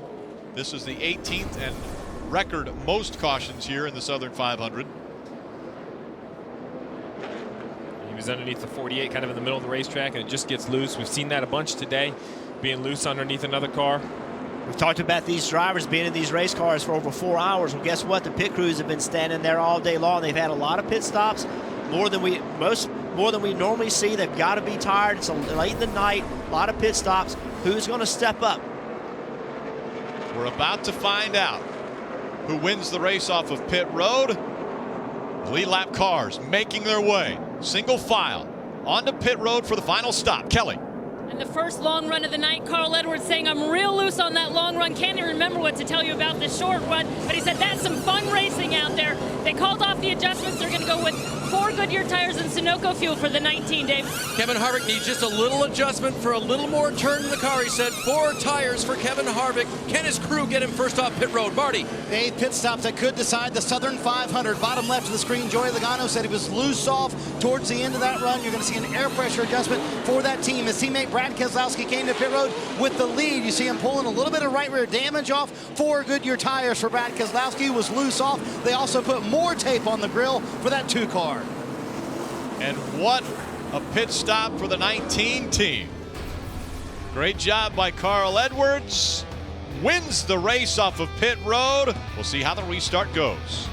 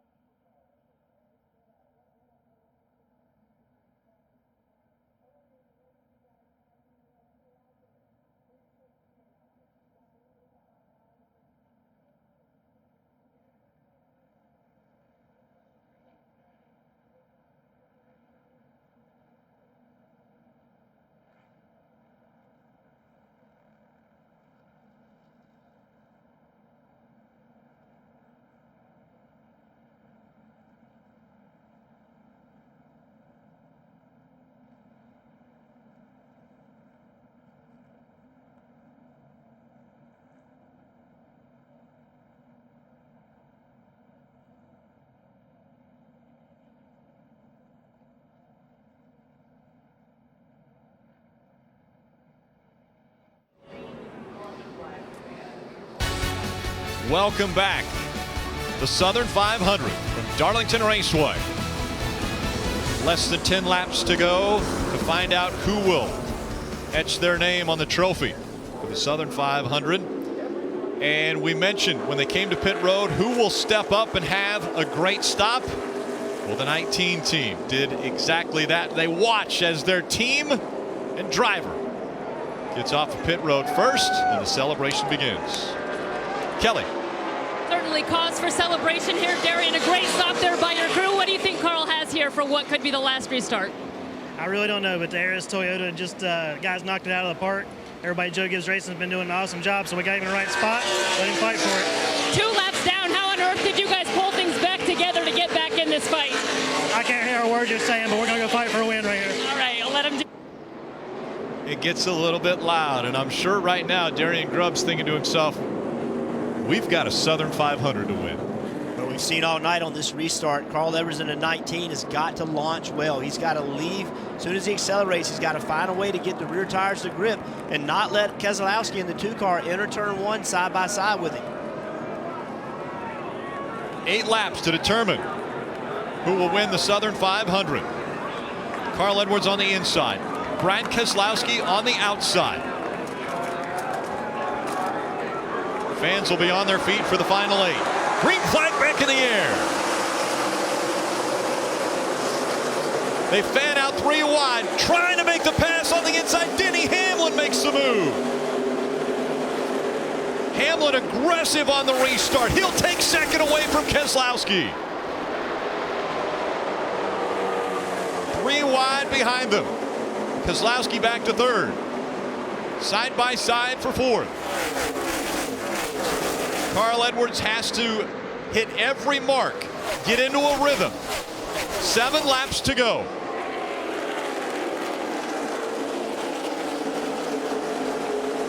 Joey Logano trying to stay in front of Kevin Harvick. Harvick was so close to the front. Now he's got to find his way back.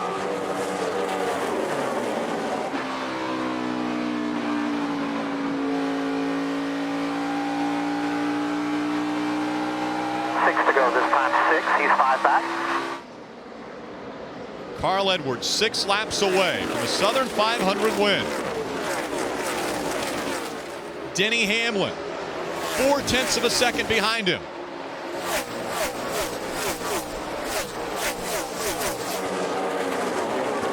Talked all night long about managing your tires, managing the race. Well, here we are with coming to 5 laps to go. It's a short run on the tires. It's all about who has the fastest car and who does the best job of limiting mistakes. Denny Hamlin is trying to push Carl Edwards, force him into a mistake. Carl Edwards continuing to run his line. No traffic in front of him. No one to disturb him up front. He's got to keep his eye on his mirror, though, as Denny Hamlin, with just 4 laps to go, trying to reel him in. Carl can just focus ahead. Don't look at the mirror at all. Just pay attention to what's in the front windshield. Pay no attention to what's behind you. Let your spotter tell you if he's gaining ground. Just focus on what's in front of you. Edwards, that time by, was the fastest lap. But nothing is a given here, Rick. These laps are so hard to run. These guys are making it look easy, but the opportunity for a mistake exists in each corner. Coming to 3 to go. That's still 6 good corners that Carl Edwards has to put together. 3 laps remaining. What a confidence builder for the 19 car heading into the chase for the pit crew to step up and have that pit stop late in the race. That has to be a confidence builder. That has to make you feel good going into the chase trying to win a championship. The gap getting wider now between 1 and 2. Carl Edwards putting some distance between himself and Denny Hamlin. This time by 2 laps to go at Darlington.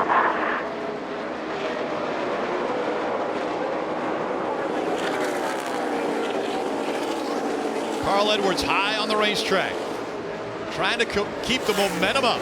Down the backstretch he goes. He really wants to see that white flag now, Rick. He knows once he sees the white flag, even a yellow will end it. Through 3 and 4. The white flag is out. One more time at Darlington. Carl Edwards, earlier this year, won at Charlotte in a 600-mile race, and now the longest race of the year time-wise, down the backstretch for the final time.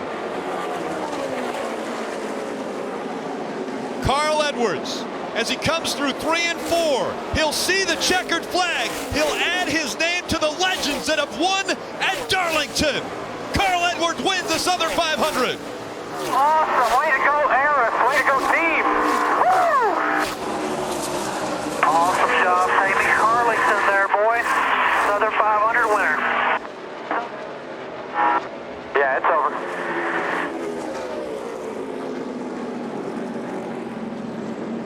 Won the Southern 500 and had a dang good time doing it, guys. That's as good as it gets right there. Way to dig. So proud of you guys.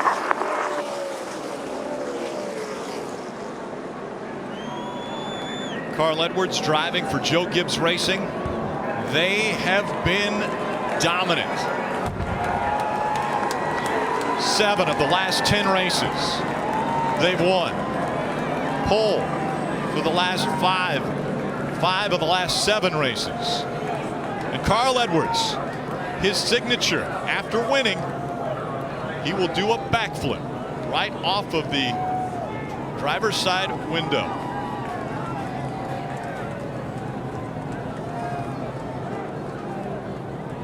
Right at the start-finish line. The history of this place, thick.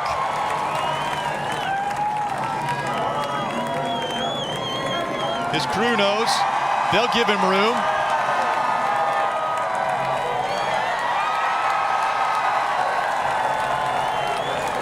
I wonder what Coach Gibbs thinks on his driver doing a backflip over the asphalt. I get a little nervous every time I see it.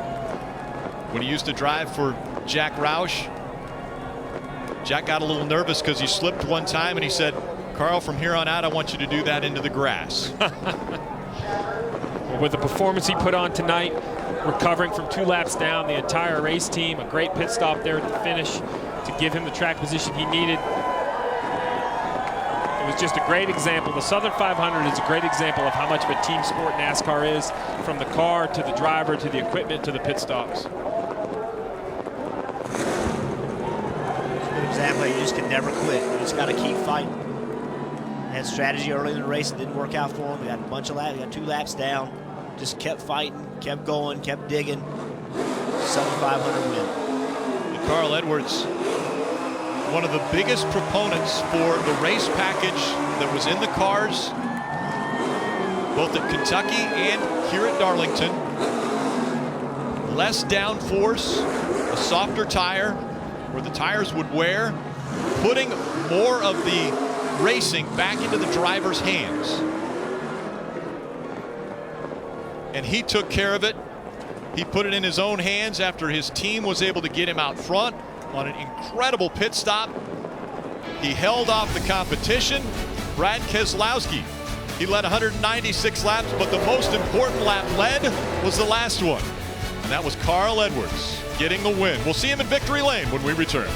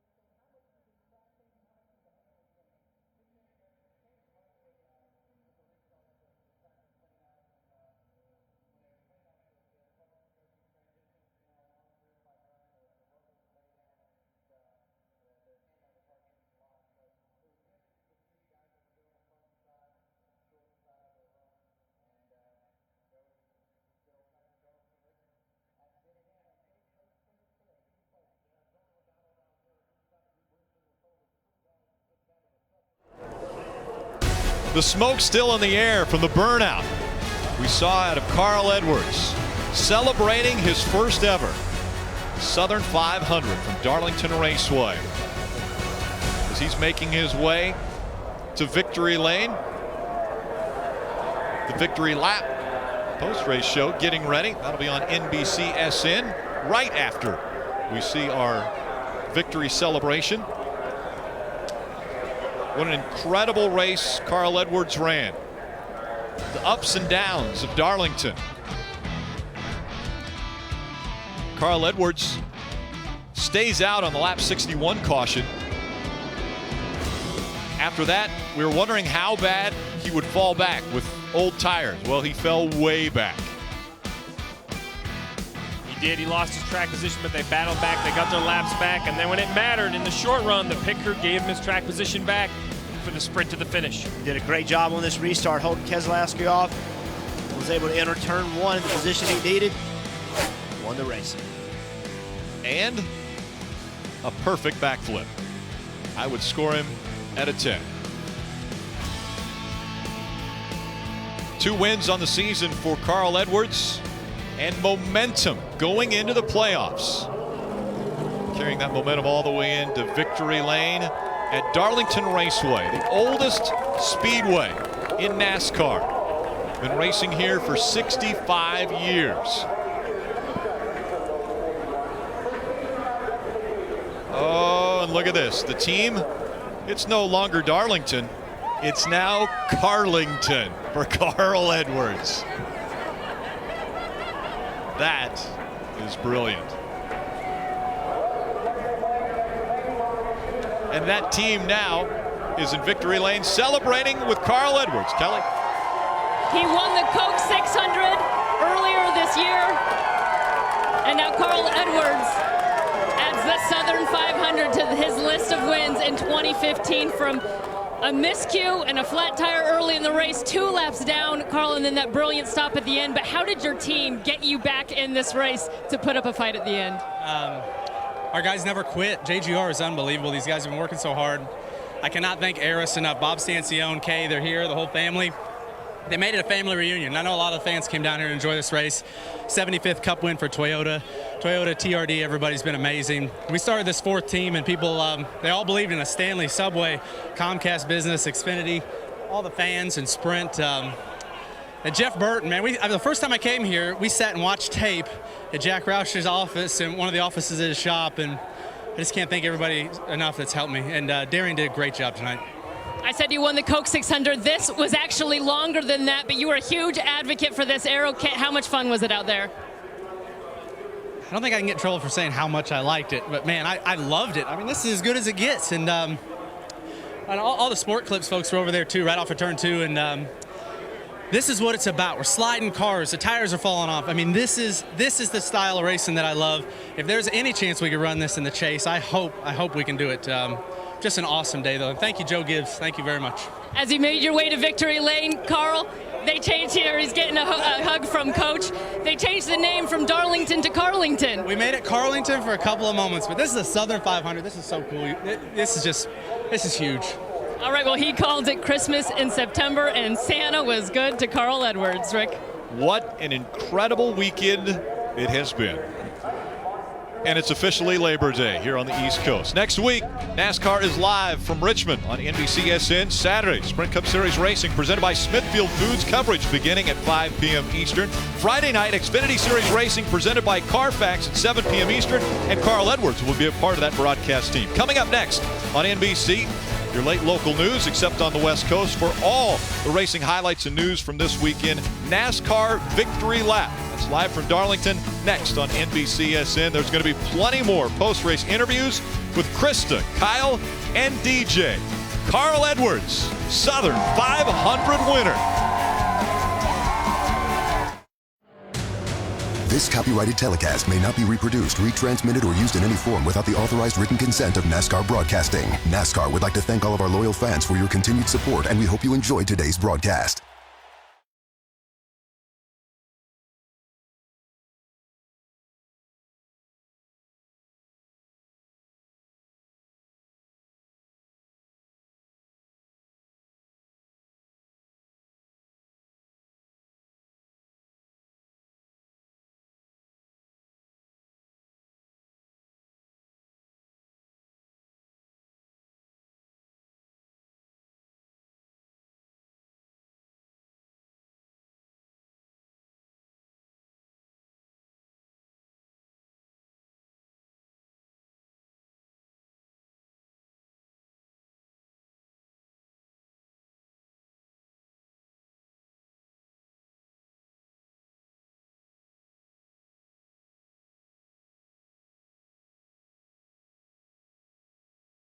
has become Carlington.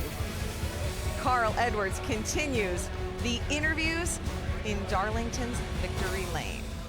Chris Devoda alongside Kyle Petty and Dale Jarrett. Our throwback theme, it's throwback weekend in NASCAR. Obviously, Kyle and I are continuing it. Dale Jarrett was in the booth. You are looking professional. Yes. No, y'all look great. Sorry, I had plenty of time, obviously, with the length of that race. Yes. But but what a race! It was Unbelievable. amazing. So many stories here. I mean, we could talk the rest of the night and into the morning about everything that it took, especially for this man when it looked like they had made a huge mistake, but to get back and then his pit crew do the fantastic job they did. Well, let's go ahead. Talk about that. I'm just going to say, you can call it a Darlington Southern 500 throwback, but this was an old-fashioned Darlington Southern 500 throwdown right here. Yeah. This was a great race tonight, all the way through. Well, and I think there's those two key elements. He had the flat tire early. He was someone who stayed out trying to sort of gamble, or they had some miscommunication. For whatever reason, they didn't pit, and we saw in that moment early in the race how important tires were when Carl fell back and then had that flat. Oh my gosh, I thought my dad said, well, he may go back to 15th or 20th, but we were calling the race at that time, so it was kind of fun. And I wasn't going to disagree with my dad, but I'm thinking, no, he's going back further than that. Yes. And as it turned out, they had to pit under green, got a couple of laps down. But then for the pit crew to rally back, whenever he really needed them right there at the end, because it looked like, when they made those last pit stops, that Brad Keselowski's crew had done a great job all night long, but the Joe Gibbs Racing crews seem to really get the job done. They get it done on a regular basis, but I'm telling you, under pressure, they're the best. Yeah, and let's be real. Tires have been important at Darlington since 1950. Yeah, that's right, exactly. If we go back to that very first. But what I liked about this performance tonight is these guys never lost their head. Carl never lost his head. Even when he's dropping like a rock to the back, he drove his race. He drove straight up off the corner. He got the most out of that car he could. And as Dale said, when it came time for Darian and those guys to make the call, and it came time for that pit crew to step up to the next level, championship caliber performance tonight. And here you see it, talking about his crew chief, Darian, is Darian Grubb. There you see the 19. It doesn't take much. All it takes is that much. It means he's going to have that restart. And look at how important that is to that crew. Yeah, they knew it, and they've done a great job. When you do that from third, that's very impressive. You come in and try to hold the lead for your driver, that's one thing. But this gave Carl Edwards the opportunity. Now, his teammate, Denny Hamlin, realized this was an opportunity for him. He tried to make a move there, just was not able to do it. Carl did a great job once he was in front, just holding on, hitting his marks. Yeah, once you put it back in the driver's hands, those guys were celebrating on pit road. They wanted to be celebrating on the racetrack like that. They knew Carl and had confidence in Carl that he could do his job. Here you see the top 10 results. Yeah, late in the race, it was the battle between Edwards, Keselowski, Denny Hamlin was in there, Kevin Harvick. There you see a great night for Martin Truex Jr. They were keeping it real with Teal. He finishes 9th in the race. But let's hear from some drivers. Mike Massaro caught up with Denny Hamlin. Yeah, I'm with him right now, Krista, who finished 3rd, and he was watching that replay of the last restart. What did you notice there watching that replay? I mean, there's not much. If it's not a teammate, maybe I carry the gas a little bit further into turn 1, but I just needed Carl to move up the racetrack a little bit to give me a little bit of air on the inside, and I maybe have a run at him. But my guess is he wanted to win the race just as bad as I did. So congratulations to those guys, and had a great restart. But Sport Clips Haircuts Toyota was really fast on the long run. We just never got long runs today. I've never seen a Darlington with that many cautions before. And our car was so fast once we got 20 laps on our tires, but we struggled on restarts, so I'm happy with 3rd considering where we were with about 20-30 to go. How would you evaluate this aero package after tonight? It's the package we need to run from now on. I mean, it's unbelievable how much tire fall off there is. You're sliding around. There's more wrecks than usual, which is, I mean, it's a good thing because guys are messing up. That happens every now and then in racing, and so it's a lot of fun from our perspective, and it's something that we can look forward to. A nice run for Denny Hamlin. Believe it or not, his career number 100 top 5. Dave? Joey Logano finished 4th in this 500-mile marathon tonight. Describe racing this track and the competition near the end there. It was a lot of fun, we did a good job getting our shell Punzo forward faster throughout the race. We weren't very good in the beginning, and Ty made some good adjustments, got us our car to last a little longer throughout a run and be able to hang with these guys. And, at a point there, I felt like we had the winning car, and we cycled back a little bit and tried to get ourselves back towards the front.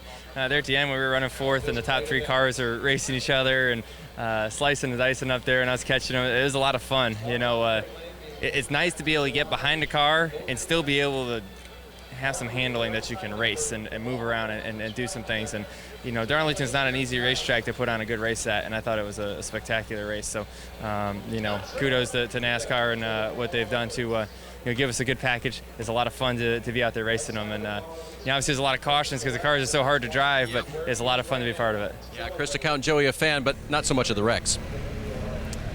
Yeah, 18 cautions in total tonight. That is a new record here at Darlington. And that guy, Carl Edwards, doesn't seem to mind. It was his 25th career win, his second this season. As we said, first win coming in Charlotte in May. This was his first time winning this race. He's been good here in the past. In fact, top 10s in 5 of the last 8 races at Darlington, including 2 runner-up.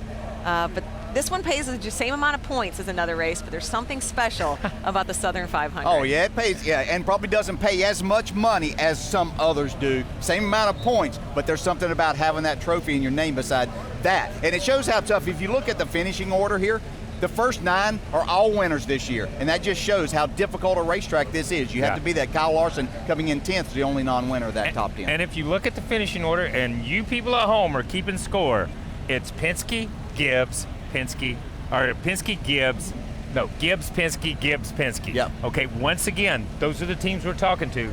One race to go into the chase. I don't see it a lot changing in that makeup right there. Yeah, those 2 organizations making up the top 4 positions tonight. We are going to hear from the race winner. Carl Edwards is going to make his way over to us coming up later in Victory Lap.